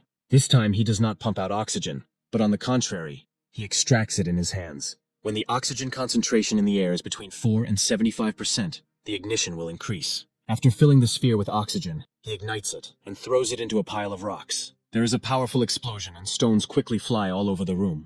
By that time, the girls had already managed to build a fire shield that protected them from the stones. The passage finally opens, and Boulier happily declares that they have succeeded. In the outside world, meanwhile, dawn breaks and the sun illuminates the mountains with yellow paint. A hand emerges from a hidden entrance to the dungeon, trying to cling. Alice is the first to try to get out of the room and lifts herself up with her hands. Isabella reaches out to her for help, offering her hand to her friend. Boulier is the last one to emerge from the dungeon, looking very tired. Both girls offer him their hands to help him out, and Isabella asks how he feels. He says he's fine, but in his mind he's thinking that he can't take it anymore and is at his limit. His legs give way and he stumbles on the climb out of the dungeon. The girls didn't have time to catch him, and so he began to fall down from his full height. In his last seconds, he thinks that he will die from the fall. Suddenly, someone manages to grab him by the hand and save him from death. This man turns out to be Boulanger's teacher, who managed to catch up with him using flight magic. Some time passes, and now he finds himself in a hospital ward, where girls have gathered around him. Finally, he wakes up and opens his eyes, trying to understand what happened. He tries to come to his senses and understand where he is, experiencing severe pain at this time. Isabella wakes up from strange sounds and tells him not to move. All the girls are very happy that the hero has finally come to his senses. Isabella was especially happy about this, taking the hero by the shoulders and starting to shake him with joy. Boulanger informs him that his wound was not fatal, and that he had simply lost a lot of blood. Changing the subject, the guy wanted to tell the girl something about Baird, but she quickly cut him off, saying that Isabella and Alice had already told him about it, and that it was not worth including in the report. The guy agrees with this statement, since they can no longer do anything. Suddenly, the door to the room unexpectedly opens, and another person enters. The girls, like the guy, turn around in surprise to see who entered the room. This man turned out to be the head of the city of Yabo, who decided to visit the black-haired man. The hero immediately asked with interest why such a high-ranking official needed him. The man bowed to Boulier and thanked him for saving his daughter. The main character did not expect such statements from the head of the city, and therefore was very embarrassed. Without raising his head, the man continued and said that he was inviting him to the Clavius family's family dinner. The hero, having heard about the invitation, began to look stunned by such a surprise. Isabella heard this too, and immediately thought that the dinner would help the hero get acquainted with her parents. Thinking in the wrong direction, her face turns red and she becomes very embarrassed. It was evening the next day, and Bu Lear, already dressed for the event, was about to go to dinner with Isabella. The girl told him that there would be other families and important people at the dinner, and that is why the hero is afraid of such an influx of people. Isabella explains that their family dinners are always held in this setting. The hero comes to the realization that the title of head of the city is passed down in their family by inheritance, and it is not surprising that their family dinners are parties for the upper classes.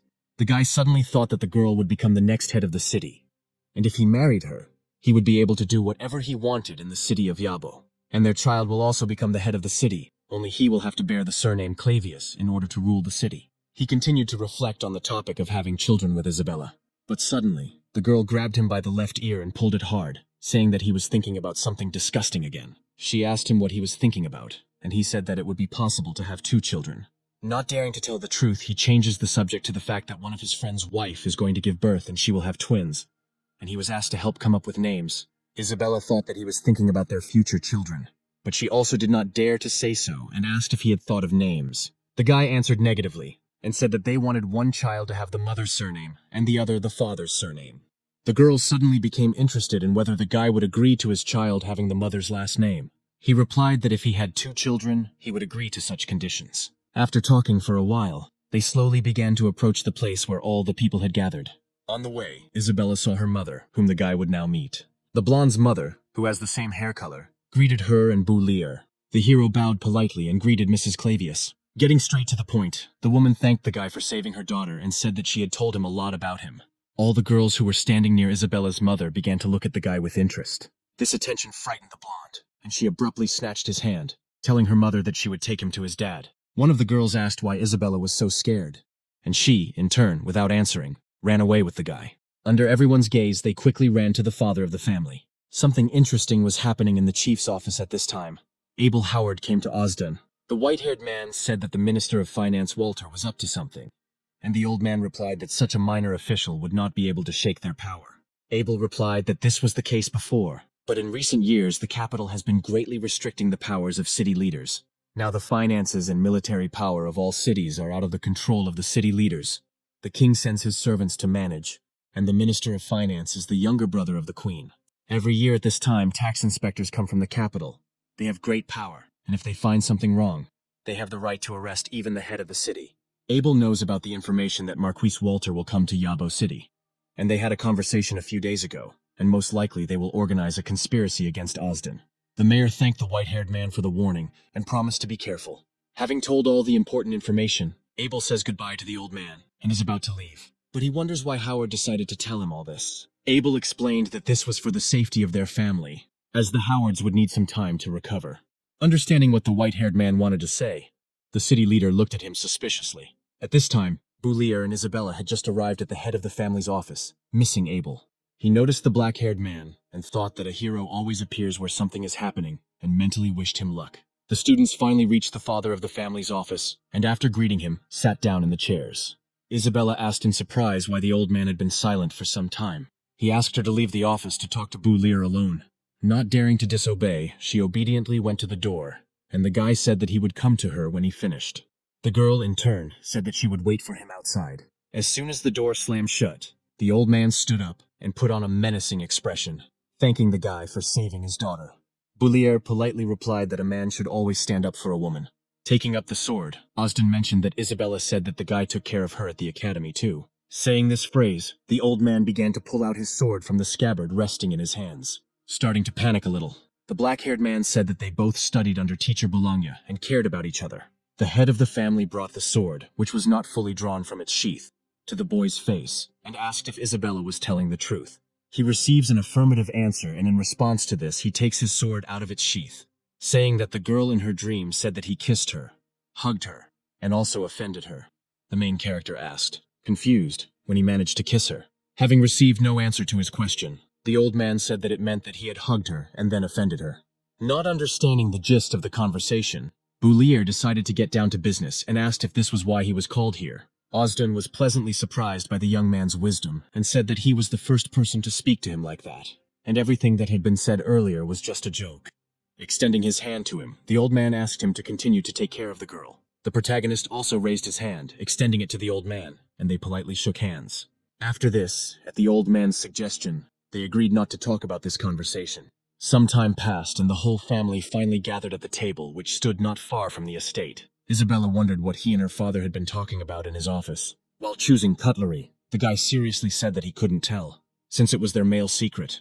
The girl, who could not stand secrets, frowned angrily at the fact that something was being hidden from her. She decided to beat Boulier up a bit in revenge for him not wanting to tell her the secret. Suddenly, the old man was approached by his subordinate, who informed him that the Minister of Finance and the tax collector had already arrived. The minister in blue decided to immediately go to the head of the city and ask why he had not invited him to such a luxurious dinner.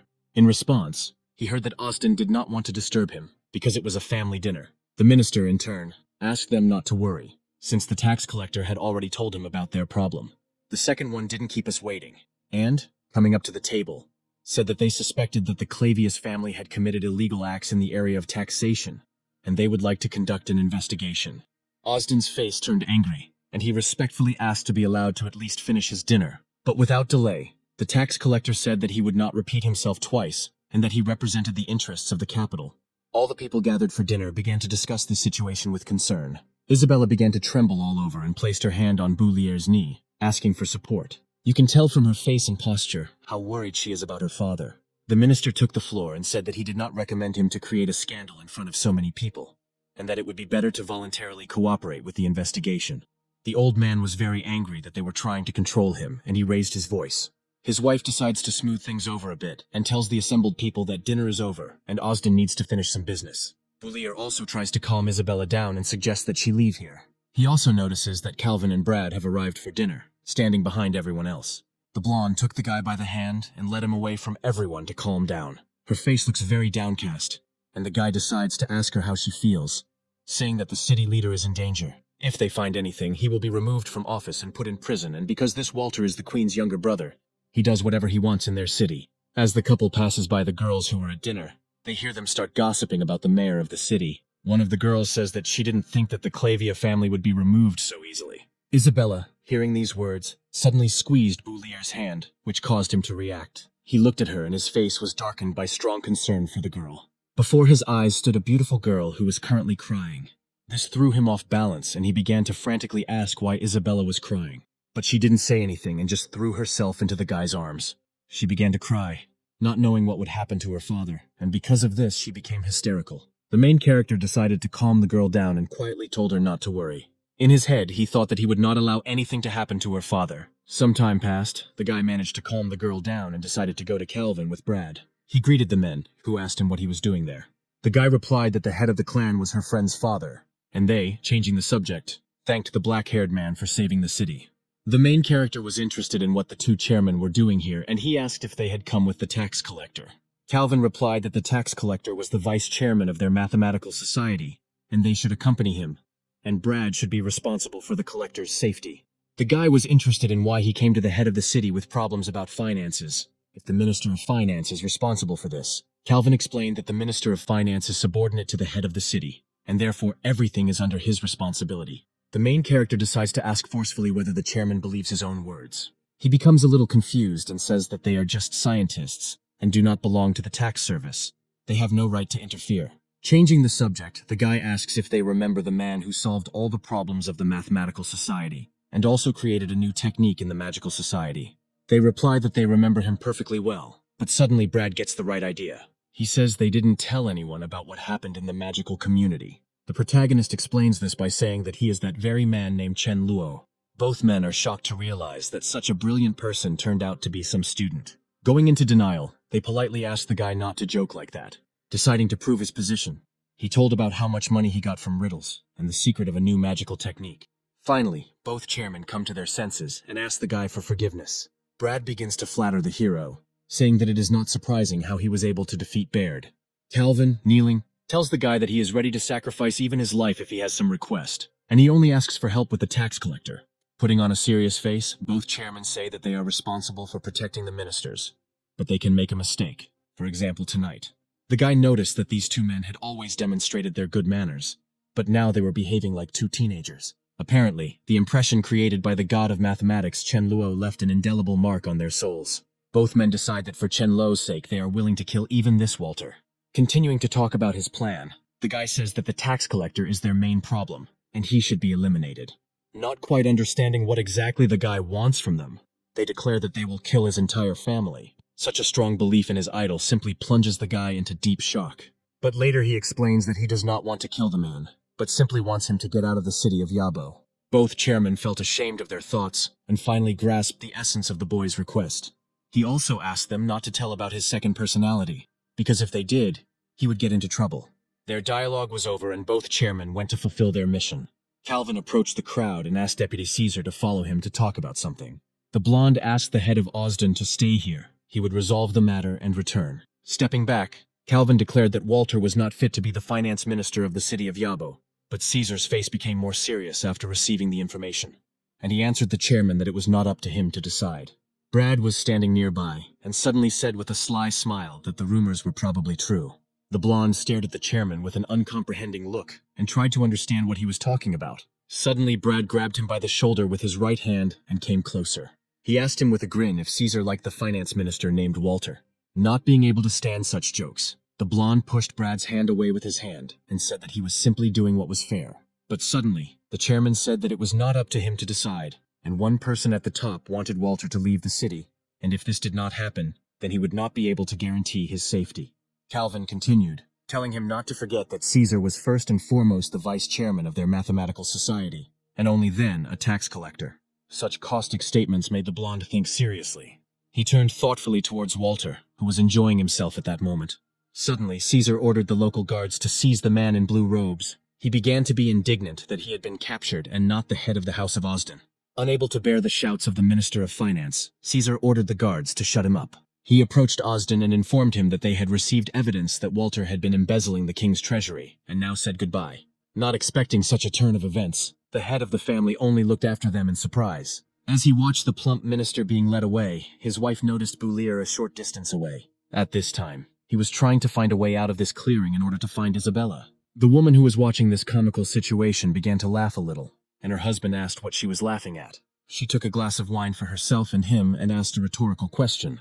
Clinking glasses, she declared that Boulier was a great guy. The accumulated stress disappeared, and they were finally able to enjoy the evening alone. At this time, Isabella was sitting somewhere near the estate on a bench and thinking about Boulier. The guy had already approached her and gently placed his hand on her head. Still crying, she asked if the boy was there and how her father was feeling. The main character casually reported that everything had been resolved. His friends had helped him, and Walter had already been taken away. He said that Yabo City would soon have a new finance minister, and the blonde asked in surprise how that could be if Walter was in cahoots with the tax collector. Smiling sarcastically, the black-haired man explained that his friends turned out to be somewhat cooler than the tax collector. The girl finally began to calm down and enthusiastically asked what kind of friends he had. But he approached her, romantically placing his finger on her lip and saying that she was asking too many questions. Giving into the moment, Isabella decided to kiss the guy on the cheek, and he in turn became very embarrassed. Unable to contain her emotions, she bashfully ran away from the guy, saying that dinner was not over yet. Before the event began, the court families began to fight for money, because they had previously placed bets on who would win the dispute. One of the gold coins suddenly fell out of the man's pocket and rolled away. Just at this time, Isabella ran towards the table, followed by Boulier, who tried to stop her. Without looking at her feet, the girl accidentally trips over a coin rolling towards her. She loses her balance and starts falling straight towards the guy. Boulier, in turn, even with a broken arm, tried to catch the girl. He almost ran to the place where she fell and was about to catch her with his body, but his hand accidentally grabbed not her body but the shawl hiding her breast. Right in front of her parents, the guy accidentally exposed a little of the blonde's breasts. Isabella started to cry because of this, and the guy, panicking, tried to calm her down. Covering her slightly exposed breast, she called him a pervert and said that he did it on purpose. The girl started to attack him with her fists, and at that time he tried to justify himself by saying that he just wanted to catch her. Realizing that fists don't work, the blonde decides to use another method of attack.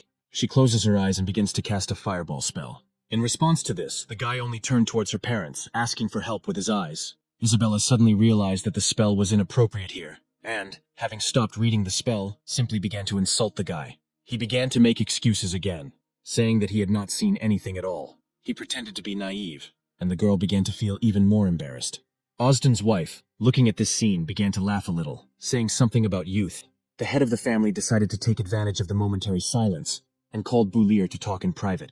The woman explained to her daughter that the guy had helped their family a lot, and that he apparently liked Isabella. But she decided not to show her true emotions and said that she did not ask for it. Boulier and the old man finally moved to his office and began to talk. Osden began to say that the guy was not as simple as he seemed. He said that the guy apparently understood everything, but everything is not as simple as it might seem. In fact, Calvin and Brad were in debt to the old man, and today he was able to return it.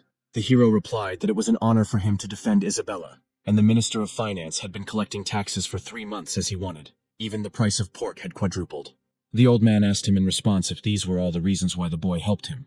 Boulier said that if the price of pork had risen so much, then the price of everything else in the city would also rise. Taxes affect the economy of the state and the well-being of the people, and if they let everything go unpunished, then the people will have a hard time.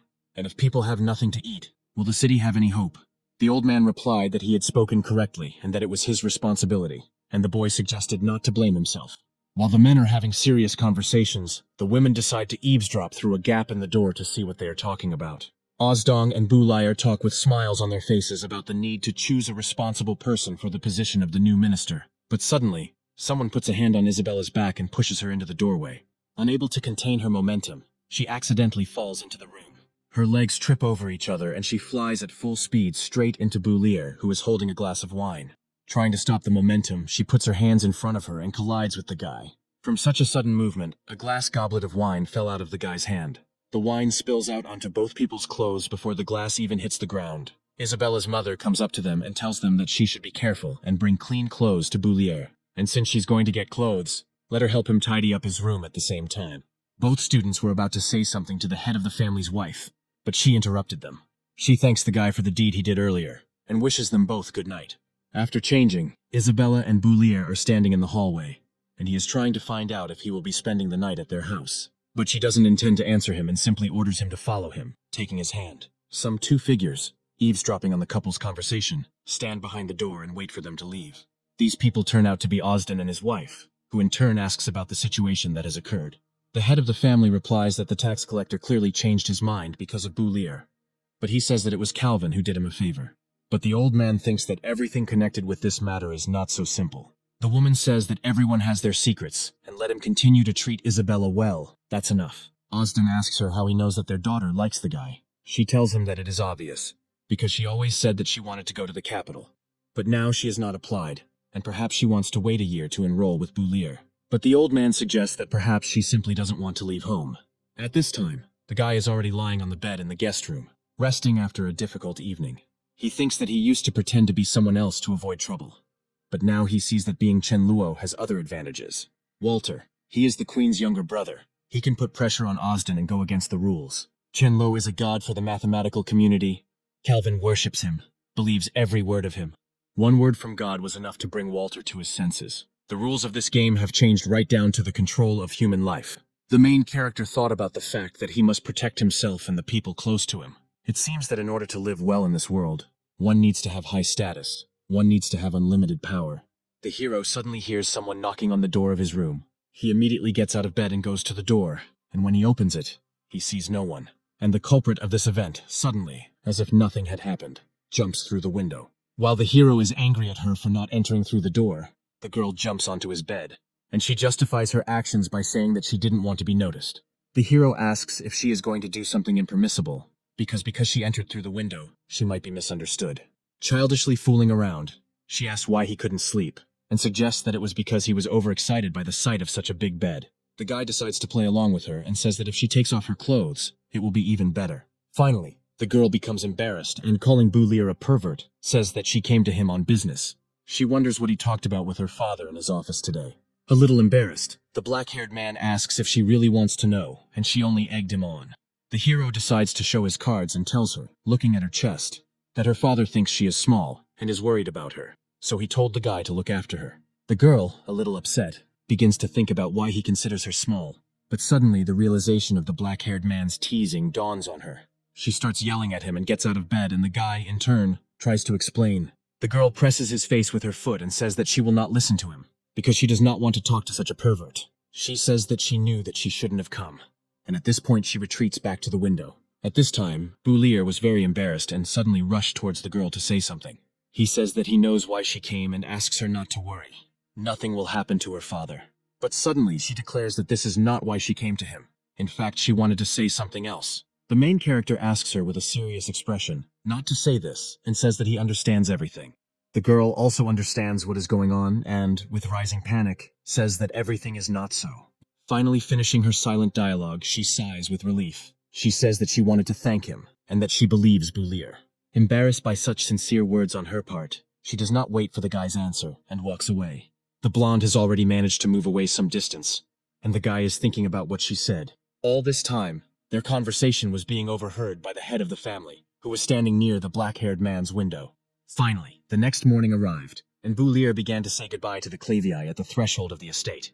Osden's wife first greets him and then asks how he slept and whether his breakfast was tasty. The guy replies that he slept well and liked the breakfast, but now he needs to leave. Theatrically acting out her tears, the woman asks why he won't stay until dinner and whether she hasn't been hospitable enough. Trying to justify herself and calm the blonde down, Boulier begins to say that she misunderstood everything. Osden stops Anna and says that if he does not want to stay, then let him leave, and also asks if he saw anyone during the night. The hero does not dare to tell the truth, and says that he did not see anything or anyone, and that it is time for him to go. Feeling trouble coming, he hurries to get away from here as quickly as possible, and Isabella's parents think about this guy. Some time passed, Osden was sitting in his office and reading some reports, and someone started knocking on his door. The tax collector and Calvin, who apologizes for disturbing him, enter his office. Caesar apologizes and says that yesterday they were too careless and caused him problems. Osden, in turn, says that it is his fault, because financing matters are also his responsibility. After talking about something of their own, Calvin and Caesar leave the city head's estate. At the same time, Abel, who received a letter from someone via pigeon post, is thinking about something. He understands that Caesar helped Osden, and Boulier was not as simple as he thought. After reading the letter, he says that everything is only getting more interesting and burns the piece of paper. Meanwhile, a family consisting of a mother and a child are walking around the city of Yabo. The mother tells her child that not far from here, there is the main building of the Mathematical Society, where the most outstanding mathematicians of the kingdom work. But the boy likes magic more, and he wants to grow up and become a magician, because magic will defeat mathematics. Calvin comes up to them from behind and says that mathematics is the mother of all sciences, and research is impossible without it. He points his right hand towards the boy's head and asks him if magic will defeat mathematics. The mother stands up for her son, saying that he doesn't understand what he's saying, and the boy says that there will always be strong magicians who can do this. Calvin doesn't look at him and says that someone stronger could always come along. You can't defeat mathematics, because it will constantly develop and become better. Having finished this conversation, Calvin decides to go about his business in the building of the Mathematical Society. While the man is not looking, the boy decides to make faces at his back. The guard at the entrance politely greets Vice Chairman Calvin. His henchmen immediately approach him, reporting that panic has broken out in society, and that all mathematicians will come to an end because of the devil's number that Calvin told them about. Another assistant says that this is called an irrational number. Everyone has already accepted this as a fact, and maybe they can still find a sequence of numbers. There is hope. Calvin, reading the piece of paper, says that the discovery of this number means that science is developing, and they must seek the truth. When Boulier came up with an irrational number, scientists no longer needed to fight for the Edwin Prize. Two mathematicians fight to prove whose theory deserves a prize. Calvin came to the award ceremony, where all the most outstanding mathematicians were sitting. Suddenly, he unexpectedly decided to get up from his chair to go somewhere. But he was stopped by many people to give their votes for his theory. They cast all their votes for the deputy chairman with smiles on their faces. Meanwhile, the judges sit and discuss the fact that there is no such tension this year. One of the elders announced on behalf of the Mathematical Society that Edwin Boulani and her student Boulier from the city of Yabo were the laureates of the prize. Calvin, meanwhile, sat with tears in his eyes because finally their society had achieved success. He was asked to come up on stage to present the award. One of the judges held out a gold-plated statuette to hand to the man. With a smile on his face, he sincerely congratulated Calvin on the victory of their mathematical society. Without wasting time on politeness, the man accepted the award with tears in his eyes. He thought that with God Chen, their mathematical society would finally flourish. One of the old men explained to the crowd that this year Boulier discovered an irrational number. and the god Chen solved 23 problems. Another judge continued the thought, saying that if Chen Luo had appeared here, then this award would have been his. But Calvin doesn't care much whether the guy gets on stage next time, because right now the man is very happy. At this time, a huge crowd of people protested near the building of the Magical Society. That same boy decided to find out what was going on. He heard statements that people were deceived out of 100 gold pieces by false magic. The magicians are worried that they were sold useless magic, and were also called untalented. The boy got caught in a crush and simply fell, but after that he decided to crawl from below. While the crowd protested and asked for the money back, the red-haired man crawled between their legs. Although he has chosen a slightly strange path, he hopes that he is moving in the right direction. Suddenly, one of the guards guarding the association building notices the boy and grabs him by the clothes. And just at that time, someone opened the main door of the Magical Society building and began to come out to the people. This man turned out to be one of the association's managers. The guard asked him where the chairman Angus, who was the only witness to that magic, was now. The black-haired guy said that the chairman of the Magical Society was currently meeting with high-ranking officials, and he was sent to calm everyone down. He came out to the crowd and had already started to say something, trying to stop people. But their anger went beyond common sense, and cries were heard everywhere that this was not an improved water element technique at all, but a complete scam. The boy also decided to join the conversation and said that his mother says that liars should be punished. The guard who was holding him by the shirt threw the boy away so that he would not interfere in the adult conversation. With a conciliatory smile, the knight declared that this technique was not a deception and that some people had already managed to master it. The man did not tolerate this attitude and became very angry because he was considered a mediocrity. He grabbed the guard by the clothes and ordered him to give his money back.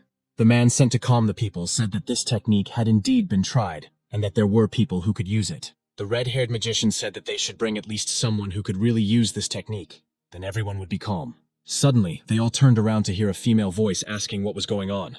This woman turned out to be some aristocrat, to whom all the magicians gathered near the association bowed. She asked why they were all crowded at the entrance to the Magical Society. The red-haired man said the association was breaking the law and selling counterfeit equipment at high prices. The blonde says she doesn't believe a magical society could do something like this. And the black-haired man says it's a new technique and requires high abilities.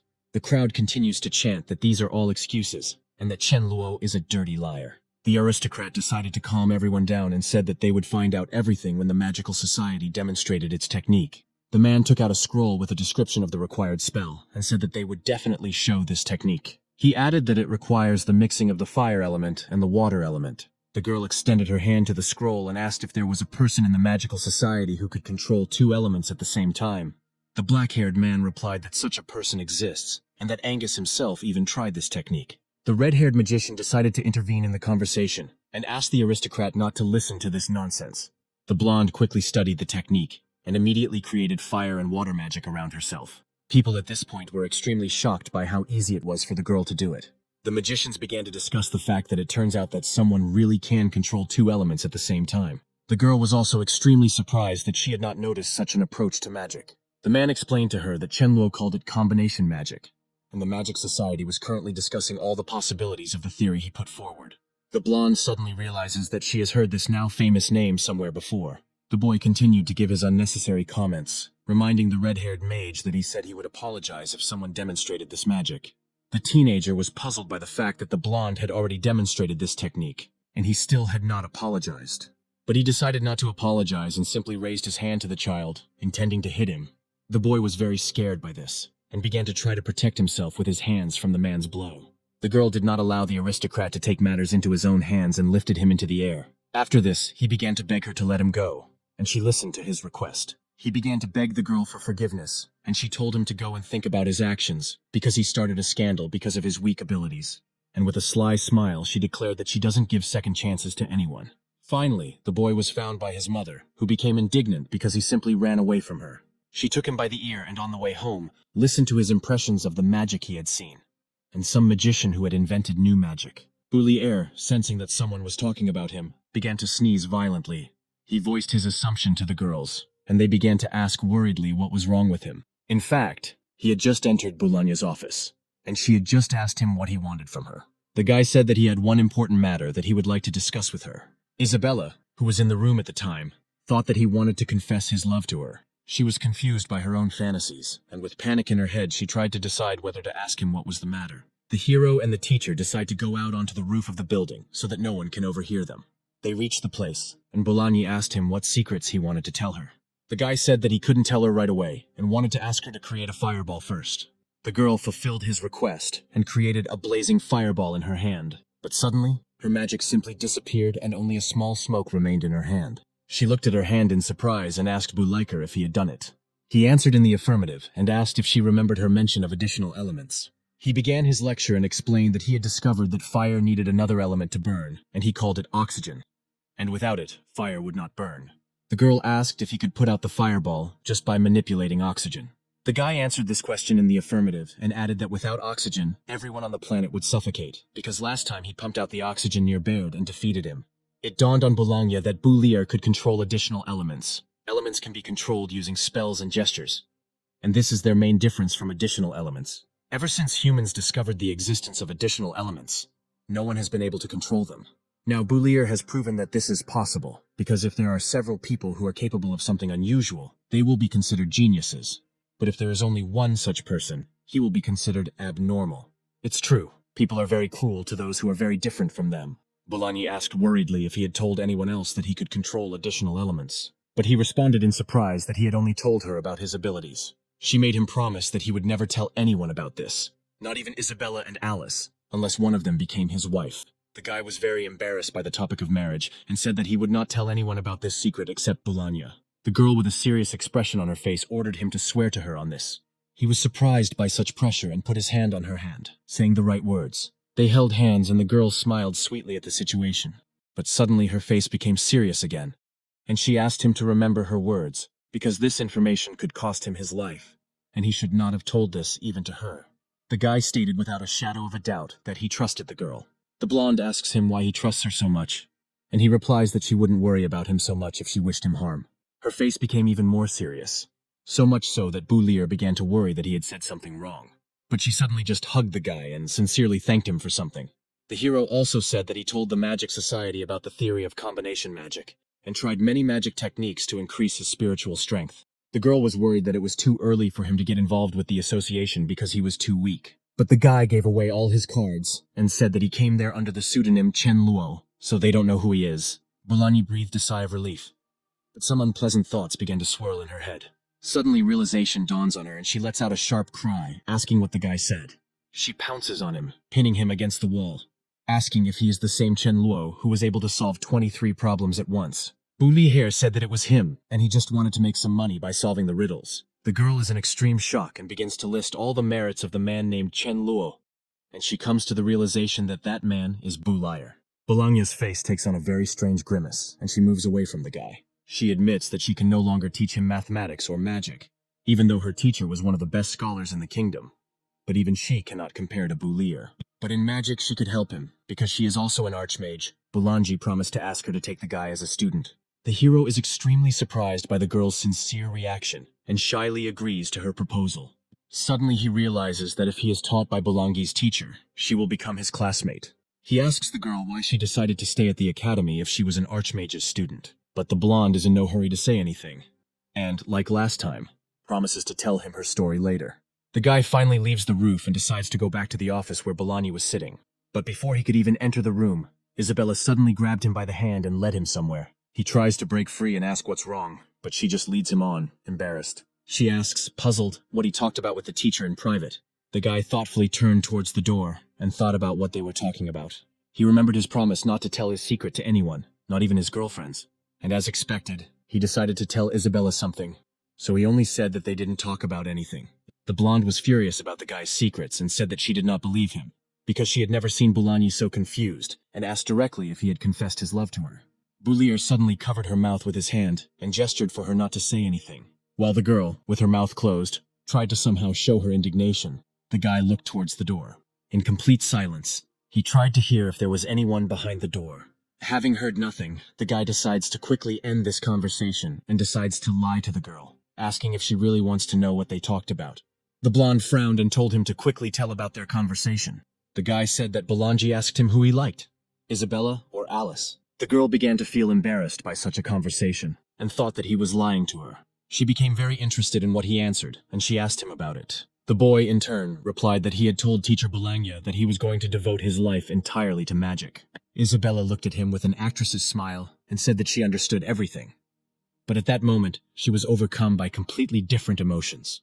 She realized that he was talking nonsense and decided to punish him by pulling hard on his right cheek. The girl gives him one last chance to tell the truth, and at that moment begins to cast a fireball spell. The protagonist invites her to stop and just talk. Continuing his lie, he explains that he told Bologna that he only regarded Alice as a fellow student, and that Isabella was his most beloved friend. He hopes that flattery will stop the girl from doing something rash. At this time, she thought that since Alice was just a classmate, and Isabella was just a friend, then Boulier liked someone else. She snorted angrily and began to leave the room with a thoughtful look.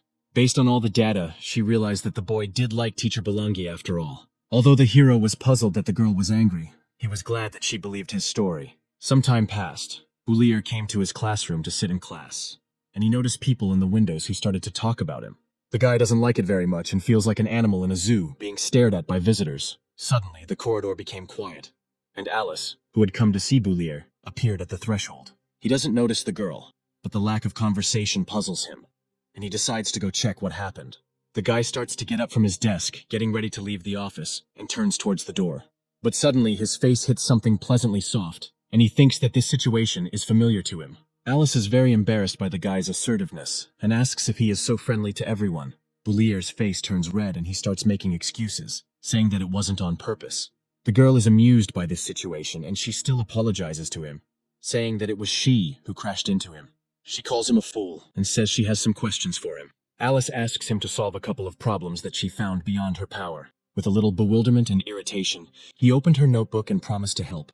The crowd outside the window was at that moment discussing their absurd collision. But suddenly Isabella appeared before their eyes, asking them what they were doing here. Someone from the crowd asked her whether she had come to see Boulier or for other reasons. By this time Alice came out to meet her, and the blonde asked her what she was doing there. A spirit of rivalry arose between them, and the girl with red hair decided to directly ask the blonde if she liked Boulier. Isabella looked away and irritably told her not to talk nonsense, because no one liked the black-haired one. But Alice quickly refuted her guess, saying that she liked Boulier. Isabella becomes angry and begins to be indignant, and the redhead calmly declares that she has fallen in love with him. And since the blonde doesn't like him, she won't try to take him away from her. But Isabella instantly becomes sad and says that even if that is the case, her friend has no chance, because Boulier loves someone else. Alice does not lose her fighting spirit and says that she will compete with her. But the blonde says that it is better not to try, because she is not her equal. The redhead assumes that Isabella herself wanted to steal the guy from her, and is thus only trying to deprive her rival of her fighting spirit. But the blonde walks past her upset and says that she doesn't want to steal anyone, and if Alice likes Boulier, then she doesn't care. The girl sat down next to the hero and began to work hard on that conversation, and the guy saw her indignant face and decided not to touch her today. The blonde decides to ask the guy who he would choose between Alice and her. This question leaves Boulier stumped, and while he is thinking, the girl looks at him angrily. He asks her a very reasonable question in response, asking why he should choose between them. The blonde stands her ground and says that he should choose and not ask unnecessary questions. Unable to cope with the load, his brain only gave out that between the two girls, he would choose magic, and Isabella declared that there were only two options. The guy's face lit up with a smile, and he asked if he could add another option. The blonde is surprised and asks if he wants to add Boulani as a third option, and he replies that it would be disrespectful to her. The guy asks if he can choose both, and Isabella gets even angrier and replies that he can't. Boulier becomes increasingly frivolous, and asks if she will lend him some gold if he chooses her. The girl's face suddenly turns red, as do her eyes, and she angrily orders him to be more serious. Finally, the guy decides to answer the question, and asks the girl if, as a wife, he should choose between them. The blonde told him to choose as he wanted, and the guy answered without hesitation that he would choose Isabella. This answer greatly embarrassed the girl, and she, without her former anger, asked why he decided so. The guy casually replied that Alice was older than her, more tender, and had bigger breasts.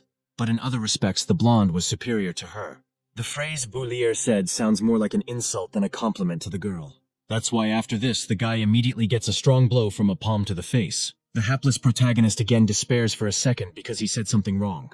After this, the blonde hurried to leave the office, and the guy decided to read a textbook.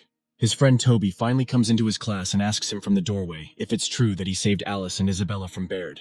Boulier casually replies that this is how it happened, and continues looking at the book. Toby begins to get indignant at this reaction. because the guy defeated a high-level mage, but acts as if nothing happened. Not considering it necessary to tell all the details, Boulier, answering the question of how he defeated Baird, says that he does not remember anything. His friend gets down on his knees and begs him to tell him at least some scraps of memories. He replies that he remembers how Baird wanted to kill him with a fireball, and he thought that he could absorb all of his magic and then win. And then he gathered all his strength and absorbed his magic. At the end, the hero said that eventually Baird's magic disappeared, and then he fainted. Toby was very inspired by this story, and with shining eyes asked Boulier to teach him this technique. But he answered him that when he woke up, he could no longer repeat this technique, so he would not be able to teach him. But he called this technique the law of oxygen absorption, and he had already told him the steps for using it, so if Toby trained well, then maybe he would be able to use this secret magic. Chubby says that he is not that brave, and even if he learns this technique, if he meets an enemy, he will get confused and forget everything. While comforting his friend, Boulier said that he believed in him and said that he should always have firm determination in his heart. He believed the black-haired man's sincere story and said that he would diligently study this law of oxygen absorption. Toby also reported that the place where one could climb over the academy's fence is now closed for the safety of the students. This news greatly surprised the guy, and he quickly got up from his seat and ran to the magical society. Toby couldn't figure out why his friend had jumped up so quickly, so he simply looked after him thoughtfully. At this time, the protagonist decided to change into Chenluo's attire, and just arrived at the association. He walked up to the counter on the first floor and asked the girl standing behind it to call the manager, Molly. She noticed the order of honorary member of the magical society on the guy's chest, and therefore decided that she could not let him down. The blonde walked him to Molly's office and told him that he needed to go there. The guy, without even knocking, simply went and opened the front door. The girl, apparently, was doing something important at that time, and therefore the sound of the opening doors scared her greatly. Boulier, who had just entered the office, saw Molly, who had fallen to the floor and lost her glasses. Without wasting any time, he walked up to the girl to help her up and offered her his hand.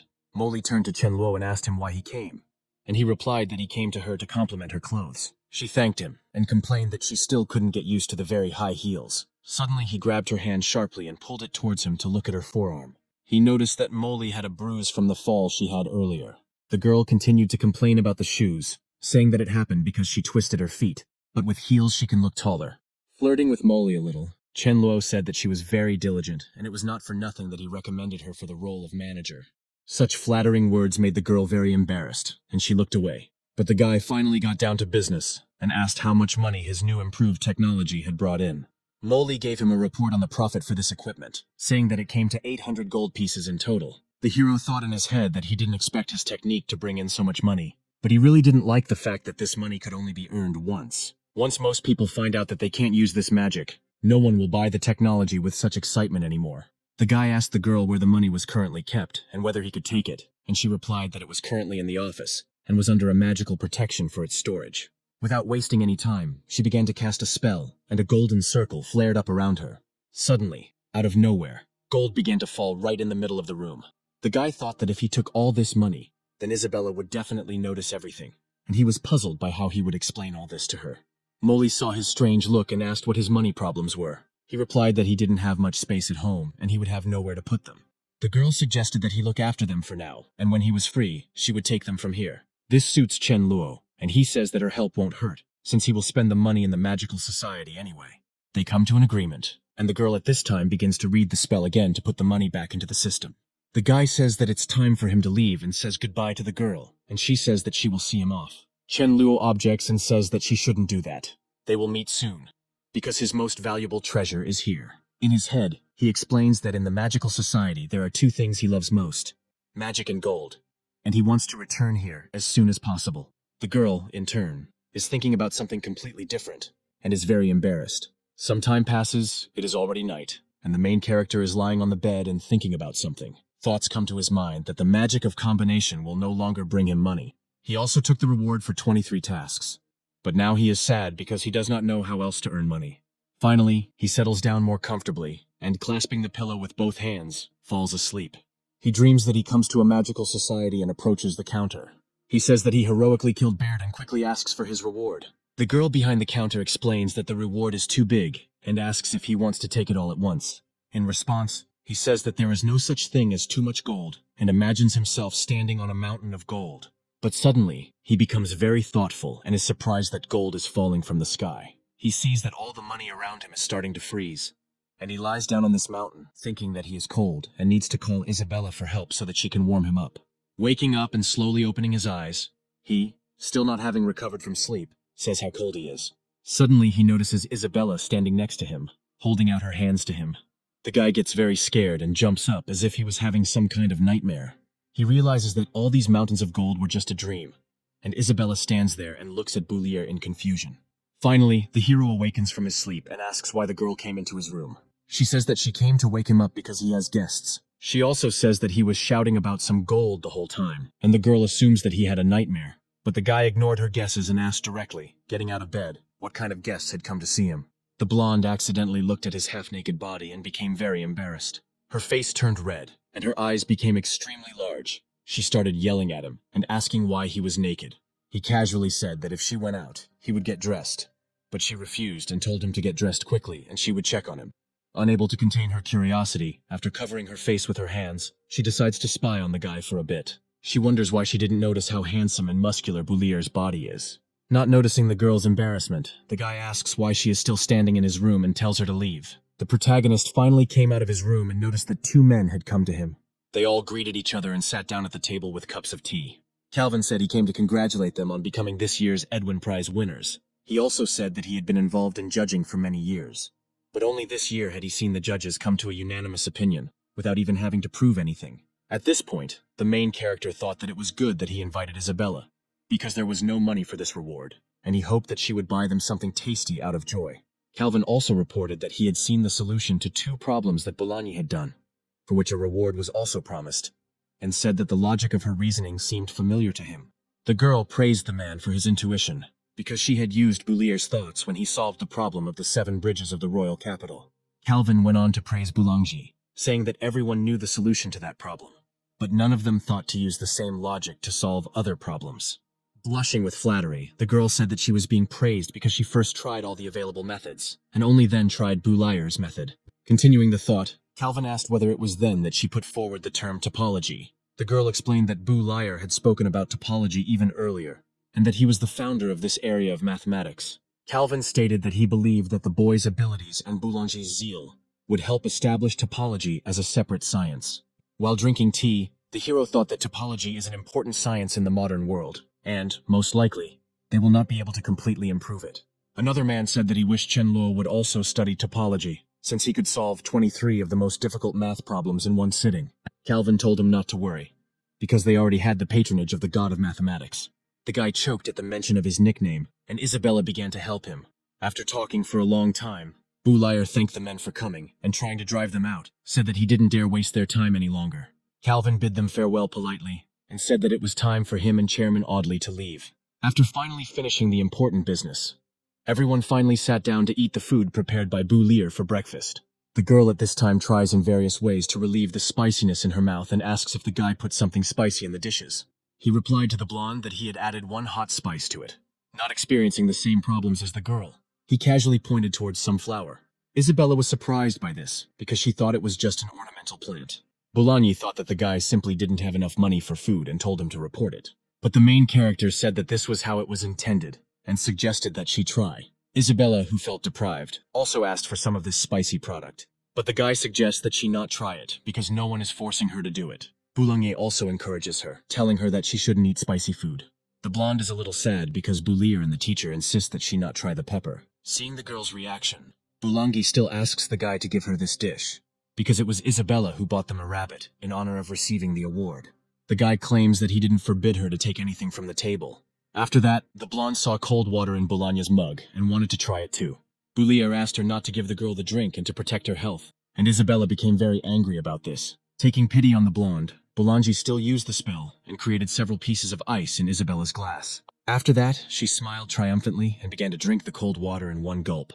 A little later, she felt ill, and lying under the blanket, she wondered why her stomach hurt so much. Boulier decided to take care of the girl. He brought hot tea, which he placed on the bedside table. Isabella saw this, and asked in surprise what he had brought her, because the drink looked rather strange. He explained that it was black tea with sugar, and if she drank it, the stomach pain would immediately go away. The girl was surprised by the color of this drink, because it looked a bit like blood. The guy didn't like these comments, and, trying to take the glass away, he said that if she didn't want a drink, he would take the tea, but she didn't give it to him. As she began to drink the mysterious black tea, she noticed that it was quite sweet and tasty. The effect was not long in coming, and she felt that her stomach began to hurt a little less. The guy said that she should take care of her health, and also added that she had become somehow different lately. He had already left to go about his business, but the girl asked him to stay and talk to her about something. She was surprised that the guy noticed that she was not the same as before. But suddenly it occurred to her that she did not know why she stopped him, because she could not ask him directly about such things. Realizing that she has nothing to ask, she asks what element he will study when he becomes a beginner-level mage. It suddenly dawns on her that this question is inappropriate, since the guy has already talked about it. But he suddenly says that he will study the element of water. This surprises her greatly, because earlier he said that he wanted to study the element of fire. He explains that he changed his mind, because fire is good for attack, but it is not suitable for defense, and water has both functions at a good level. People underestimate the water element, so he will wear the mantle of a water mage, and his enemies will think of him as weak. He wants to pretend to cast a spell and create a blue ball of water, and then catch the enemy off guard. Isabella states that in that case, she intends to study the element of fire. The guy is also surprised, because she wanted to study the element of air, and he asks why she changed her mind. She replies that the fire element's attack power is on a completely different level, and she will be able to protect Bulir until he becomes a top-level mage. The guy is surprised and says that studying magic is a lifelong task, and she doesn't need to protect him all the time. But he doesn't have time to finish speaking, and she interrupts him by saying that she has already decided everything for herself. Bulir looked at her with a puzzled expression, and tears began to well up in her eyes, and she asked if he believed her. The guy didn't answer her question, but asked her to better protect herself, not him. A day passed. The hero came across Bolanji, who asked him to help with a couple of problems. Isabella had already gotten better, and now she watched as Boulier, who had agreed to help, took the written sheets of paper. After that, she left them, saying that she would go practice magic, and Bolani asked the guy why she had become so unsociable. She noted that earlier, Isabella would have gone to study math with them, but the guy explained that she wanted to seriously study magic. At this time, Isabella was thinking that she needed to stand up stronger. Only in this way could she be with Boulier. She moved to the training room to practice. Suddenly, Alice came to her, who in turn was looking for Boulier. She asked what Isabella was doing here alone, and where the guy was now. The blonde replied sadly that he was currently studying mathematics in Bologna's office. The redhead said that she didn't want to disturb them because she just wanted to tell them good news, and suddenly said that now she would have to share it with Isabella. Her taunts didn't work, and she wondered why the blonde didn't react to Boulier's mentions. Alice handed the girl a document and said that she was now the first student at the academy to advance to the entry-level magician. Isabella extended her hand towards the sheet of paper and said that now she would have something to practice fireball magic on. Alice took the jibe and returned it by noting that the blonde only practices the fireball technique every day, and apparently has already burned out all her emotions.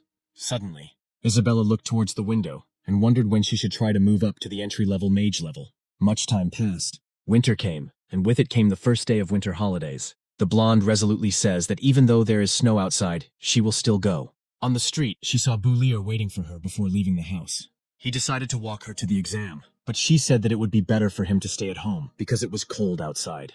But he said that he was also going to take the exam to become a beginner magician and wanted to go together. Isabella was very surprised and asked if he had already reached the required amount of spiritual power. He said that he had just finished learning the basic level magic of all 4 elements a couple of days ago. But in reality, he doesn't really need this mage's certificate. But this is the only way he can get the mantle of a water mage. For a while, they simply walked past the houses without saying a word. Suddenly, Isabella called the guy by name to say something. He stopped, turned towards the girl, and asked what she wanted. The blonde's face took on a serious look, and she said that she wanted to ask something. The hero was very surprised, because he already understood where this question could lead. She asked why his spiritual power had increased so quickly, and reflected on the fact that when they first met, he couldn't even create a single fireball, and only a semester had passed, and he had already mastered the magic of all 4 elements. After reaching the initial level of a mage, the difference in their strength will grow more and more. The guy only said that everyone learns magic at their own pace and she shouldn't worry. He gently placed his hand on her head and said that he would be the first to move to the highest level, and then he would be the one to protect her. The girl was embarrassed, but did not play along with him, throwing his hand away and saying that she would be the first to reach such a level. The hero did not give in to her, and also declared that he would be the first, and they went towards the association. Entering the building, Isabella said that the fire mages were taking an exam on the 2nd floor, and therefore they should split up. The girl behind the counter said that Mr. Halls, who had higher standards, would be taking the exam today. The guy thanked the blonde and followed her so that she could lead him to the office. When she reached the office, the girl knocked on the door and said that a young man wanted to take the entry-level exam. Finally, he was invited into the examination room, and there he saw a man sitting alone. Examiner Halls turned out to be a man with a mustache, who quickly told the young man to show his magic. The man had just started leafing through the book when the young man called him over to watch the performance. The mustachioed man was very surprised by the speed of the spell's creation, and quickly moved his gaze. Bulayer demonstrated magic in the form of a created alien head, and the examiner was surprised by his abilities. He said that the speed of magic activation is quite fast, and the concentration of spiritual power is excellent. It is clear that the guy has trained a lot, but suddenly his attention was drawn to the guy's face, and he asked if they had met before. He said that it was impossible since it was his first time taking the exam, and thought that he had seen him in the form of Chen Luo. The man asked the boy if he had taken the exam at the student level and why he needed an exam at such a high level. Bulayer realized that he had taken the fire elemental exam in the form of Chen Luo, and there was no information under his name. He explained this by saying that he was usually busy with training and completely forgot to take the student exam. The examiner explained that every child at the age of 8 takes a pupil's exam, and since he still hasn't passed it, it means that he is a natural-born talent who didn't study as a child. Without such talent, he would have progressed very slowly in mastering magic.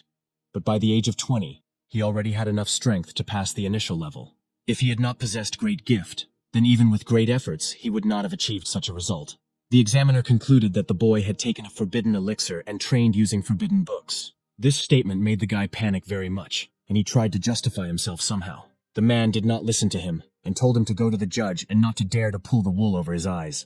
The guy said he would wait until the examiner calmed down, and then explain. Suddenly, he concentrated and summoned the water dragon technique. Halls was very surprised, because even mid-level mages cannot always summon a water dragon. He decides to use high-level water magic to subdue the boy. The man placed a large water barrier in front of himself, just before the dragon started flying into him. But suddenly, Bulier's technique simply turned into a small stream of water. It acted like a cold shower to cool the examiner's ardor. Bulayer later explained that he did not take the apprentice exam because he chose the wrong major. As a child, he dreamed of becoming a fire mage. But fire was not easy for him, so there was no progress in his studies. And then he found out that he had great abilities in water element magic. He started studying magic again. Besides, he is not that strong at all, because he cannot fully control the water dragon. Halls became very angry and started shouting that the guy couldn't fool him. Bulayer countered that he was a student at the academy, and his teacher was Bulangi, so the examiner could check his background if he wanted. Halls agreed to this proposal, but said that he would go call the Shandonas, and the guy should stay here and wait for him. He thought that perhaps he was mistaken about the hero, because either children from respectable families or geniuses study at the academy. The mustachioed man closed the door with a slam and went to find out information, and Bulayer thought that he was quite strange. Suddenly the guy noticed that someone was knocking on his door, and when he approached and started to open it, he thought that he had returned too early. Molly, trying to hold onto a stack of papers, turns to Halls, saying that she brought a list of those who took the exam, and Bulayer says that the examiner recently went out on business. The girl did not raise her eyes and did not see who was standing in front of her, but in this voice she recognized the voice of Chen Luo. But when she raised her head, she suddenly saw Bulayer standing in front of her. Surprised to see another person in front of her, she accidentally drops the entire stack of papers. She looks at the guy in fascination, thinking that she definitely heard Chen Luo's voice. Deciding not to guess the answer, she directly asks Bulayer if he is Mr. Chen Luo. Suddenly, Isabella, who has just finished an exam, notices them. She looked very angry, because Bulayer and Molly were in a very unflattering position at this time. The guy didn't understand why she looked like that and asked her directly why she came here. But in response to his question, she, clasping her hands, loudly answered why she could not come. Molly moved closer to him and said that this time she would let the guy go, but next time he would tell her the whole truth. Isabella was very puzzled and angry that she thought the couple were hugging here. Hearing such an absurd statement, both young men turned and looked at each other strangely. The blonde immediately went into action, starting to create a spell and, out of jealousy, scold the guy. Bulayer demanded that Molly let her go so that he could explain everything to Isabella. But she wasn't going to let him go, and so the guy screamed and asked for help. The girl took it upon herself to explain everything, and said that she was simply assigned to watch him, and she apologized for this misunderstanding. Isabella suddenly came to her senses and looked at the girl with blue hair in surprise. She wondered why she was told to watch Bulayer, and she replied that she was simply following orders. She collected all the documents and then said that she still needed to deliver information, and therefore she was leaving. At this point, the guy simply stood in the middle of the room and looked thoughtful.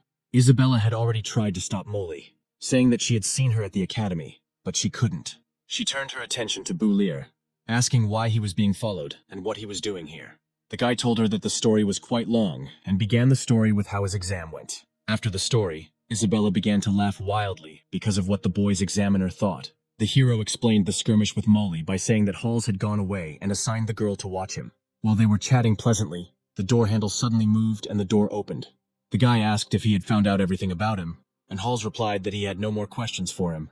He also brought with him Chairman Angus, who wanted to talk to Boo Lear. The young man with white hair showered the boy with compliments about his talents in magic and mathematics. He greeted the chairman politely and said that he was a very ordinary person. Angus also asked what Isabella was doing in the exam room. She asked, confused, if he had forgotten that he himself had invited her to the magical society, and that she, too, was Chandanasa's student. Angus smiled kindly and said that he didn't remember anything like that, and asked if it was true that Boulier was dating Isabella. The guy was very surprised that the girl had already become a member of the magical society, and the blonde began to praise herself. The chairman said he would like to invite Boulier to join their society. He responded approvingly and asked if he had passed the test to become a beginner-level mage. Halls called himself careless, and finally handed the boy the robe with the order of honorary member. Now Boulier is considered a qualified entry-level mage. The boy thought that, having touched the robe, he finally felt that he had become a part of this world. After the hero left the association, Halls and Angus discussed how the black-haired man looked like someone. Walking home, the guy thought that he needed to get more money because magic of his level costs more. It looks like he'll have to spend all the money he has to catch Baird. But by the time he gets up the level ladder, the prices will probably be sky high. He decides to come up with a new way to earn money, because studying magic is very expensive. Boulier, who is oblivious to everything around him, is suddenly hit on the head by a snowball. The one who threw the snowball at him turned out to be Isabella, who became very happy after that. Playing along with the girl, the guy decides to take revenge on her and creates a huge snow globe using water magic. But the blonde is not going to give up either, and so she begins to create a fireball in her hands in place of the snowball. The guy said with anticipation that she would regret her words. But after some time, while in the shower, he admitted that he really had burned. He came out of the shower room, saw Belangui sitting, and asked her where Isabella was. And she answered that the holidays had started and she had gone home. The teacher also asked him when he was going to visit his family and go home. The guy explained that since his father died, his mother is sad all the time, and if she sees him, she will constantly cry. He does not want to hurt her, and therefore asks to stay with the girl. He thought that he was not the real Boulier after all, so if his mother saw him, it would be very awkward. Bouligny was a little upset after this story and hugged the guy to her chest, saying that he could stay here as long as he wanted, and tomorrow they would go shopping for groceries. And then she smiled slyly, because now the hero will feed her 3 times a day. A new day came, morning came, and the main character and his teacher went out to buy groceries. They approached the mathematical society and Boulanger asked him to stop because she needed to deliver an article. Sitting in the common room, he overheard a conversation between 2 mathematicians who were talking about how a new problem had just recently appeared, and someone had solved it in one fell swoop. The 2 young men began to complain that they had already come up with a solution, but had not yet had time to deliver it. This conversation gave rise to reflection, and the hero immediately came up with a brilliant idea for earning money, which he announced out loud. 2 men turned around at the sound and looked at the guy strangely. As she left the Mathematical Society building, Boulanger was surprised to see vegetables lying on the ground. Boulier admitted that he dropped them by accident. The girl was worried that someone might crush them, so she asked the guy to collect them quickly. Tossing a tomato in his hand, he said that he had everything under control, and there was an egg under his foot. A second later, he looked at his feet and saw a broken egg and a bruised tomato. He was overcome with panic, because now he would not be able to cook eggs with tomatoes, which Boulanger loved so much. Crushing a tomato in one fell swoop in her hand, she declared with irritation on her face that she was not angry at all. At this time, the hero thought that first he needed to save his life, and then earn money. They finally got home. Boulanger looks very pleased and says that Boulier is a good boy. Rubbing his sweaty face with his shirt, he says he's glad the girl is happy. Licking her fingers, she declares that the taste is simply amazing and she wants more. But the guy answers negatively and says that she has already eaten 3 servings of potatoes with eggs for lunch, a plate of potatoes with peppers for dinner, and 2 bowls of chicken soup, and asks her to stop. The girl listened to his request and sadly said that she would go study math while he washed the dishes. He thought that Boulanger was offended and promised himself to cook more dishes tomorrow. But apparently the girl wasn't offended. She brought the guy a bag of money, telling him to buy more groceries tomorrow. In response, he said that tomorrow he would cook 5 servings of fried chicken with potatoes. And at that time, he thought about a plan for how to make money. He finally figured out how to get gold, but he didn't have the means. But now he has them.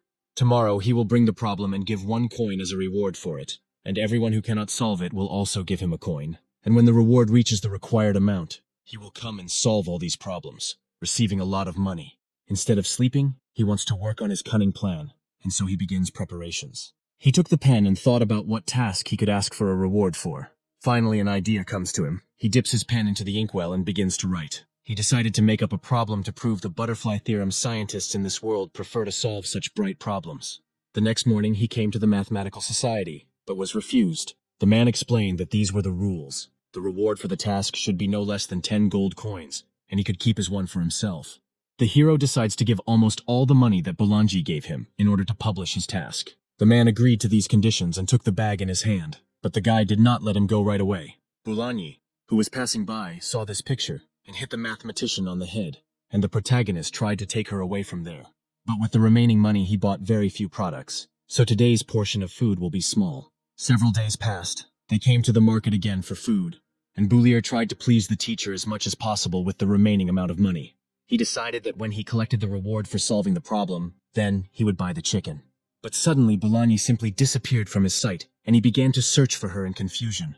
And taking advantage of the moment, he decided to run to the Mathematical Society to see how much the reward had increased. On the way, he met Bulanji, who said that she had gone to the association, and a new task had appeared there, which she had quickly solved.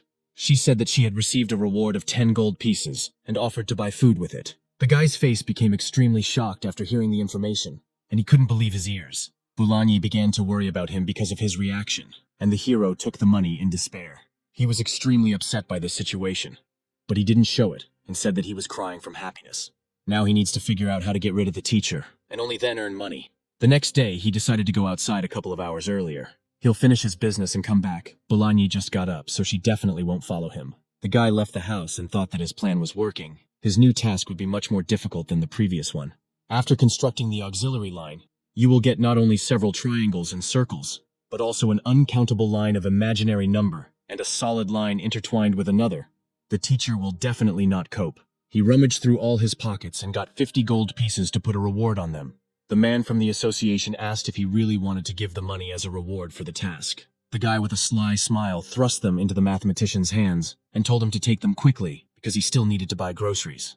Running away from the Mathematical Society quickly, Boulier went to the market, and the man suddenly thought that maybe this guy stole the money.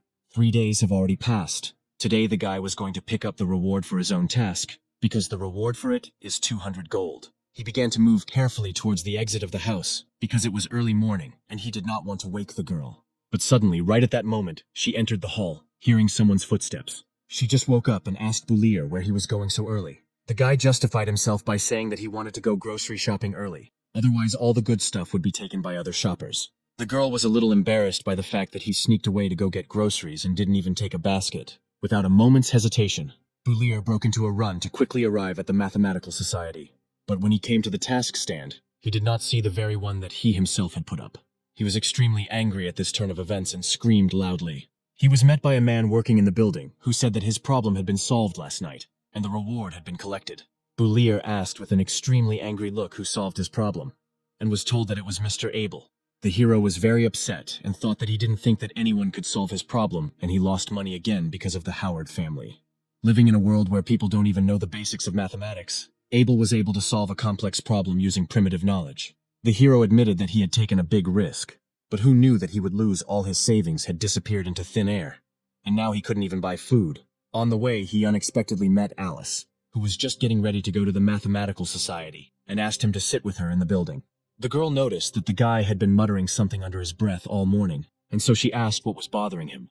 The guy replied that he would tell her directly, and asked in no uncertain terms whether they would remain friends if she did not agree. Alice assured him that she would not be angry and thought about a declaration of love. He had just started to ask if she agreed, when the girl immediately screamed that she agreed. And then the hero, with a smile on his face, said that he knew Alice was very generous, and asked her to lend him 20 gold coins. The redhead got angry because of such tricks, and asked if he wanted to say only that, and received an affirmative answer. She snorted angrily and threw his hand away, then walked away. The guy was very alarmed by the fact that the girl was so angry with him because of money. Suddenly, someone nearby asked if it was Boulier, and Calvin, who was standing nearby, said that it was him and that he would recently receive the Edwin Award. The man in glasses said with a smile that he did not know that prize winners are forced to borrow money. Boulier asked him who he was, but he ignored the boy and went off with his students to look at the board with the awards of the Yabo City Mathematical Society. This attitude made the guy extremely angry. His day was not going well, because even passers-by were dragging him through the mud. Calvin suddenly grabbed the guy by the hand and said that only the guy could help him, or even save the entire kingdom of Lonan. He sadly stated that he was not in the mood to joke with him and asked him not to talk about saving Lonan, because he couldn't even take care of himself. But Calvin replied that this was no joke. If Boulier did not do anything, the honor of the state would be destroyed and the man would become a criminal. The chairman was overwhelmed with emotion and knelt down in front of the boy, asking God Chen to save him. The hero felt extremely awkward about this, and the man said that he would only get up if Boulier promised to help him. This picture was noticed by Boulanyi. She had just entered the building and was very surprised by this situation. Calvin explained that he almost twisted his ankle, but Boulier came and saved him, and he ended up in the Mathematical Society only because he decided to wait out the rain there. He explained that he saw Calvin fall and extended his hand to help him. Boulanyi didn't bother to look into the situation and simply invited the guy to a conference. The conference turned out to be about the fact that scientists from GI had arrived in the city of Yabo, and all the most difficult problems had already been solved. New problems are emerging now, but they are not comparable to the 23 that were before, and these scientists are free to decide whatever they want. Yabo City is their last stop. If they don't come up with a task that those people can't handle, then the continents of the Lonan state will lose face. The chairman asked everyone present if they had any ideas for the tasks. The guy at this time looked at Abel, who probably took those 50 gold pieces with him. Boulanyi asked Boulier if he had come up with anything. He remained silent for a while, and the girl changed the subject and asked him to forget about it. Apparently, she was a little upset that the guy didn't come up with anything. People began to slowly disperse because no one had any ideas. Calvin decided to put pressure on them, saying that it was a pity that everyone was leaving, because His Majesty had explained a reward of 5,000 gold pieces for this task. The hero suddenly heard about the money and his face changed completely. The chairman began to say in an actorly manner that, apparently, they would all have to surrender.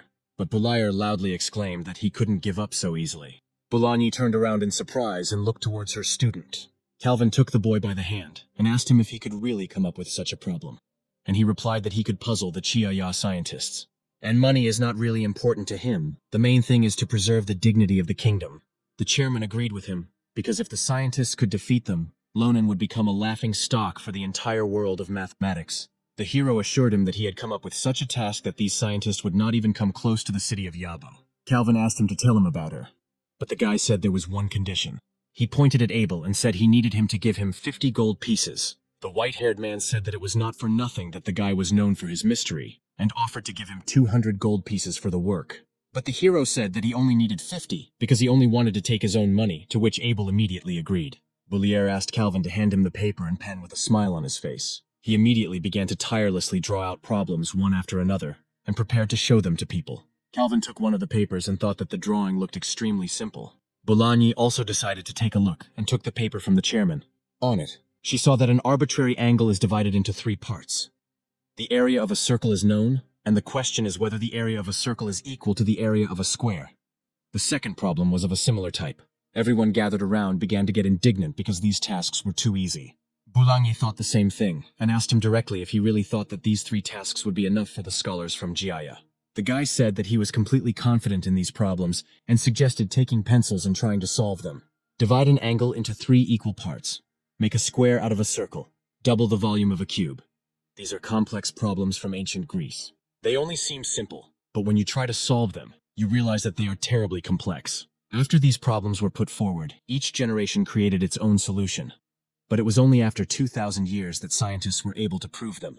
These problems seem very simple, but in reality, they cannot be solved with a ruler and compass. All evening, Boulanyi's teacher tried to solve these problems, but she couldn't do it. Before she knew it, it was almost nighttime, so Bouliger suggested that she go home and get some sleep. They went home, but suddenly the guy was called out by a white-haired guy named Abel. He decided to catch the guy and asked if there was actually a solution to these problems. Boulier smiled at him arrogantly and asked him what he thought. Not hearing any answer to the question, the guy turned around and walked away, telling him to think about it more. This mocking attitude towards the head of the Howard family made Abel angry. When the boy and Boulanyi went outside, she asked directly if there was a solution to these problems. He responded by saying that they couldn't be solved with a ruler and compass, but that in about 2,000 years, Abel and those scientists would figure out the answer. They finally got home. Boulier cooked food for himself and the girl, and she responded by saying that he was simply a master. The hero began to clear away the dishes, and desperately declared that she probably meant that he would now be her cook. But he was not allowed to continue the dialogue, because someone suddenly started knocking on the door. It seemed that Calvin had come to see them, and Boulanger decided not to keep him waiting at the door. He was asked to take his time, and then hot water was poured into a glass for him. The chairman was very cold and covered in snow, and he wondered if it was true that those scientists would not be able to solve the new problems. The guy replied that he knew what he was talking about, and there was really nothing to worry about. He stated that these problems definitely cannot be solved by anyone in this world. Calvin breathed a sigh of relief and said that after the guy's words, he became calm. He thanked Boulanger and said that he would personally go to the capital and tell about his merits when everything was over. But he asked him not to do this. The only thing that was important to him was the king's promise regarding the money. The chairman told him not to worry, because the king of Lonan would never deceive him. And after that, the man decided to say goodbye. Calvin left Boulanger's house and was about to leave on business at the Mathematical Society. But on the way, he met some guy who asked worriedly what would happen to the association if scientists could solve those problems. But the man assured him that they would definitely not be able to solve these 3 problems, because Boulanger was a rather famous mathematician. He said that he would let those idiots know how scary the great Boulanger was. Sometime later, the man finally came to the Mathematical Society and noticed the group with Jia on the way out. They declared that they had already solved all the problems in the city of Yabo, and did not dare to linger there any longer. The leader of this math gang said that they were going to return home today. But Calvin, holding out his hand to him, said with irritation that they had not yet had time to thank them for solving the problems. The blonde replied that they just wanted to earn money and spend it on the trip home. The chairman said that their scientists had recently come up with 3 more problems with a good reward for them, and suggested that they try to solve them, to which the boys agreed. Taking a piece of paper from somewhere in his pockets, Calvin handed it to the blonde.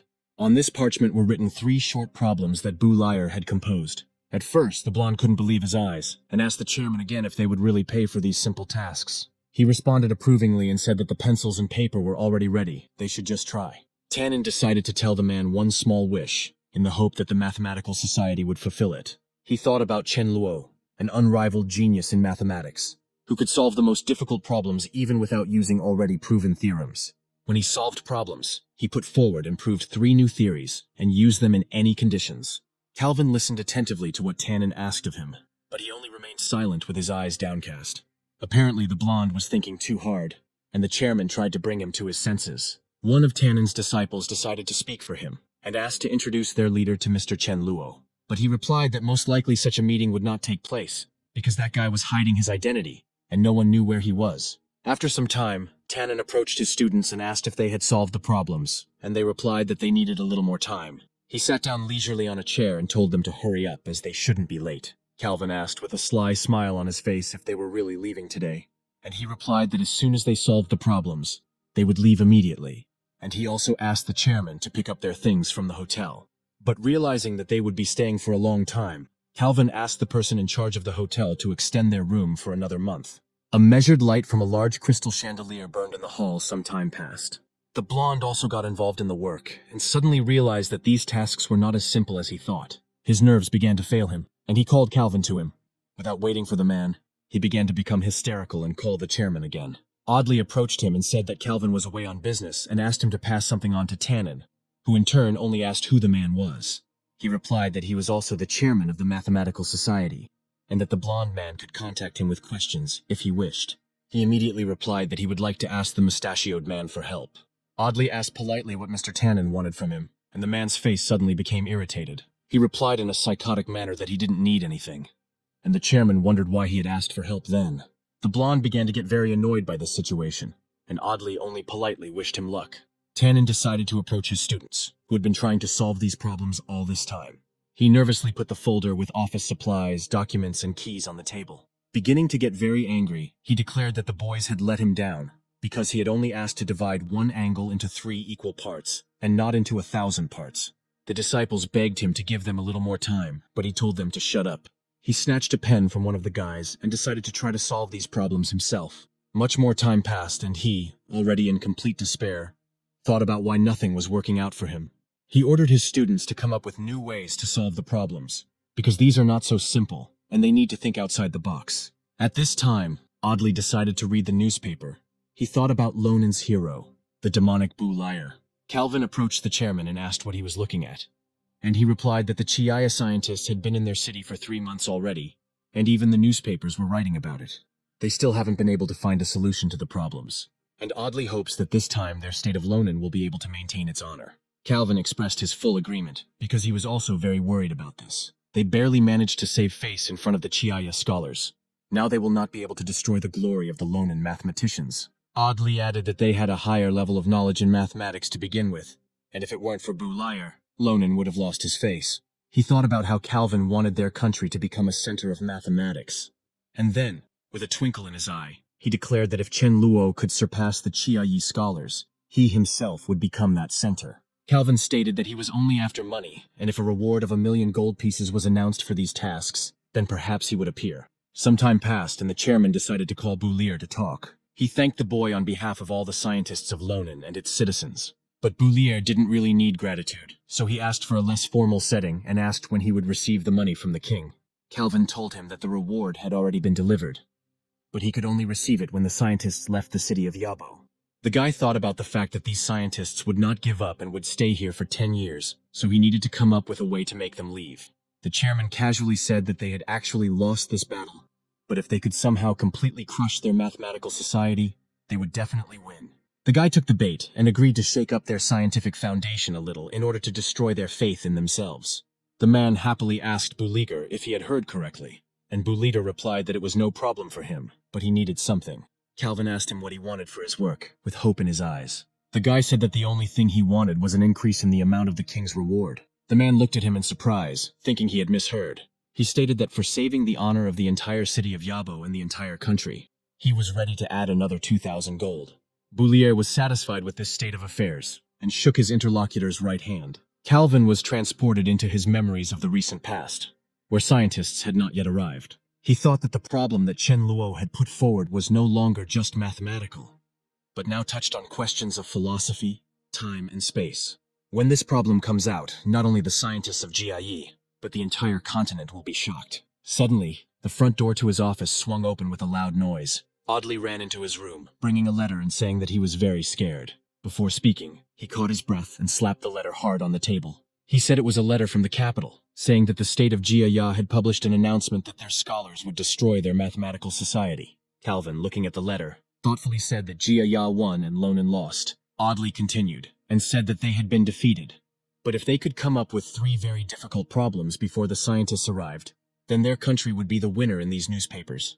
Calvin in turn squeezed the letter he had brought with force and asked why he thought they had lost. He angrily stated that the competition was not over yet, and they could not admit defeat. The man promised himself and Chairman Audley to send the people of Chiaya to hell.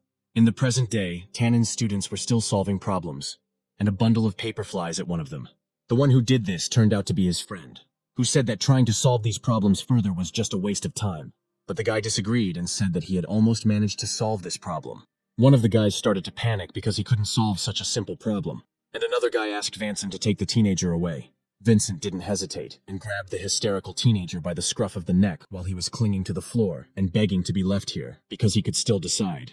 Suddenly, he notices that another task has appeared on the notice board.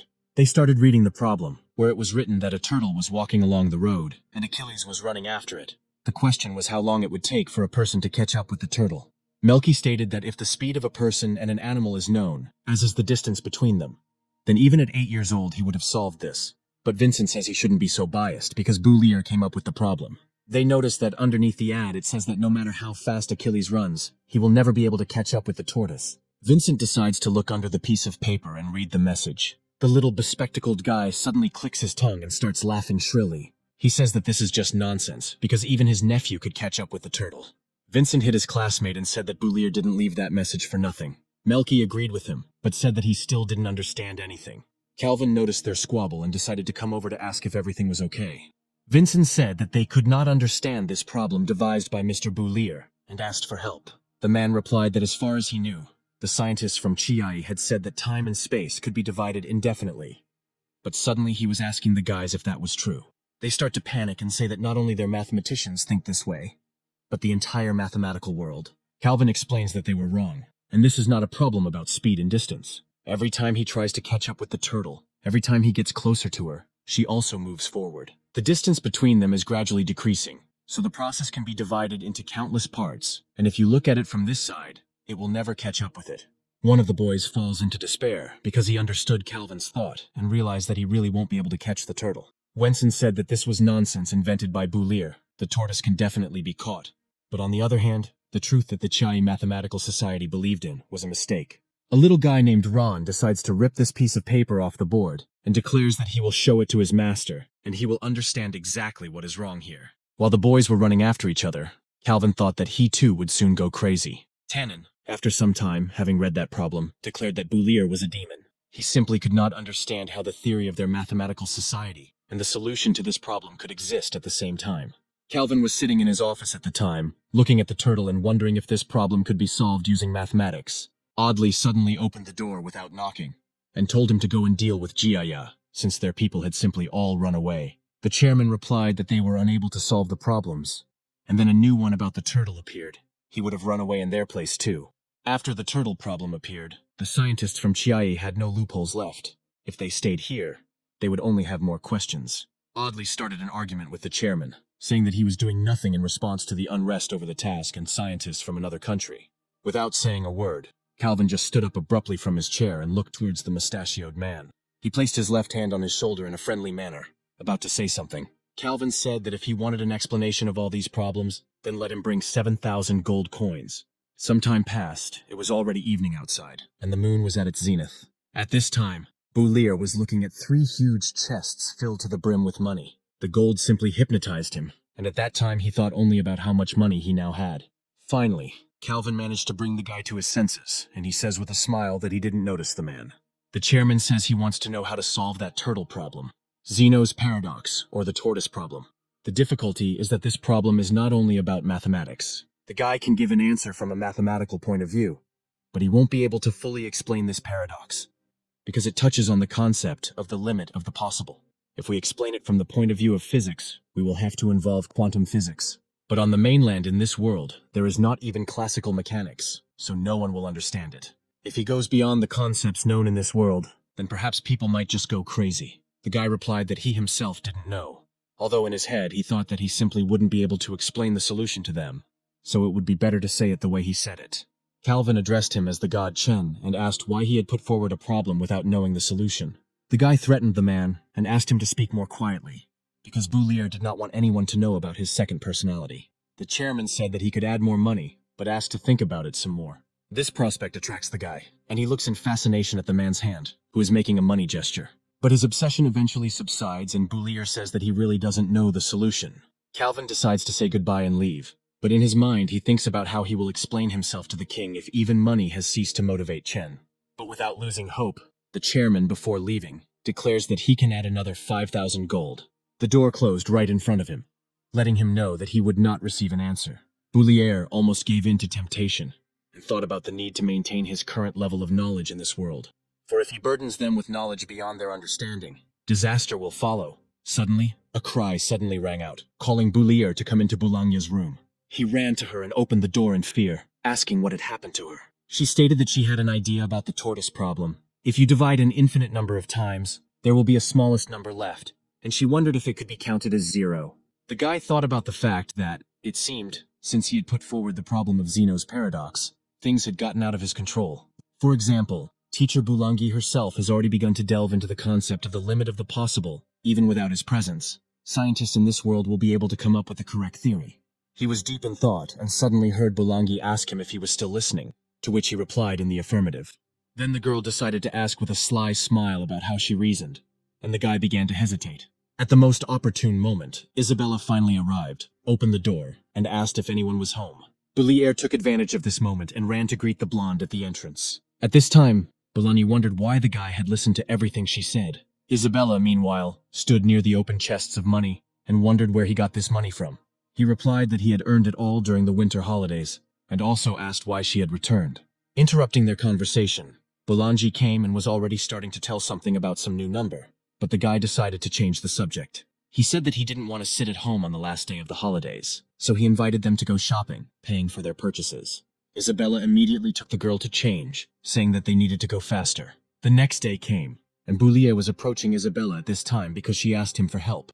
He thought she had a problem with the assignment, but she said she didn't know which university in the capital to choose on the graduate application form. The guy said that there was nothing complicated about it, and let her choose what she liked best. He didn't understand the girl's hint, and so she angrily snatched her piece of paper from his hands. Boulier explained that he could not decide for her where she should go to college.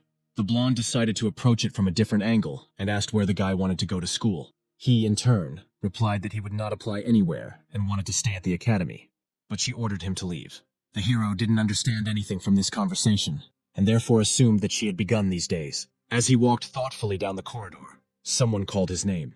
This person turned out to be Alice, who, with an embarrassed look on her face, said that she wanted to talk about something. She said that she would soon graduate and go to the capital, and perhaps they would not see each other again, but she would wait for him there. He told her not to wait for him, because he was not going to go to the capital and would stay in the city of Yabo. The girl was very surprised by this information, and so she accidentally dropped her piece of paper. Alice grabbed him by the shoulders and began to say that with his abilities, he could enter the capital's university and become a great scientist or magician. But Boulier said that he was pleased by her concern, but he liked this city better. She turned around upset and asked not to think anything unnecessary, and now she had to go. But the guy suddenly made a dash and grabbed her hand in order to say something. Alice's face immediately flushed, and she wondered if he understood her feelings. She decided that if Boulier said that he wanted to go to the capital with her, she would immediately confess her feelings to him. The girl looked at him with embarrassment and almost asked what he wanted, but he just casually said that she dropped something and forgot to pick it up. He asked her not to drop important documents again and thrust a piece of paper into her hands. Always calm, Alice slapped him on the cheek and walked away angrily. At this time, Isabella was sitting in her classroom and thinking about what to write in the graduate application form. Suddenly, someone snatched her piece of paper right out of her hands and pulled it towards themselves. This person turned out to be Alice, who decided to see what the girl wrote on the form. She noticed that the form was empty and decided to ask why she hadn't filled it out, since the blonde was going to enroll in a magical institute in the capital. Isabella replied that it was none of her business, and perhaps she did not want to go to the capital. Alice said that she didn't expect her to do such a thing for Boulier, and declared that the blonde had won. Isabella was very embarrassed by this statement and could not find the words to respond. Several days passed, and suddenly Boulier was painfully grabbed by the ear again. She assumed that the guy looked thoughtful because he couldn't get over Alice's departure, but he replied that he was just thinking. The girl began to remember that the redhead hugged him for a whole minute at the farewell party, and out of all the guys, she hugged only him, which is why he can't forget her. He tried to justify himself somehow and say that it was not so, but Isabella did not listen to him, but finally let go of his ear. The guy explained that Alice hugged him only because that was the custom, and in his head he was actually thinking about how to make money, but he didn't say that. He asked her to choose one of the books that a certain man was selling to give to the girl. Even though Isabella said she didn't care, the guy decided to buy her one of the books, and asked how much the one with the blue cover cost, and was told that it cost 20 gold. The girl started saying that she thought that this book was really good, and therefore asked to buy it. But the guy suddenly starts shouting and says that 20 gold pieces is too much. The seller said that he was selling it at the lowest price anyway, and in general, he was not selling books, but knowledge, and knowledge is priceless. The hero looked at the books and thought about the last phrase said by the man. Isabella thought he was upset, so she offered him the option of paying. But suddenly the guy grabbed her hand and said that they needed to go urgently. She wondered where he wanted to go, while the salesman tried unsuccessfully to break up the scene. He thought that the young people had completely forgotten how to play by the rules, because if the guy had haggled more, he would have sold the book cheaper. Boulier took Isabella to the hat shop to buy her a gift. He pointed to a hat with a lovely pink rose and a matching headband, suggesting she try it on. The girl tried on the hat, asking if it suited her. He replied that it looked great and told the saleswoman that he was buying it. The woman thanked them for their purchase and asked them to come again, while the girl was surprised why he bought her a hat for 20 gold pieces. The guy said that it suited her very well, but he really didn't care about the money. Isabella noticed that Boulier could be very cute at times. At this time, the hero thought about the words of the bookseller and thought that in this world, knowledge of mathematics is most valued. Finally, he smiled and broke into a light jog, urging the girl to hurry up and have lunch. He became so happy because a plan for making money had finally matured in his head. On the Shannon mainland, knowledge is guarded even more strongly than in the developed 21st century, and scholars who write books are considered to be of aristocratic status. That's why books are very expensive in this world. Only the rich can afford them. Over the years, countless people have been executed for violating the intellectual property rights of scientists. This whole world is just a paradise for those who discover something new. Geometry, the mother of mathematics, of all the fields of mathematics. Geometry is the one that attracts the most interest from scholars in Shenyang mainland, but their progress did not reach even 10% of Chinluo's world. The hero thinks about how good it is that in his past life he was a mathematics teacher. he will be able to pass on a lot of knowledge about geometry. He can explain every law and every theorem in detail. He also studied many workarounds and non-standard theorems, so that the top students in the class could not stump him with their questions. He has a much deeper knowledge than the high school curriculum. If he writes a book about geometry, he will become a hero. He will earn a lot of money and help scientists make scientific progress. Without thinking twice, the hero decides to immediately start writing his new book. He wants to take Euclid's principles and remove all the shortcomings from them, and then combine all geometry into a single book. His idea had completely consumed him. 2 weeks had passed and he was still writing it. The boy's zeal was so strong that he even slept on the pages of his book. Someone suddenly started knocking loudly on his door, waking Boulier up. That person turned out to be Isabella, who was telling him in a commanding tone to get up. She angrily asked him why he didn't answer, even though she called him several times. The guy said that he would change his clothes first and then come, and also asked if something urgent had happened. The girl was embarrassed by Boulier's bare torso, so she decided to hurry him up and leave. The hero thought that it was good that he reacted quickly, otherwise Isabella would have burst into his room and seen his treasure. 2 weeks of effort, and finally his book called Geometry is ready. Boulier is a demon who destroys the truths that people believe in, but Chen Luo is not like that. He is a god, and so the hero decides to hand in his book under the guise of the latter. Suddenly someone knocked on Calvin's office door and he invited him in. Without turning around to look at the guest, the chairman thought that although the god Luo had helped them defeat the scholars from Gi last time, in reality, the center of mathematics was still Gi. Chen Luo walked into the office and greeted Calvin, congratulating him on his promotion to the official chairman of the Yabo City branch. He asked with a serious face who the guy was, thinking that he was not the real god Luo. But Boulier quickly dispelled his doubts by taking off his mask and showing his face. Calvin asked him why he dressed like that if there were no secrets between them for a long time. And the guy explained that he wanted to propose to him on behalf of Chen Luo. The chairman assumed that he had come to put forward a new theory, but Boulier's hand suddenly fell on the table, placing a whole stack of papers there. He said that he was almost right with his guess, but in fact, he brought a book. Without wasting a second, Calvin immediately asked the guy for the opportunity to get acquainted with the work, and he answered in the affirmative and said that he had some other business for him. Without listening to Boulier, the chairman began to read the book and realized that it covered all the issues that mathematicians were currently researching, and it contains many theories that the man has never even heard of. He attacked the book like a wild predator on its prey, and the guy asked if he liked his book. Suddenly the chairman dropped to one knee right in front of the guy. Placing his hand on his heart, he declared that the god Luo would always remain his god. The man crawled at his feet and said that this book was a real gift for their scientists, because it was the pinnacle of mathematical research, and with it, Lonen would become the most important in the world of mathematics. He also stated that this book will go down in history, and every scientist, and perhaps even every person in the world, will want to buy it. The guy decided to talk business. He said that he brought it here to ask the association to publish it under the title Geometry, and asked what price they could give for it. Calvin stated that this book was priceless, and its minimum price would be 10,000 gold pieces, and perhaps even 100,000. Boulier suddenly declared that 10 gold pieces would be enough for him. This surprised the man very much, and not believing his ears, he began to ask again whether he had heard correctly. The guy explained this by saying that he wrote this book not for money, but only to shed light on the world of mathematics. And if they set the price at 100,000 gold, then no one will be able to afford it. Calvin bowed before the boy's kindness and presented him in the guise of a saint. But at this time, Boulier was thinking that he didn't understand anything about trading, and it would be more profitable to sell many copies at a small price. He also said that this book would be Chen Luo's last contribution to mathematics, and that he would no longer study it, and would devote himself entirely to magic. Calvin looked at him in confusion, because he could not imagine how they would develop without the instructions of the god Lo. He said that they put him too high here, because he was just an ant compared to the great scientists of his world. In his world, people are faced with questions they cannot answer, and without any guidance, they search for the truth, making efforts from generation to generation. Now they have reached a high level in mathematics, and were able to get closer to the secrets of the mysterious palace of mathematics. In response to the man's question, he said that he believed that the day would come when scientists would find their way without any help. Boulier left the association without a mask, accompanied by universal respect. Calvin was very surprised by what the guy said about another world, and the man suggested that perhaps he really did come from another, more developed world. At this time, in the royal palace, the queen's subordinates were trying to determine Boulier's location using a certain ball. After one of the slaves reported, the sphere suddenly exploded, scattering the girls. They bowed humbly, asking for forgiveness and appropriate punishment for not being able to find his whereabouts. The queen, sitting on the throne, suddenly declared that they should try to find him again, because she wanted to see him in person.